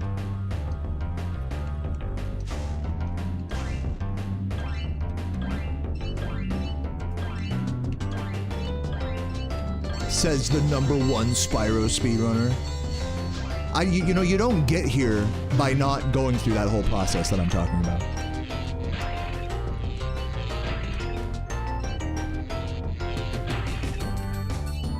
And again, I've been sucking like this. It might not seem like it to you guys, but for me and for where I'm at in this game, I've been sucking today. Just like how a new player, like we all have different standards for ourselves, and we always set the bar like higher, higher and higher every time. So you're never gonna get away from even if you do legitimately get really good at something like me in this game, you're still gonna be fighting with like, with imposter syndrome, and just thinking like, man, I should have done this. Oh, I could have done this better. Wait, hold on, let me reset this. That never goes away, no matter how good you get at something. So you gotta learn to accept yourself early on in order to not like hate what you're doing. It's a super tough skill to master, but it has to be a skill that you tackle early in any like performance art. It's a very introspective thing to just be okay with yourself sucking. But my happiest days playing this game, like today, is when I'm okay sucking. Straight up.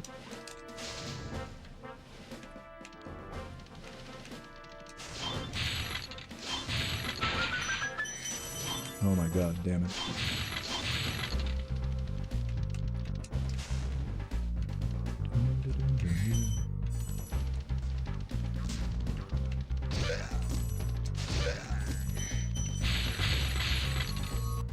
Would I have an issue if certain tasks like certain flight collectibles or certain keys in loot unlocked flight? No, I think that's a cool like idea.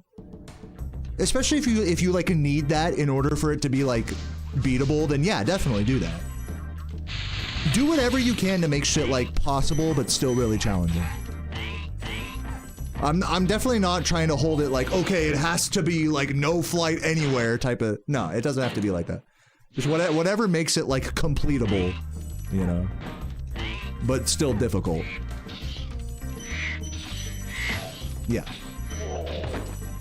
Cool.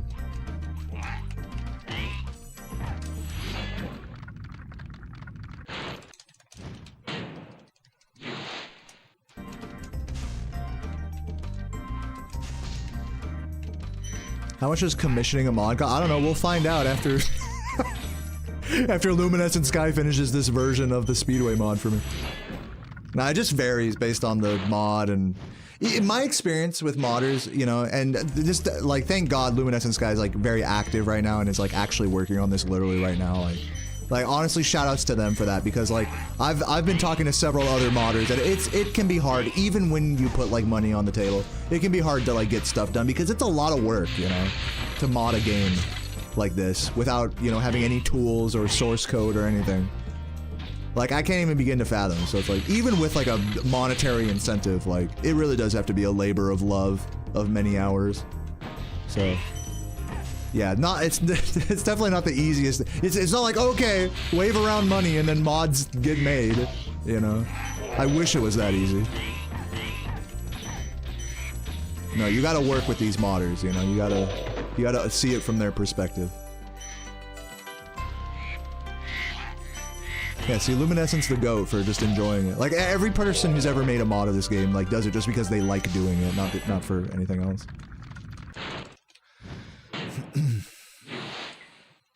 When did the modding scene start for Splatoon? I can't even answer that question. It's a very, like,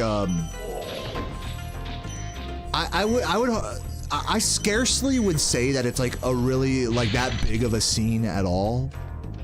Again, there's no, like, real modding tools for this game except for, like, what, Spyro Edit, maybe? Where you can, like, edit hex values and stuff. Like, we're basically, all the mods for this game are just, like, slightly tweaked versions of the original game, basically, in one way or another. Like, there's no custom levels or custom stuff like that. Like, there's, like, a practice ROM, you know?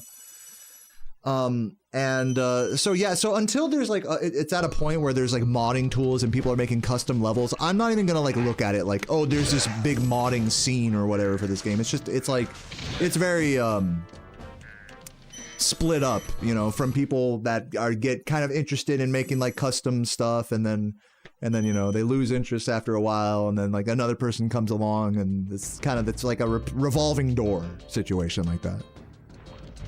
This is not at all anything like Mario 64 ROM hacking, for example, where there's, like, a huge community around it and all these tools and stuff. This is like the Wild West of, like, video game modding.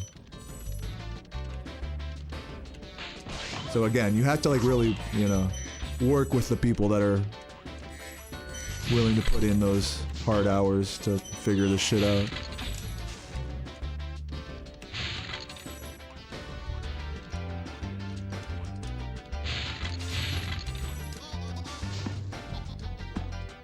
Fuck.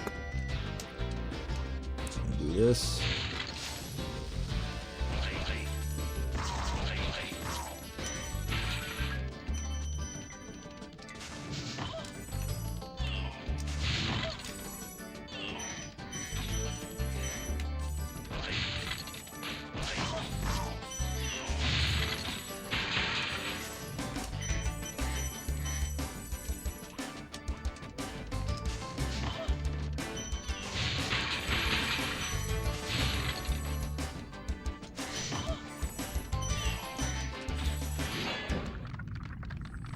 See you later, Tata. Thanks for hanging out. Okay, I gotta jump across the ravine, not down. Doing corrupted Spyro like the Vine. I mean, Vine Sauce Vinny already done did that. I mean, like, I'm not trying to, like, make a video of something that someone's already done in this game. I could, I just don't really want to. Unless it's like a new thing that just came out that everyone's trying.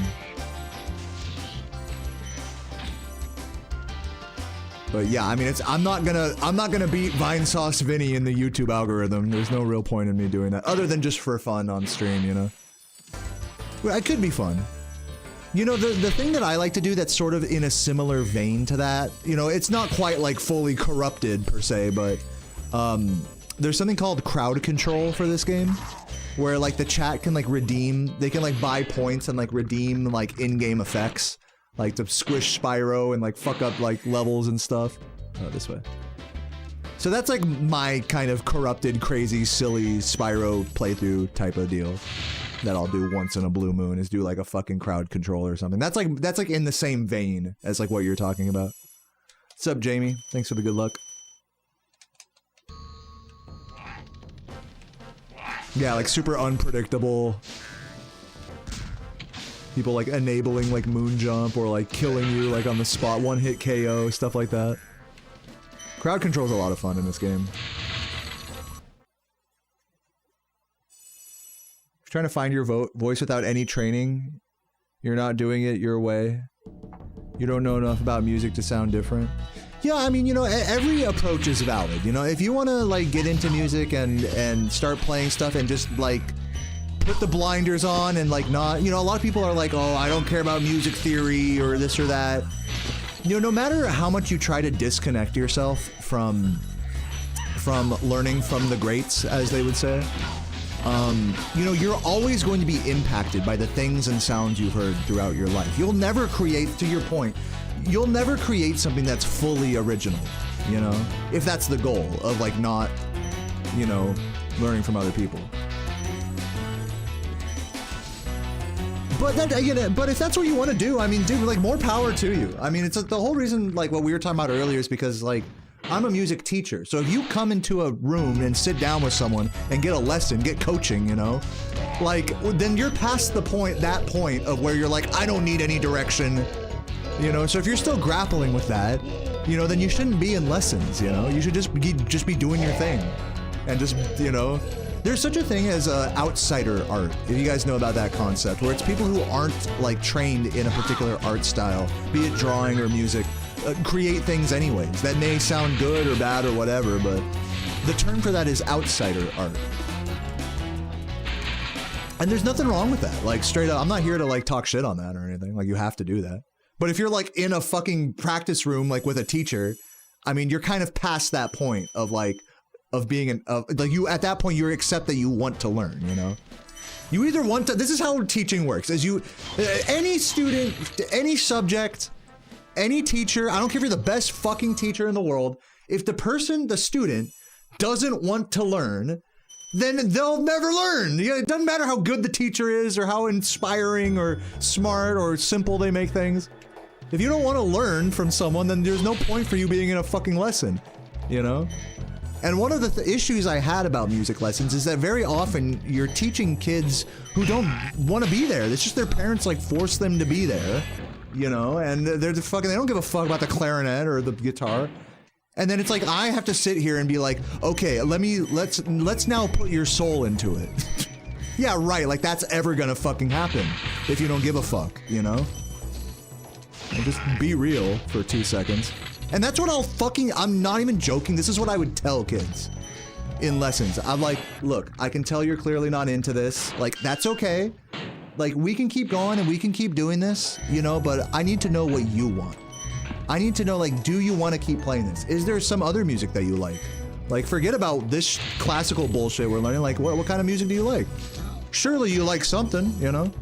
Let's try playing that. Or, you know, if you don't care, like, let's just get this song to, like, a basic level and then just chill for the rest of the lesson. We don't have to, like, master this if you're not interested in that. You know, it's like, we gotta be, like, so honest about our feelings there, you know? I'm not gonna make you you can't make someone learn something they don't want to learn. That's a fool's errand right there.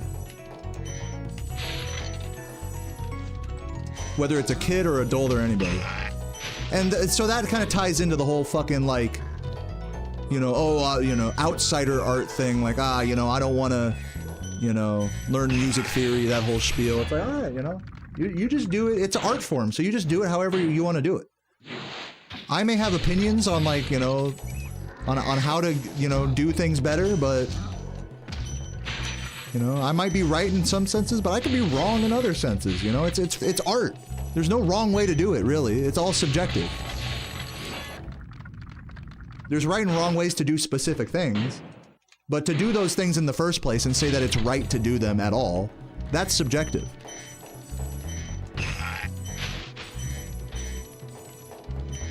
So I'll never, like, shit on a kid for, like, not being, like, interested in the fucking thing they're learning.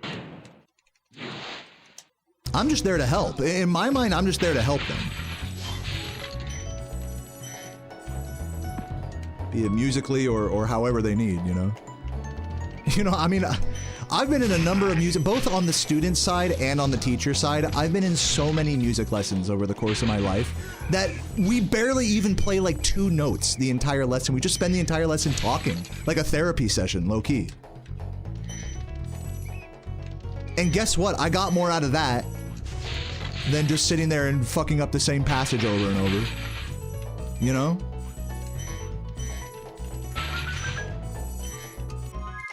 Just saying. Gotta keep it real. What's up, Electro Cat?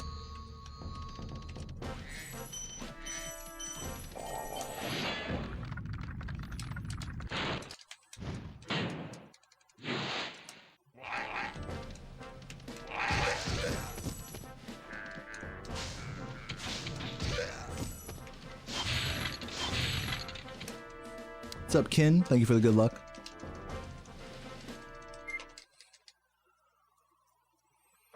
One of the most memorable lessons I ever was in, I was in college at the time, and I would have to drive all the way across LA to go to my vibraphone lesson. And this guy was like the best fucking vibraphonist in all of LA. Shout out Nick Mancini, look him up. This guy is fucking nuts. He's so good. Just a true master of his craft, really. Like, the guy's, and he's such a nice guy too. Like he understood all this shit I'm talking about like you have to like be in it emotionally to like even make any progress at all. He understood it. And I remember the most memorable lesson I had with him. I didn't play a note. I went there and I remember the whole drive there. I was like, fuck, I didn't practice. You know, I'm going to school for this shit. You know, I've just been streaming Spyro all day. You know, and I'm like stuck in traffic, and my teachers and Nick's gonna be mad at me because I didn't fucking practice this song. And I was stressing on the drive up to this lesson. I was so stressed that by the time I got through the door of his little townhouse, you know, we sat down and I was like, Nick, like, can we talk for a second? And I just started crying, like, full. I broke down. I had a full-on breakdown in front of him. Yeah. It makes me, like, emotional to think about. Really. But he was that, dude, bless his heart, dude. He got it. He didn't give me shit at all. I was telling him all this shit like, dude, I don't really care about, like, learning jazz that much. I just like video game music. But even that, I just like streaming and doing all this. And at the time, you know, like, my stream was like doing okay, but I wasn't like a full-time streamer yet or anything. And I was like, dude, it's just like my heart, I just told him, I was like, my heart just isn't in this about learning fucking Donna Lee in 3 different keys, you know what I mean? Like, and he said, dude, that's okay. He said like, bro, that is okay. That's okay. Just for now, while you're here, while you're in this program, just do your best. Just do your best. But he said like, I'm so glad you told me that. I'm so glad.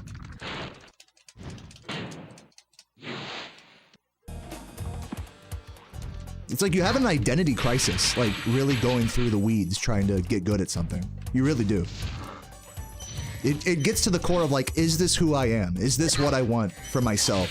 Is this the person it really is like, it's the person you want to become, is someone who's like good at something, you know?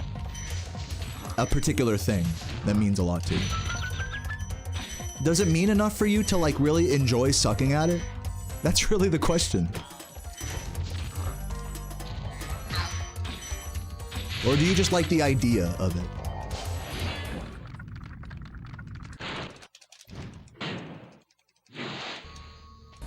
Yeah, that was a super pivotal moment for me.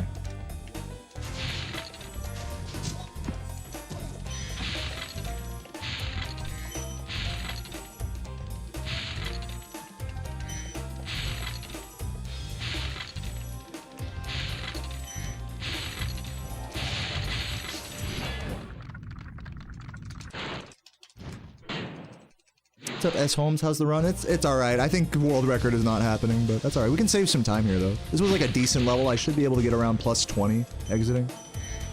Let's see. Yeah.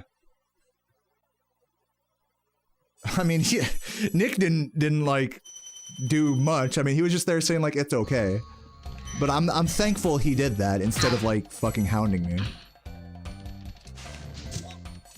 That's all I'm saying.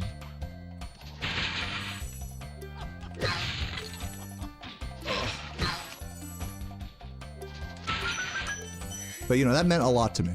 Yeah, he didn't whiplash me. He didn't throw a chair across the room at me.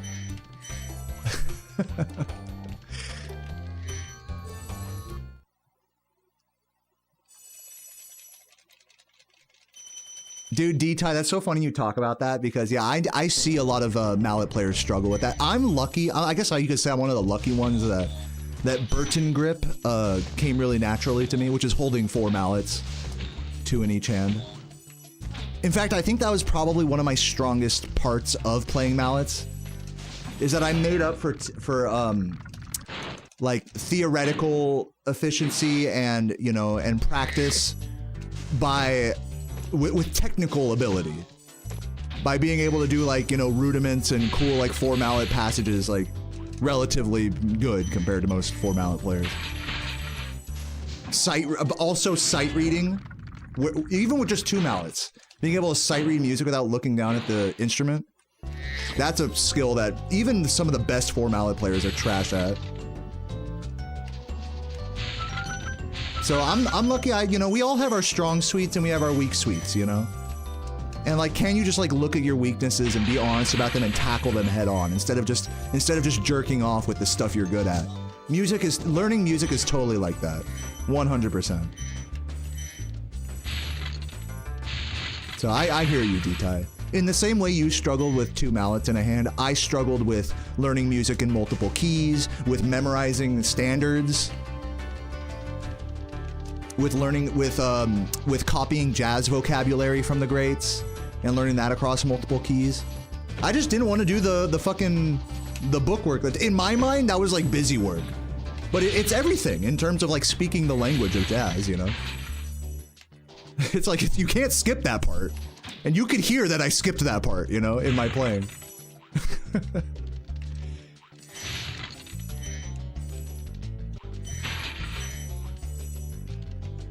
So that's always been an insecurity of mine.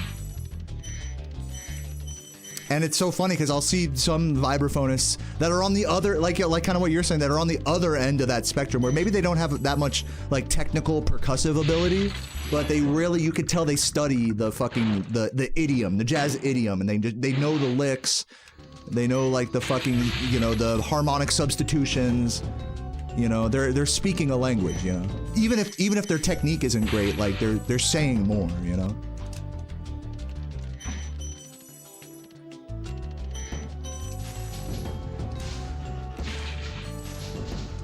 A good metaphor, like, for speaking a language literally, is that, like, I could say a few words really well, like really astutely, like, pronounced a few words, a few sentences maybe.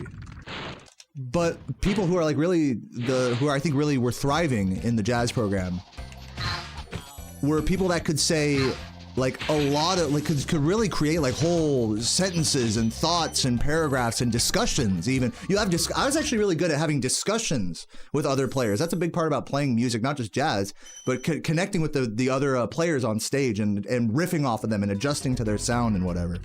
So I was really good at having discussions, but my discussions were very nebulous that I would have. Because, like, sure, I'm communicating better than your average jazz player, but I'm not saying a lot. I'm saying a few things, like, very clearly. And listening really well as well. You know, that's a part of it. But I didn't have a big vocabulary. And that's literally the word they use to describe learning, like, jazz licks, you know, from Charlie Parker or whatever, John Coltrane. It's literally, they call it building your jazz vocabulary, your lick vocabulary. That was always my weak suite with jazz. But now, like, looking back on it, I know that about myself. So if I ever, like, decide to, like, get back into fucking playing, you know, mallets or keyboard or any, you know, learn some music or whatever, jazz music especially, I know that that's what I should focus on, you know? And you have to have so much humility to, like, focus on these things that you're not naturally inclined to do. For me, it was so much more fun to just try to, like, you know, just come up with silly, like, things, just kick it off my head, you know, on this beautiful sounding instrument and kind of play, like, little rudiments and things that sounded fun to me. But, like, you know, I wasn't learning much. I was just honing, like, a couple of skills. Which is still valuable. I mean, it's not like I was doing nothing.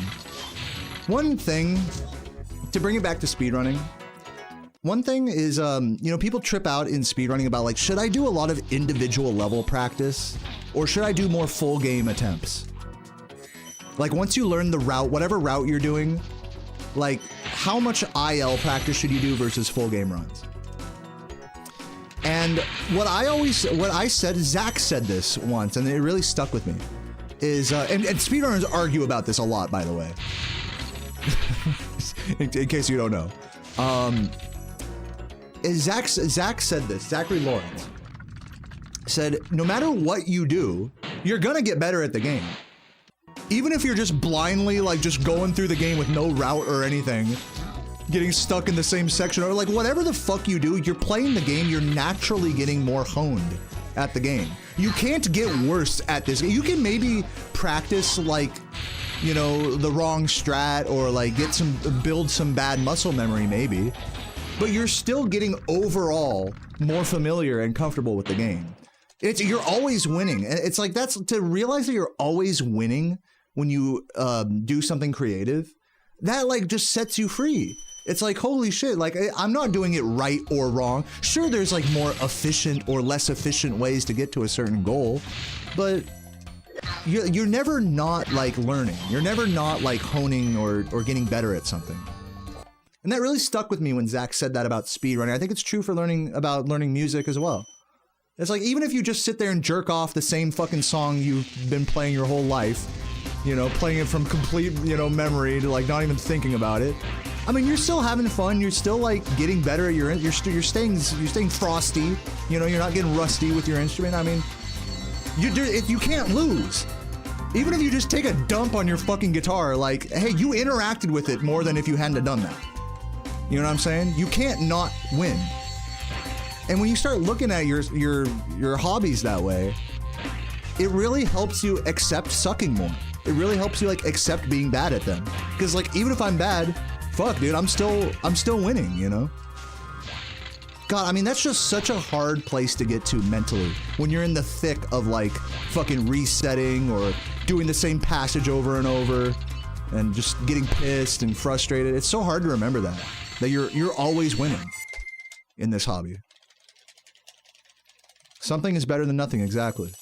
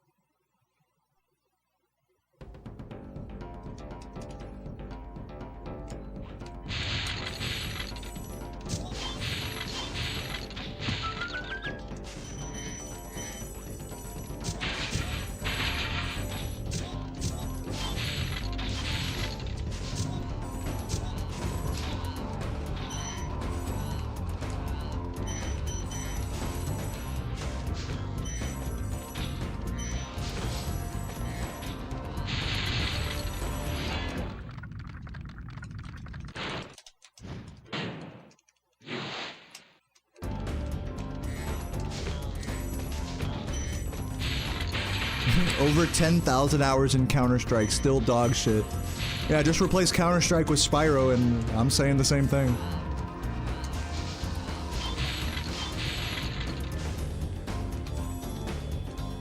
What's up, Zaggy? Thanks for the good luck.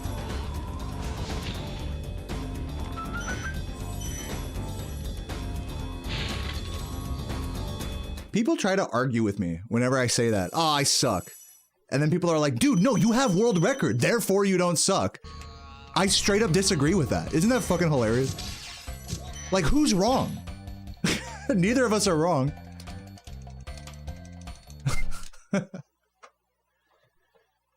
Yeah, we're all wrong.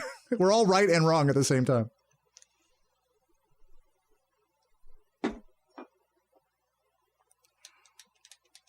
That inspired. I'm glad to hear that, Liv.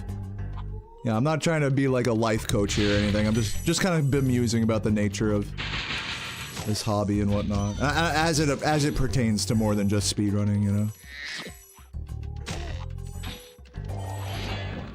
Why does it look like I play it ×2 speed? Listen, man, I just suck. You don't understand. I'm kidding. I'm cheating. That's actually the real answer there. Mrs. Puff, I'm cheating. I'm gonna open the window here. Just a crack. Just a crack.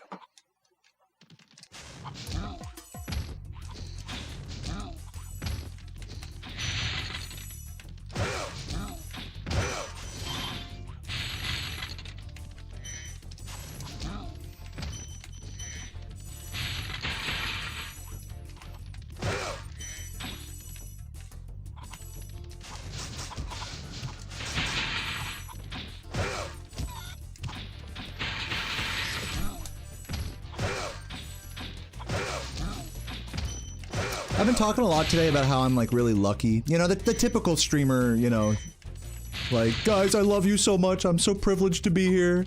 I've been talking a lot about that today.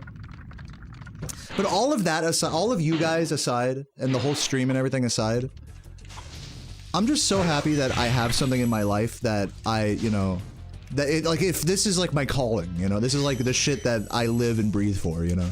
Every day I can do this and it doesn't even feel like work. How many people fucking like get to that point with anything in life? I think if more than the community, more than my channel success or anything, like, or world records, is I'm most lucky for that. To have found something that I just, that doesn't feel like work to me. To work at something that doesn't feel like work to me. To have a discipline that, like, I truly believe in, that's a reflection of myself. That there's no question of, like, am I meant to be doing this?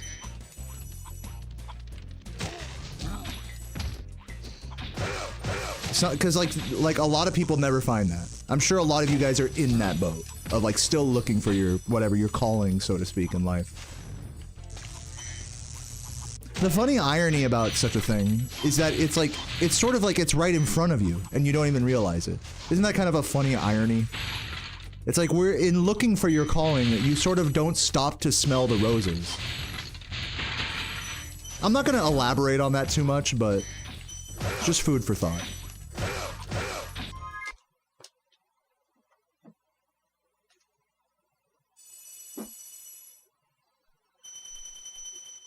Yo, Dwarf, thank you for the the Prime 33 minutes ago. If you're still here, thanks for waiting on my thank you there. My alerts have just been quiet lately. I don't know what's going on. Love you, Dwarf. Yo, Grapevine, thank you for the good luck. See you up there.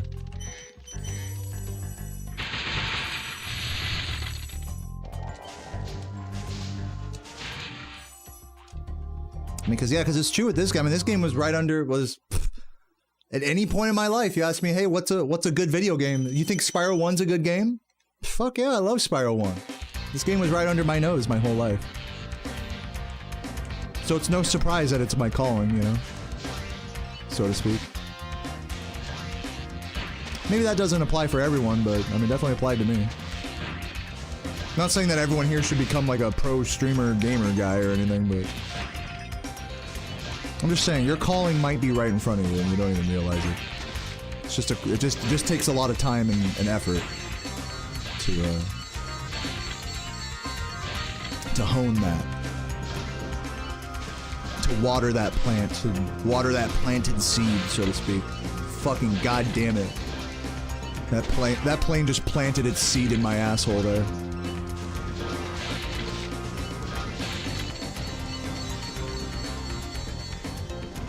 Am I gonna hit the wall? No.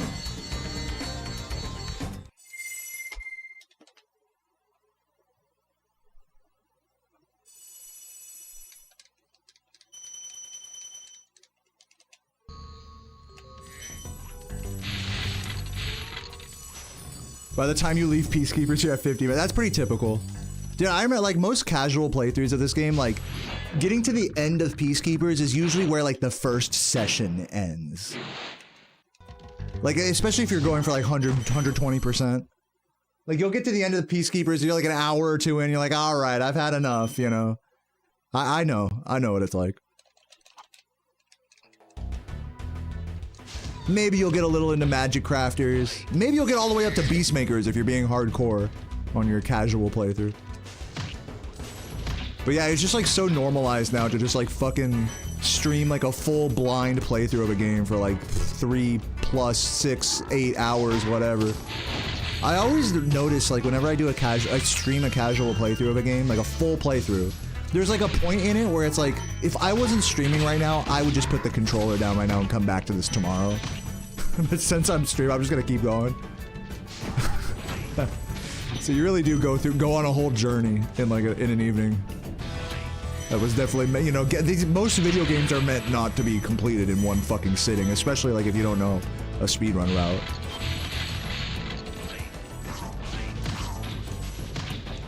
So it's just funny. The culture around gaming here versus like the reality of it. You were following the 120 playthrough? Dude, hey. Look, you're a speedrunner in my heart. The fact that you were doing that, I won't call you a casual anymore. You're a speedrunner, Jokey. Officially. I deem you speed runner. Congratulations. Fucking obliterated. Dude, if you were following the playthrough, that takes even longer. Versus just playing casually. I mean, you're investing time into like actually getting good at the game. So yeah, that's a longer process. I mean, obviously, I know we were just joking around. A lot of people don't like that. I've noticed in speedrunning. People who are just getting into a game or getting into these games, it's like, there's a real hurdle of like whether you should learn a route or not. At some point, you know? Maybe you've done like a bunch of casual playthroughs, maybe you've done a blind playthrough, blind speedrun, whatever. But eventually it gets to like, all right, are we gonna learn a route here? Are we gonna copy what other players do or no? And some speedrunners get really arrogant about that. They're like, I'm not gonna do that. I'm gonna figure everything out myself. And it really, what it turns into is it turns into just your second blind playthrough and your third blind playthrough and then your fourth, fifth, 10th, 12th until you sort of come up with your own route. And then you still have to watch what other players do eventually. Like, you can't escape it. Like, eventually there's gonna be a part where it's like, man, how should I do this? I figured like the way I do it is like this, but there's gotta be a better way.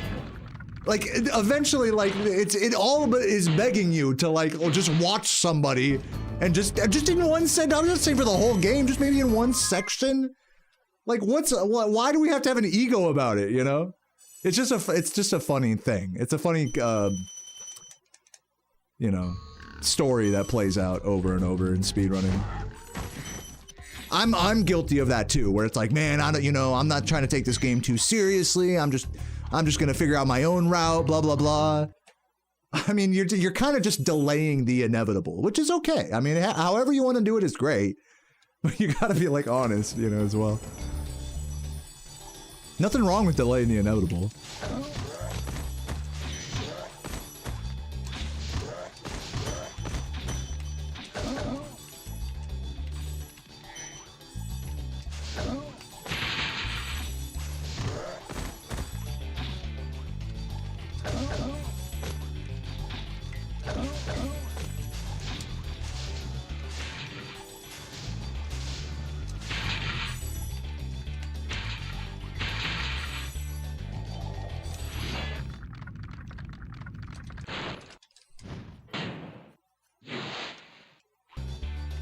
But yeah, no, you're doing it right, Jokey. I mean, you're really saying like, okay, I'm gonna fucking learn a route. I'm gonna follow this playthrough. That's a great way. You're doing it right. That's why I made that video. It's for you, you know. You're not going through that whole delaying the inevitable problem. You're just like, fuck it, I gotta learn a route. Like, I'm just gonna do it. It's gonna be annoying. I'm gonna do it. We all have to say that at some point in this hobby. After so many casual playthroughs or blind runs, the push comes to shove at some point. It's like, I'm gonna watch a tutorial, I'm gonna watch a run, I'm gonna learn this, you know? It's inevitable.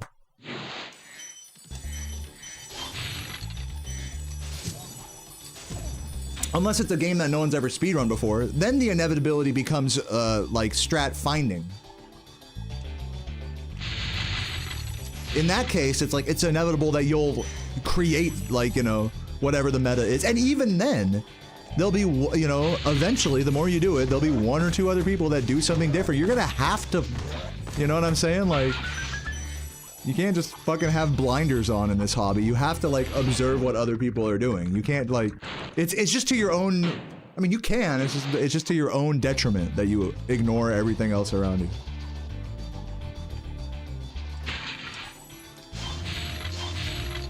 I think if you're to anyone who's listening to this, if you're the type of person that's like, I'm only gonna play this game casually, I'm never gonna speedrun it, I think, like, it doesn't have to be like an all or nothing thing. It could be like, maybe you'll try one or two things from I'm sure a lot of you guys have done that, actually. There's like, just fucking try one or two things that I do in this game.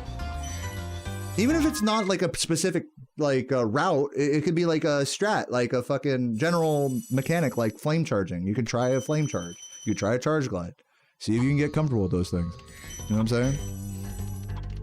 Or maybe you do like one little supercharge, like maybe hopefully not like the hard ones that I do, but you know, find your own version of it. But like you're riffing off of other people. It's inevitable. You see what I'm saying?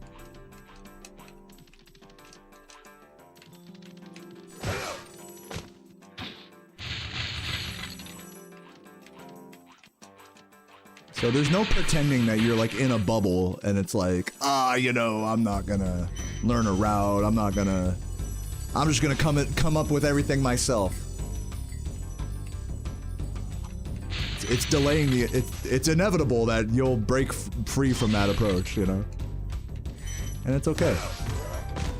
It's all good, however you want to do it. It's not to shit on people like doing multiple blind speedruns over and over.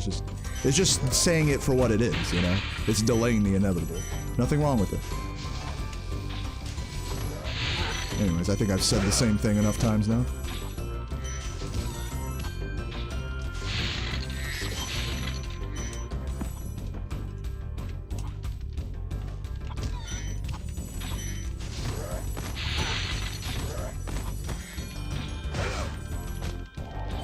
What's up, bird? Hope the runs have been bonerific. They've been pretty good. I'm on run number 3 today.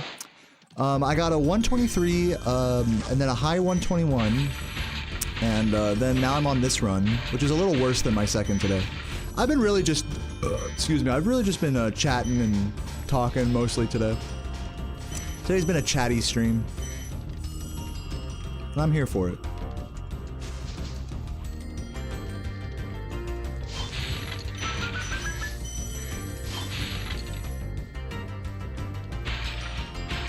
You can't write music without ever having listened to music. Yeah, it's true. I mean, it's like you can't speed. Maybe it's not an exact analogy, but it's like you really can't speedrun without having like seen a speedrun, you know, in other words. I mean, it's not quite the exact metaphor because I guess technically you can. But like, it's inevitable that you will like learn from other players in this hobby. You can't like, you can delay that, but you can't, you know, avoid it.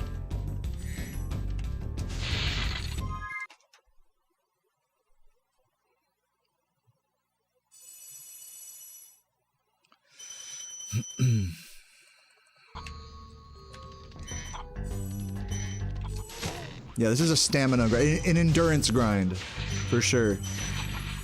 And I think I have great stamina today. As Trump would say, stamina. She doesn't have the stamina.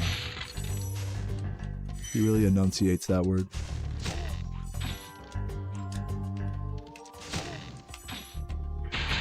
I got the stamina today. Trump would be proud.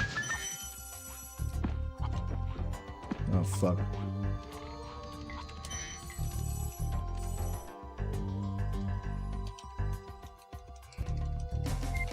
You can come up with a system of music. No, this metaphor is getting crazy, but it's much easier to learn one that exists. Yeah, sure. Sure. Yeah, because like route learning is sort of similar to like music notation, you know? Yeah, I guess you could say that. I don't know. This metaphor is getting out of hand.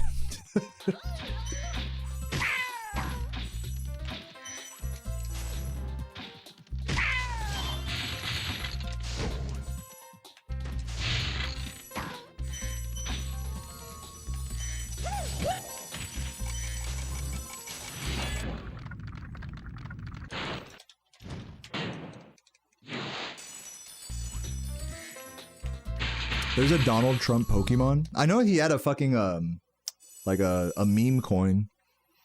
How's that doing, by the way? How is his and Melania's meme coins? Are they like completely rug pulled already? Like just like worth like less than like a fraction of a fucking cent or whatever?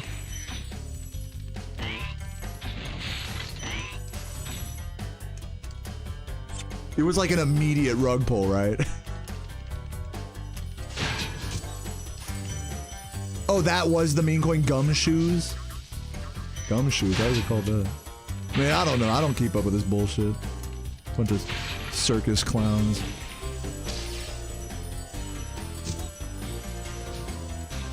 Oh, that's the Pokemon. Oh, okay. Gumshoes looks like fucking Donald Trump. I didn't know that. Yeah, the Argentina one's like a bigger deal. That was like a much bigger rug pull. I mean, it's all a scam, you know. They're all equally guilty.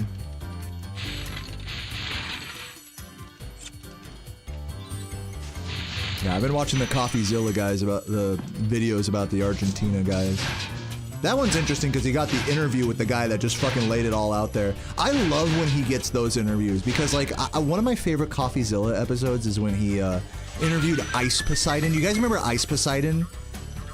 The first successful IRL streamer on Twitch.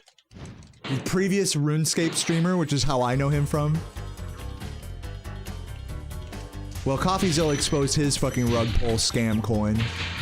And he just got on a call. This was so fucking funny to me. He just got on a call with Ice Poseidon. Ice Poseidon was like, yep, we rug pulled it. I mean, if you signed up for this coin, I mean, sorry, you're an idiot. And then CoffeeZilla's like, dude, you're calling your fans it. You're saying your fans are idiots. And Ice is like, oh, well, I mean, if they bought the coin. It's like, well, yeah, basically. It's like, you gotta love it, even if, like, when someone who's doing something clearly morally wrong tries to justify it, but then they like clearly like also like aren't like honest to a fault as well, and then it just exposes like the fucking rift in logic. Like, it's just fucking hilarious. That's like with the Argentina guy interview. It wasn't the president that he interviewed, but it's like one of the main guys in the coin.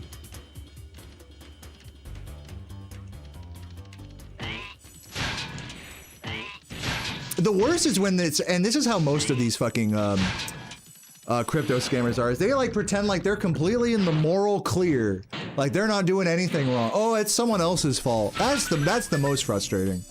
Like deflecting blame and stuff like that. Like the Logan Paul stuff. It's all just a big blame game. That to me, that's like even worse. That's just childish. It's like, at least own up to the fact that you're scamming your audience. Like, that's the least you can do if you're gonna do it, you know?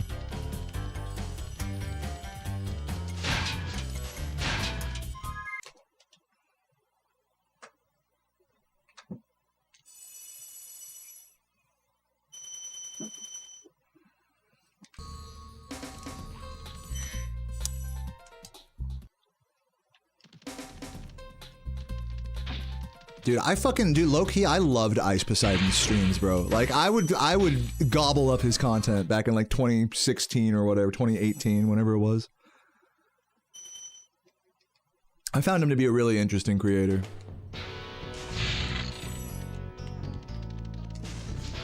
Total dumbass. Full-on dumbass. Like, no offense, but, like, dude did not have a high IQ. But interesting individual nonetheless. Just a shame that, you know, unsurprisingly that he's just a scammer now, you know, whatever.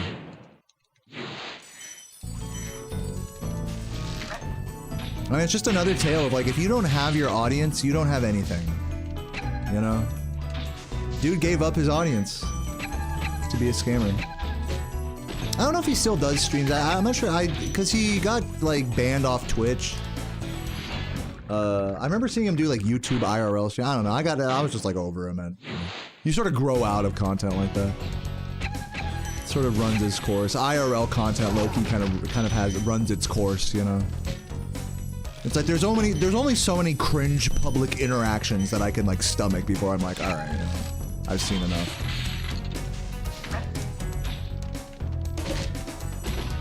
But I guess you could say the same about anything. You can say the same thing about speedrunning. There's only so many runs I can watch until I've had enough. It's the same thing every time. Right? So we're all redundant here, I suppose. On the internet.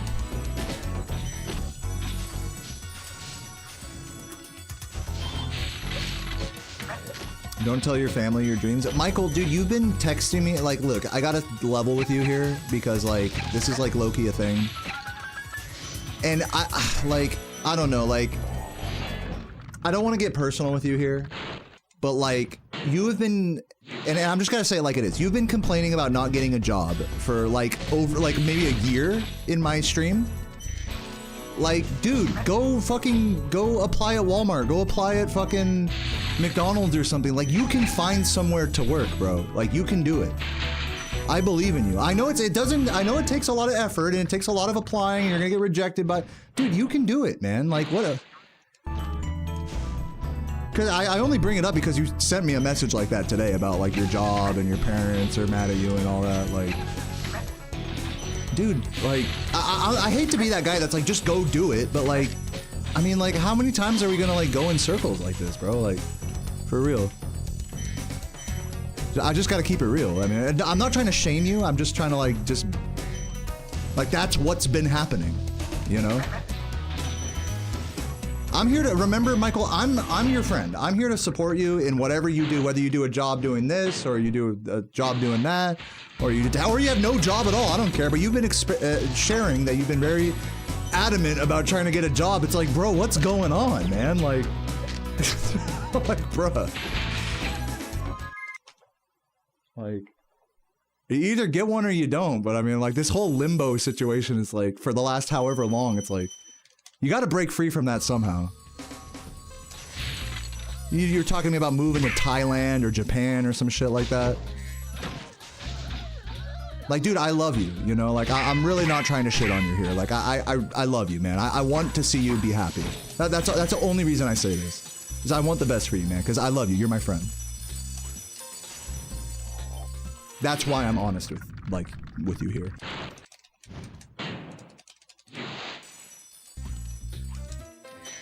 Yeah, like, I'm not, dude, Deo the therapist, dude, I'm not your therapist, you know what I mean? Like, I'm not gonna sit here and let you complain about oh, I can't find a job for, like, months and months to me, like... Like, what are we doing here, you know?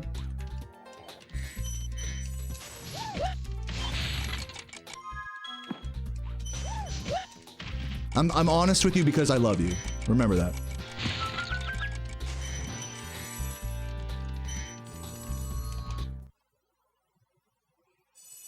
But you're good. You're always, I want you to know, Michael, you're always good in my book. I'm not upset with you or anything. Like, you're always gonna be chill with me. Like, I know you struggle with your family and all that. Like, I'm not here to add to that pressure. All I'm saying is you gotta do something. That's all I'm saying. You gotta break that cycle. You can break the cycle. I really believe you can.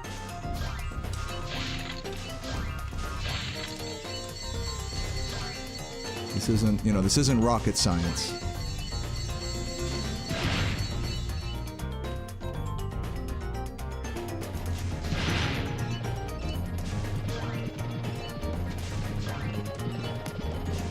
And dude, straight up, like, and I say this, like, as well, because, you know, my girlfriend is in therapy as well. Like, honestly, like, maybe therapy for this, if you find, this goes for anyone in the chat. I'm done talking to Michael specifically here.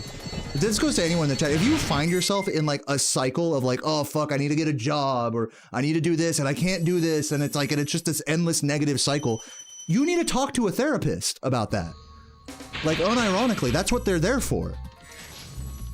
Because they can help you more than I can. I'm in the middle of a fucking speedrun right now. I can't, like, you know, I can't be that for you. You know? But there are people who will be that for you. You know, that are covered by your, you know, by your insurance or whatever. Or you pay for out of pocket, whatever. But, you know, you need to like focus on breaking out of a cycle. If you're in a negative cycle like that, gotta break out of it. That's just life. And I know it's hard, and I'm not here to shit on anyone, you know, who's in that. I really, if anything, I have all the love and admiration for all of you guys who are struggling. Really.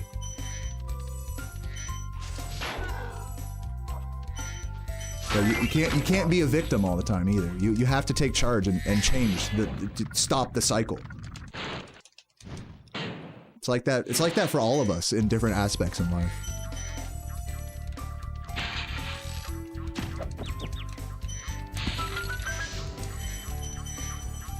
So yeah, you guys are good. I don't mean to get too, like, serious. I'm not trying to sound like anyone's dad or therapist here. It's all good. Sorry if I got, like, a little too intense or serious for any of you guys. But I hope we're cool, Michael. I hope you don't take that too, like, negatively or anything.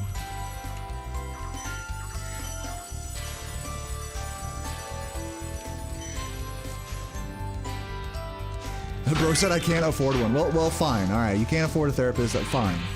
Go get a job, man. Like that's. I mean, you know the answer. You don't need a therapist to tell you this one.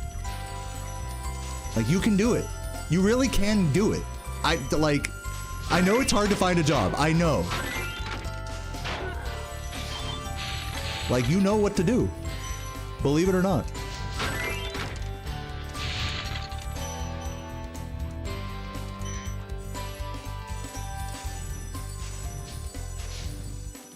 It's hard, it's not impossible. In other words.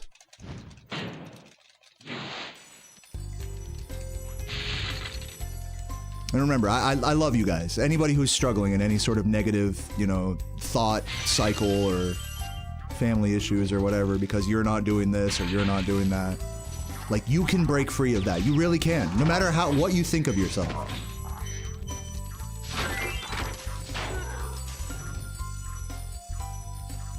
But it's not gonna be easy. But you gotta do it.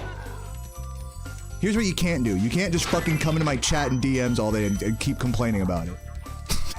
I can't help you in that respect.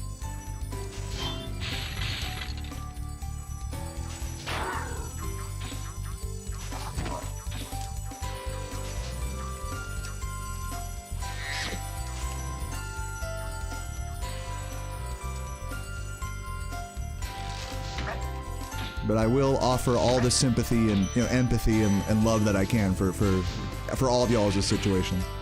Because I know it's hard. So yeah. Oh, Jesus fucking Christ. See, I have it hard too. No, I'm just kidding.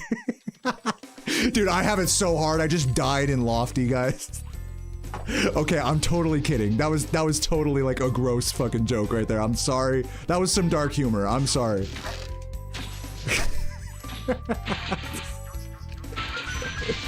Guys, like literally you guys don't know how tough my life is. Like died in Lofty again.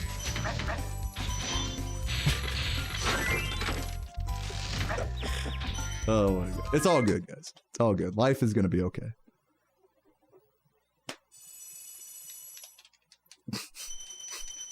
Let's get back to this game, man. Fuck, what are we doing? Plus 146? We got this.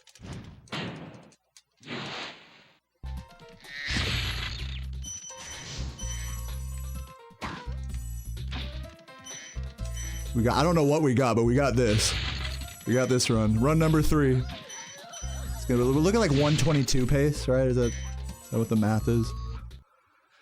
All right, let's play. Dude, I've had like this like little like, I don't know if it's like acid reflux, like at the top of my stomach, under my sternum. It's like a little like ache right there. I think it's acid reflux maybe. I'm drinking a whole pot of coffee. That'll do it.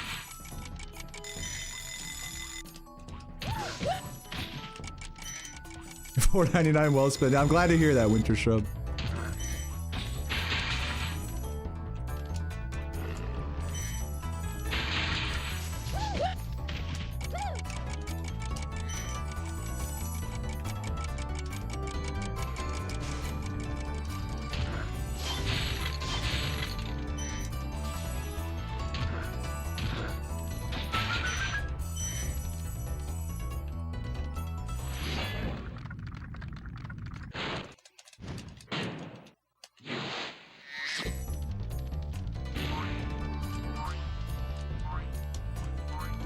Yeah, I think it's like minor acid reflux I've been having today. I don't think it's heartburn.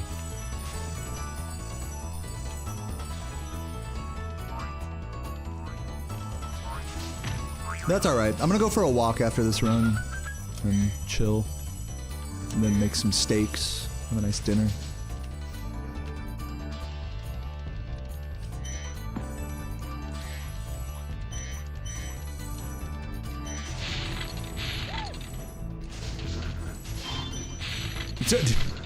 Dude, Roach is doing the fucking YouTube, you know, chat summary thing. The AI chat summary. People in the stream are talking about how hard life is, and that we're trying our best, but they can't seem to break out of the cycle. Others are saying good luck to Deo and wishing him a great world record speedrun. What's up, Mint? How you doing? Good to see you. What's up, Alec Nustin? 1.5 years sober, dude. GG's, man. Nice, a big congrats for Alex Nustin in the chat. That's huge. Extra big props to you for being able to listen to my content where I talk a lot about alcohol and drug consumption and not let that tempt you.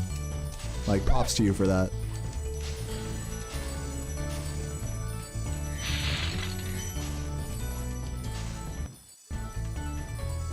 Music cut there for a sec.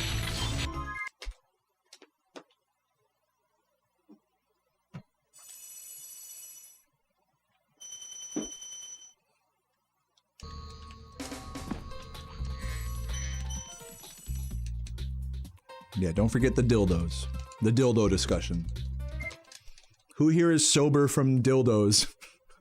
1 year sober from putting a dildo in their ass. Any hands?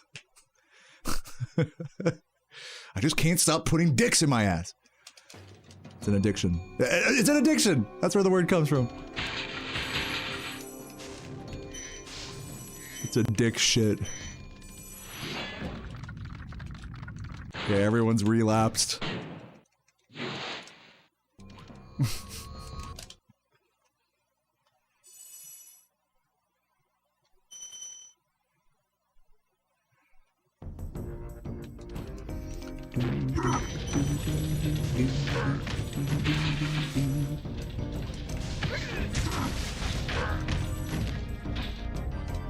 Oh, jeez.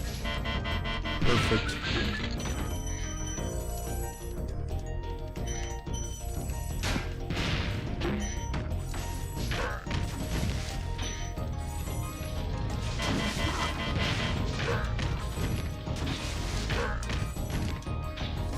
Get up the what the Did you see that? The fucking edge flop. Edge, literally edging like so hard there. Who out here edging? Sorry if I scared you guys with that. That flabbergasted me. Yeah, I'm a cheater. Yeah, that was my cheat engine acting up there. I gotta get composure to fix my cheat ROM here.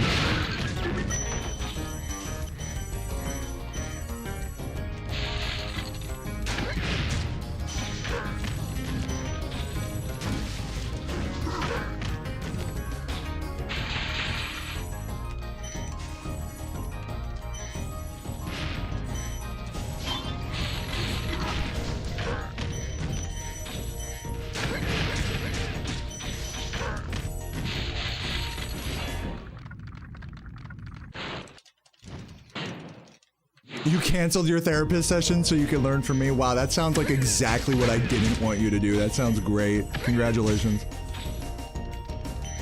Proud of you.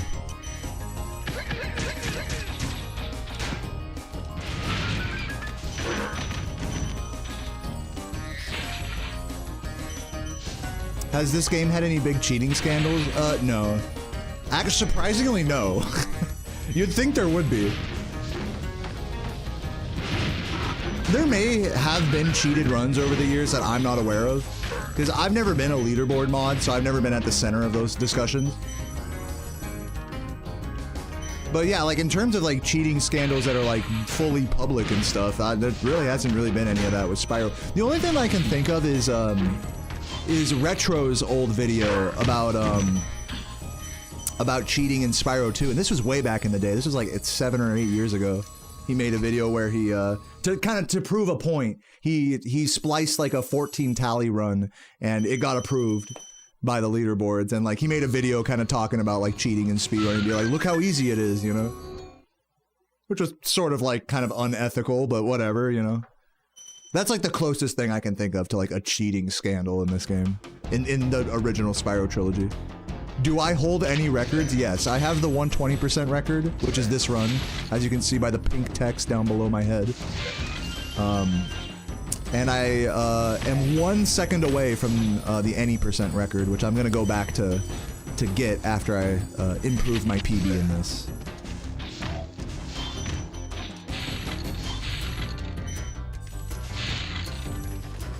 Yeah, there's the command. I have the world record in being extremely gay. You know, Spora, you and I are both former any % world record holders. You know that? Oh wait, did you take it back? I forgot who has the current Spyro 2 any % record.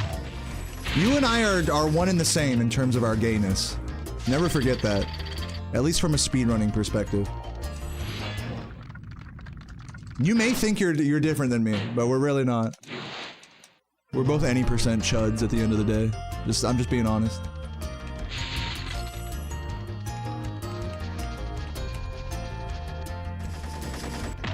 Well, I guess if you still have the record, I guess I can only say that once I take it back, I guess. I mean, as we all know, Spyro 1 any % is the exact same thing as Spyro 2 any %, so only at that point can I say we are the same. I play Spyro 1, you play Spyro 2, we are not the same. Imagine having your head that far up your ass. Some gamers really be like that.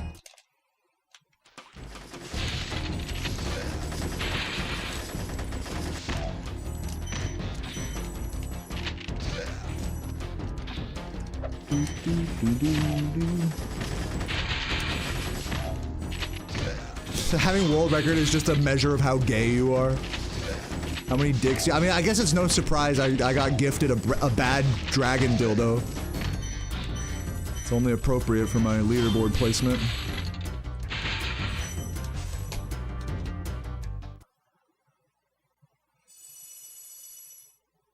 And thank you for the good lucks, DZ. I've been seeing those little VTuber collabs you've been doing. I've been seeing that on Twitter. Tell the anime girls I said hi. I fucking love VTubers, by the way. If anyone's watching right now as a VTuber, I love you.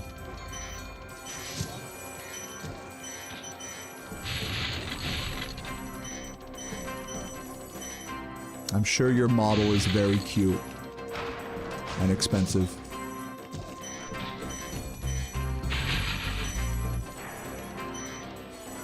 I love you too. Actually, DZ, I believe you're a PNG too. You're an owl tuber, actually. So, VTuber adjacent. Okay, there's a hierarchy here, as you know. I'm just kidding. I'm kidding. Owl tubers are cool. Oh man, I'm about to get canceled on Twitter with this conversation, aren't I?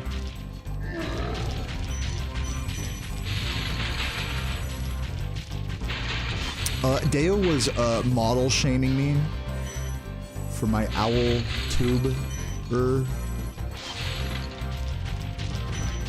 and he thinks he could just go around and oh, and also he commissions art and doesn't pay for it. That's always the death dagger right there. No, I definitely don't do that.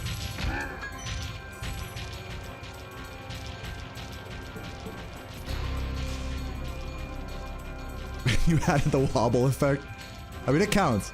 We'll count it.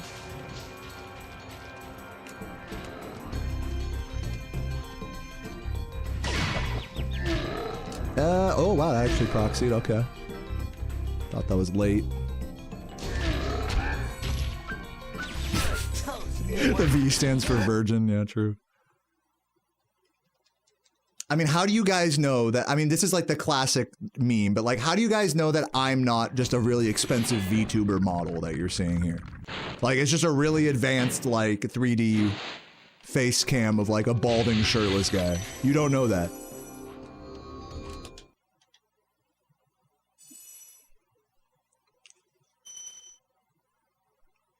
Yeah, I just turned ray tracing on. That's why you can't fucking see shit on this camera. The shaders are just too good.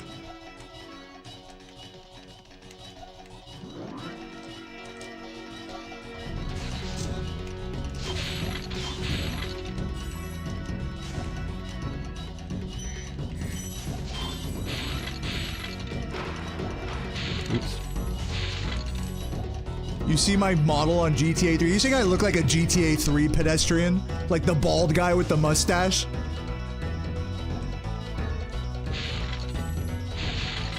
Be fucking for real with me right now. Do I look like a GTA NPC?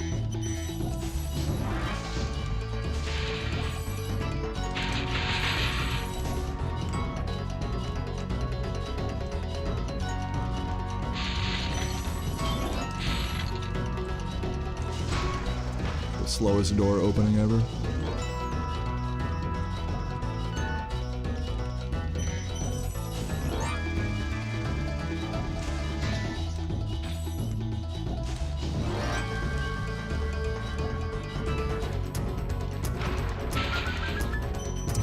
Put me in GTA 6. Dude, people fucking come in my chat and they're like, dude, the devs should put you in Spyro 4. I'm like, bro, like, where is a fucking shirtless, fucking John Lennon homeless looking ass guy gonna fit in that game? Or people say, oh, the devs should consult you about Spyro 4. You know what I would tell them, right? I'd be like, just make Spyro 1. Make Spyro 1, 2. I don't think I would really offer that much helpful, like, advice to them. My glasses are blinded by nostalgia. I certainly could not help with a new Spyro game. Too biased.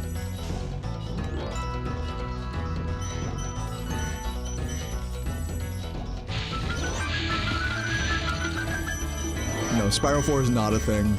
Unless you're a Canadian Guy A fan, and then it is maybe a thing.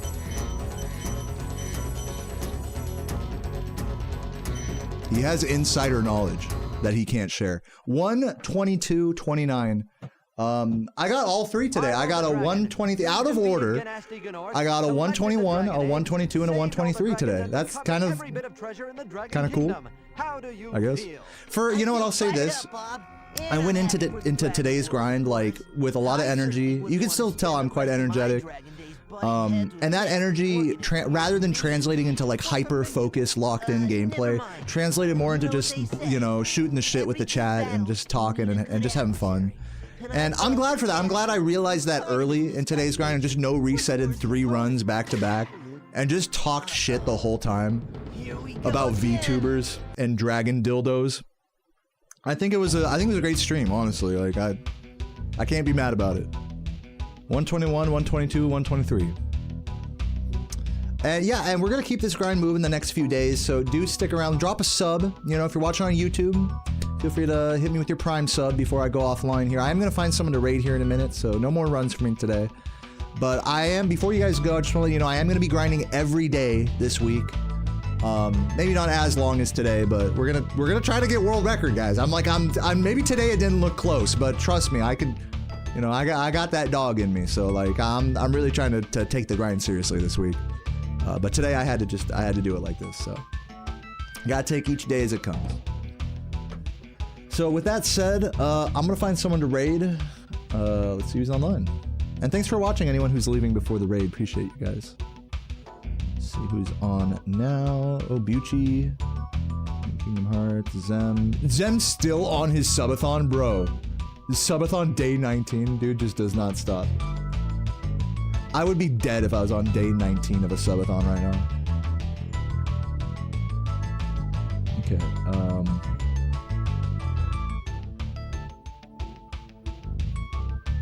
let's see. No one playing Spyro 1. Let's see if anyone's playing Spyro 3. Oh, Absint's playing Spyro 3. Let's raid Absint. I haven't raided Absint in a while. Nice. Absint's stream is a vibe.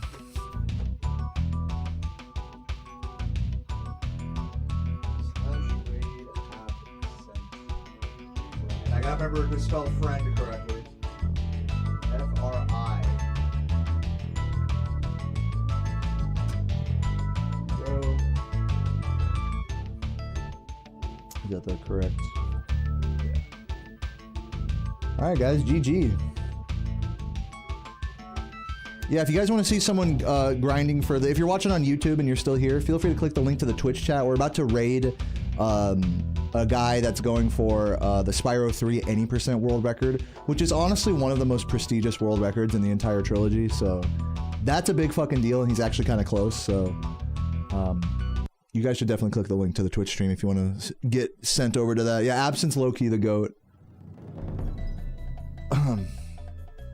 So yeah, GG's guys. Thanks again for the subs today. It wasn't like a crazy sub day like yesterday, but we still are over 832 sub points.